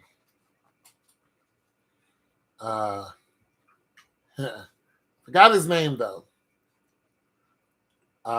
He was a really cool dude. Um,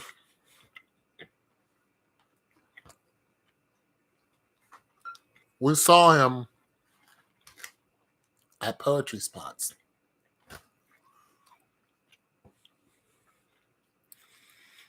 And at musical joints. He's actually the uncle of this local rap group. And they called him their funky unky. Real cool dude. Went to his house once. He was a great guy. Big old dark skinned husky guy. And he was always happy to see us. Just a great dude, like always happy. Had no wife. Bunch of nephews, nephews, great nephews, nieces, great nieces. Died by himself. He's 50 something. Came to his house, he was dead on the floor. Yeah. I knew one of the nephews. I was like, how did your uncle die? Mind you, the nephew is almost as old as me. I said, how much? He said, we don't know. He's like, yeah, but he's dead. I was like, what? He said, yeah, they just found him dead on the floor. He just died. And I just saw him. I was like, this dude was just laughing and kicking it with us. Dead. Just like that. No idea. No idea.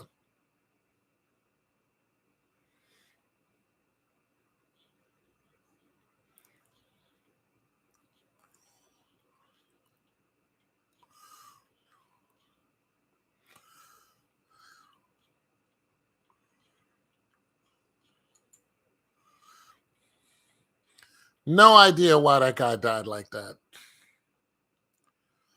Let's see how it sounds through here. No idea.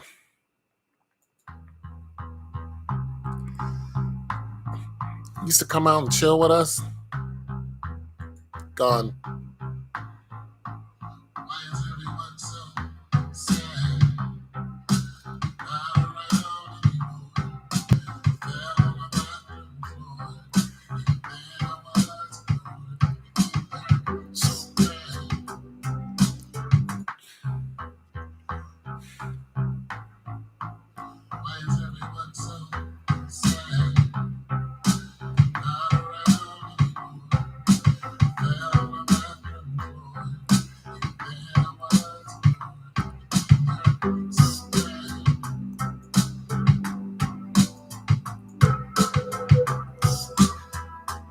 Well, I got the premise down. That's what I need.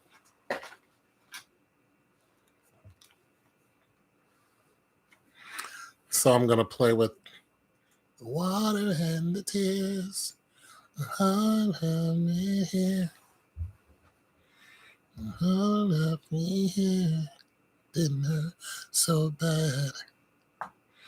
The water and the tears. Something's there. Sometimes it takes a little while to get through. Yeah. My other buddy, dude had to be close to 80. He just passed away.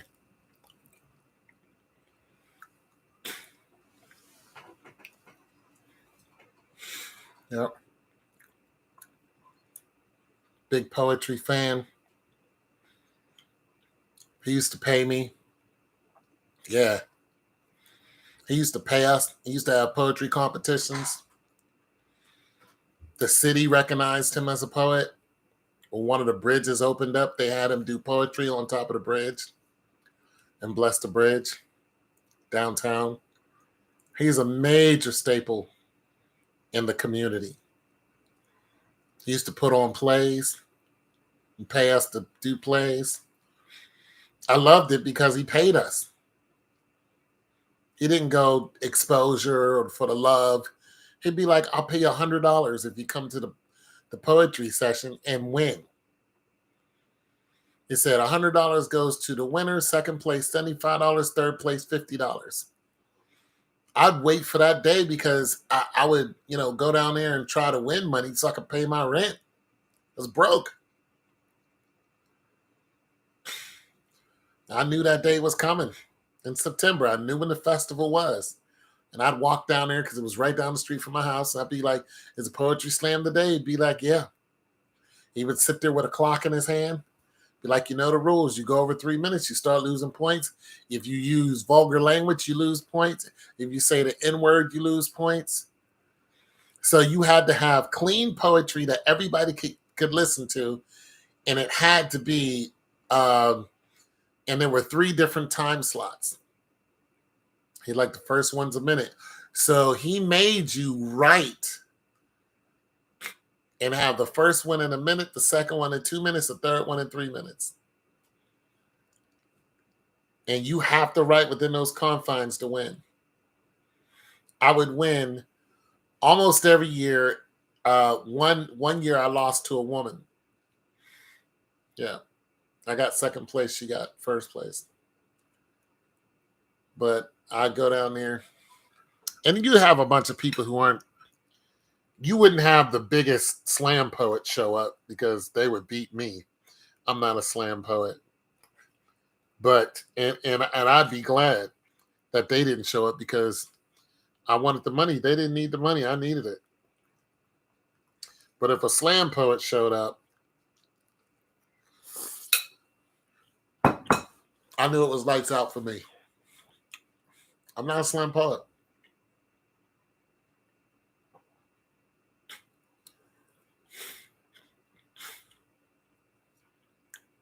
Some of them are so good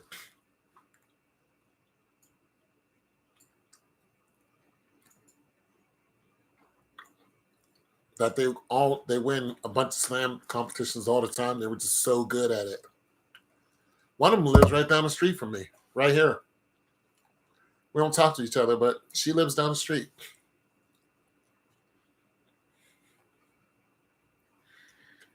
She's so good. She's so good at poetry. Even the council people and the mayor and people heard about her. What of the 80-year-old guy? He died. He died of natural causes. He just died. His name was Issad. That's what we called him. But his real name was Charles.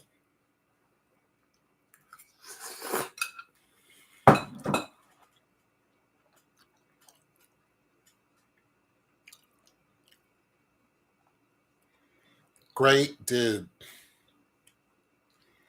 Great dude. Great dude.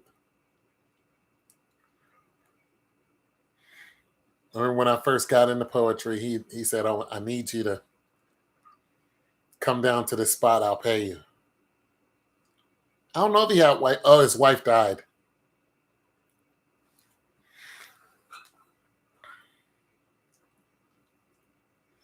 I don't know if he had kids. I never seen him.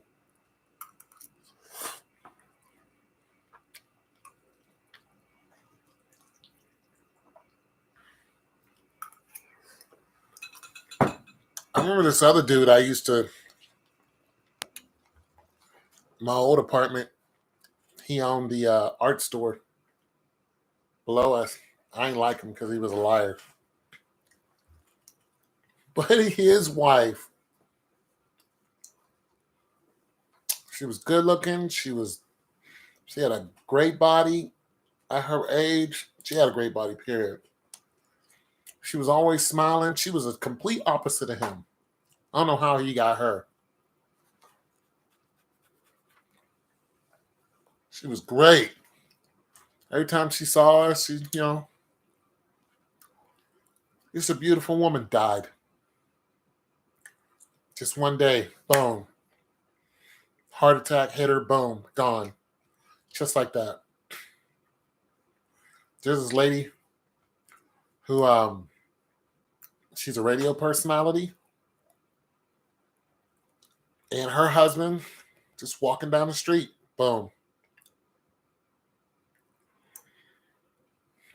Daphne Bell. Her husband. Looked like he was in good shape, everything. Just bam. All of a sudden, hit him. Caught him right there. He's like, wait, what?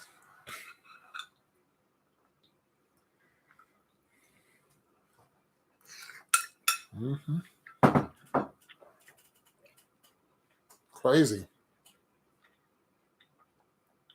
Don't know how. Just got him. Tore Daphne's ass up.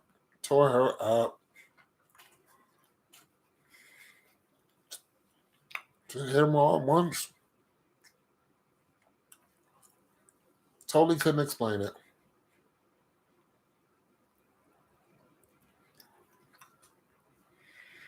I still remember that day.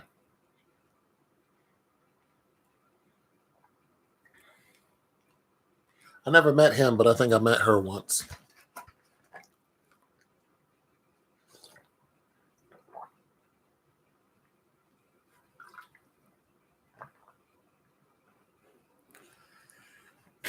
Yeah.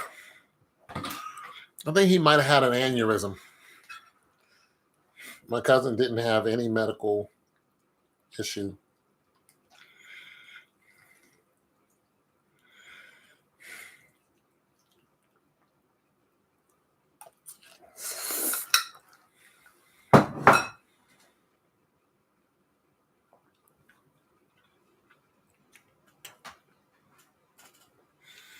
I don't know. You just got to keep going.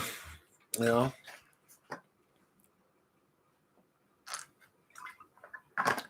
Keep doing push-ups. Keep hitting the gym. Well,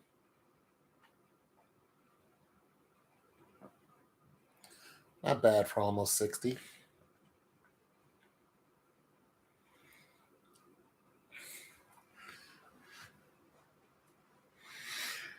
Facts.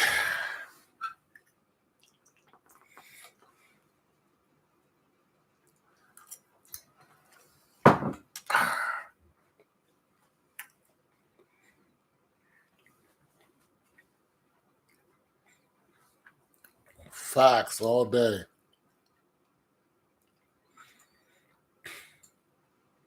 At least you got your mother and your sisters.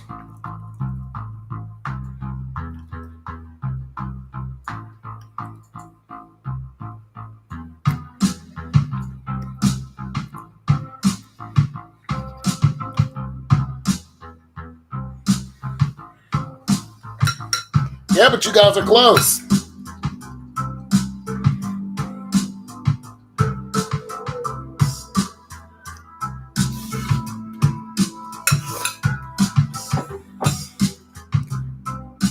You're close, though. That's what counts. If one of you don't come home, or yeah, something's up. You'd be like, something's not right here. Oh, girl supposed to be here. Get the calling, you don't answer. Oh, hell nah. Jump in the car and start looking for you at all your spots. Have you seen Natalie? I ain't seen her. We ain't seen her all day. She ain't been in. What?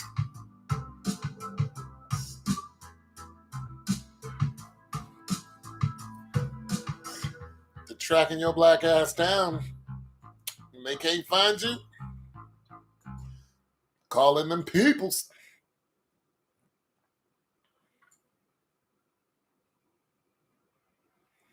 You wouldn't track them down?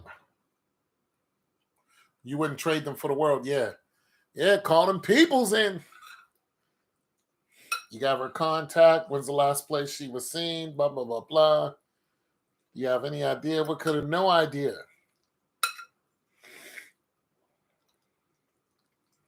Yeah, get to tracking you down. That's what you need.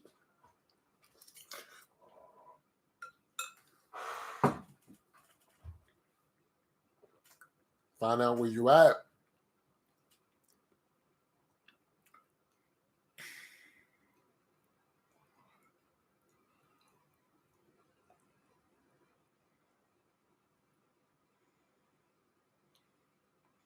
Yeah, you're her baby. You're a little girl. Yeah, she ain't kicking you out the house. Yeah, she ain't. She like, yeah, you good.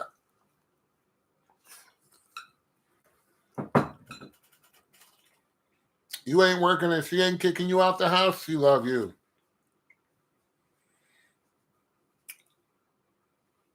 Yeah, she love you. Yeah, no, you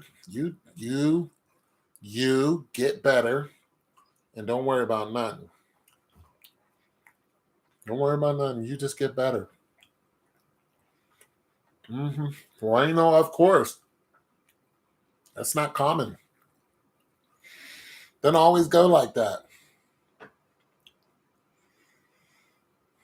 Mm-hmm.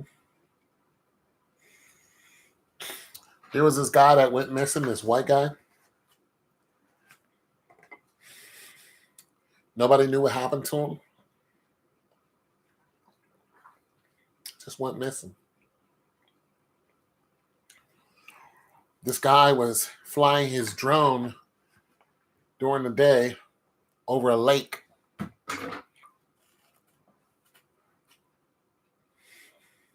No. What he did was he Google Earthed the lake. And he saw an image in the lake. And so he called it in. It was the guy inside of a car. It ran off the side of the road and drowned. And he was still in the car. Of course, his body was all. He was there for 47 years.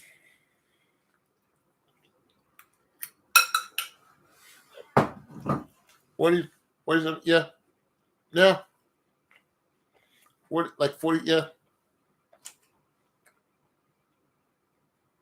Could you not?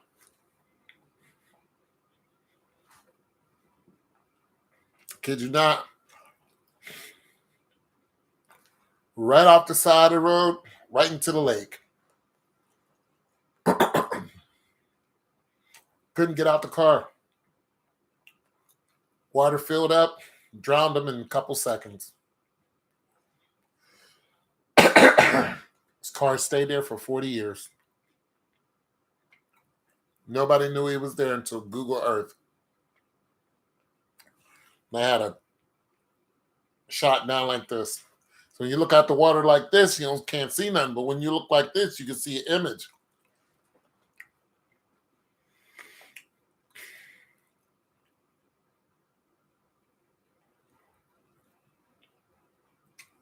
Yeah, they reported him missing. They just didn't know what happened to him. 40 years ago ain't like today. There's cameras everywhere.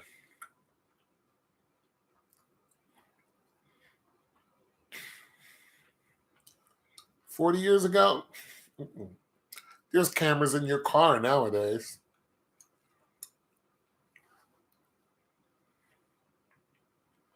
$40 years ago, we ain't had that technology.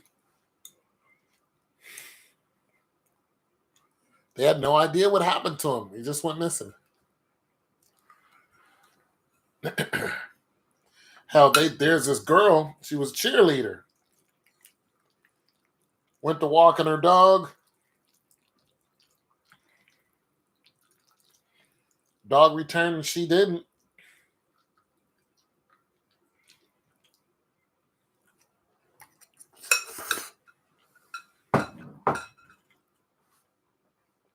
$30 years, had no idea what happened to her. Asked everybody that knew her.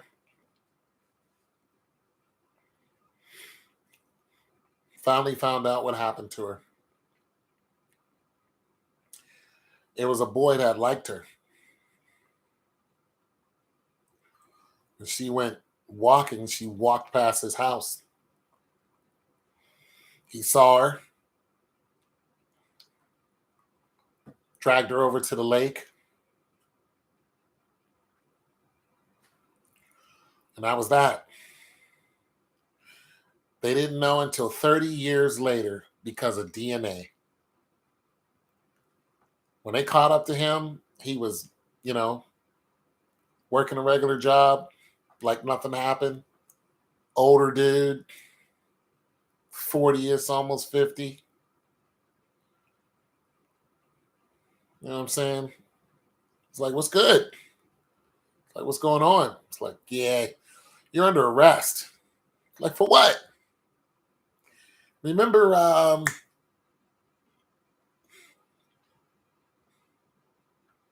vaguely, well, your DNA is all over her body. Yeah.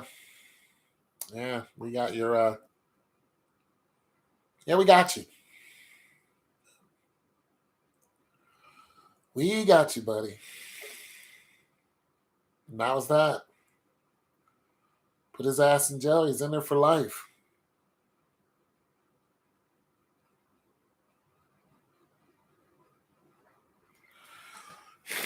Sometimes they don't catch people for years.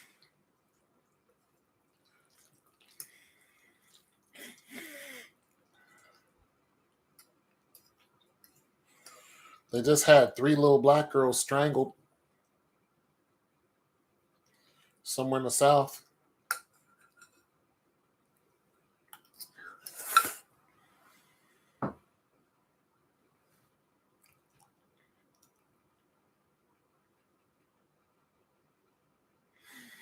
Well, they're all true. Just recently, 3 black girls that were no older than, I think, 6, they were all thrown into a river. And they made it seem like the little girls had drowned. But when they pulled them out of the lake, they found that they were all asphyxiated. They had all been strangled and then thrown into the water.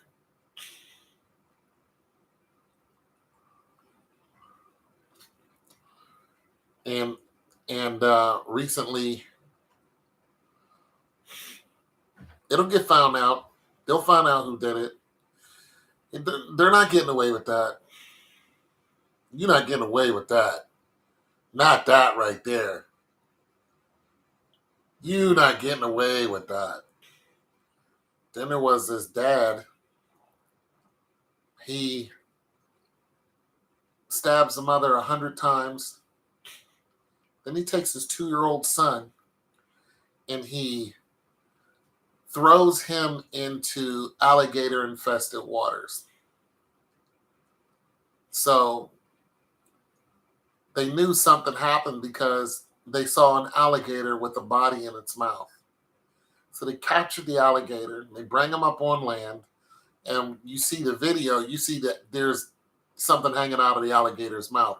That something's a little boy. He fed his little boy to the alligators because he was mad at the mother, and he stabbed her 100 times and killed her. This was the father of the child.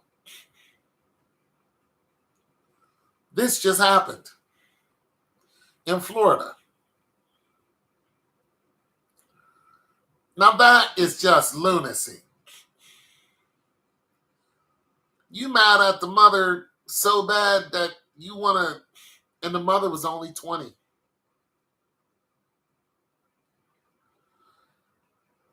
He young too. The dude who did it is young too. It's just a young, crazy couple.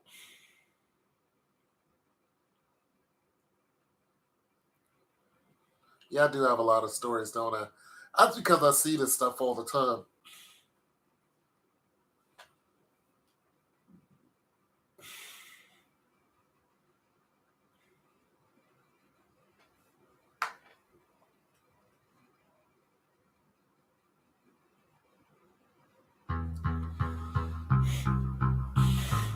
Yeah, but how do you not? How do you know what's going on in the world?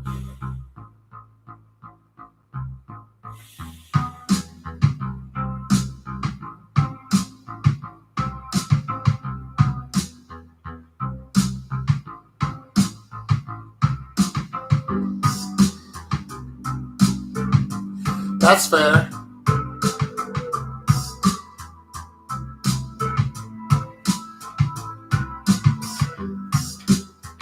That's fair. It ain't easy to stomach.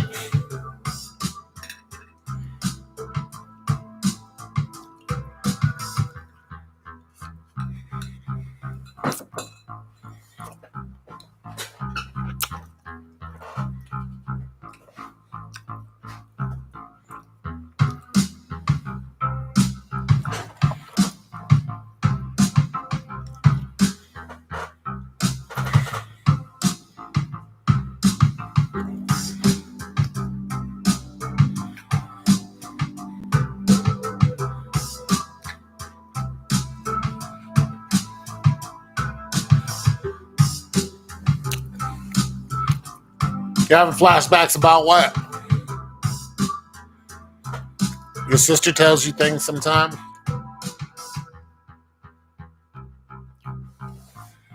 Well, you should listen. You should listen. Good night. Sweet dreams. Say your prayers.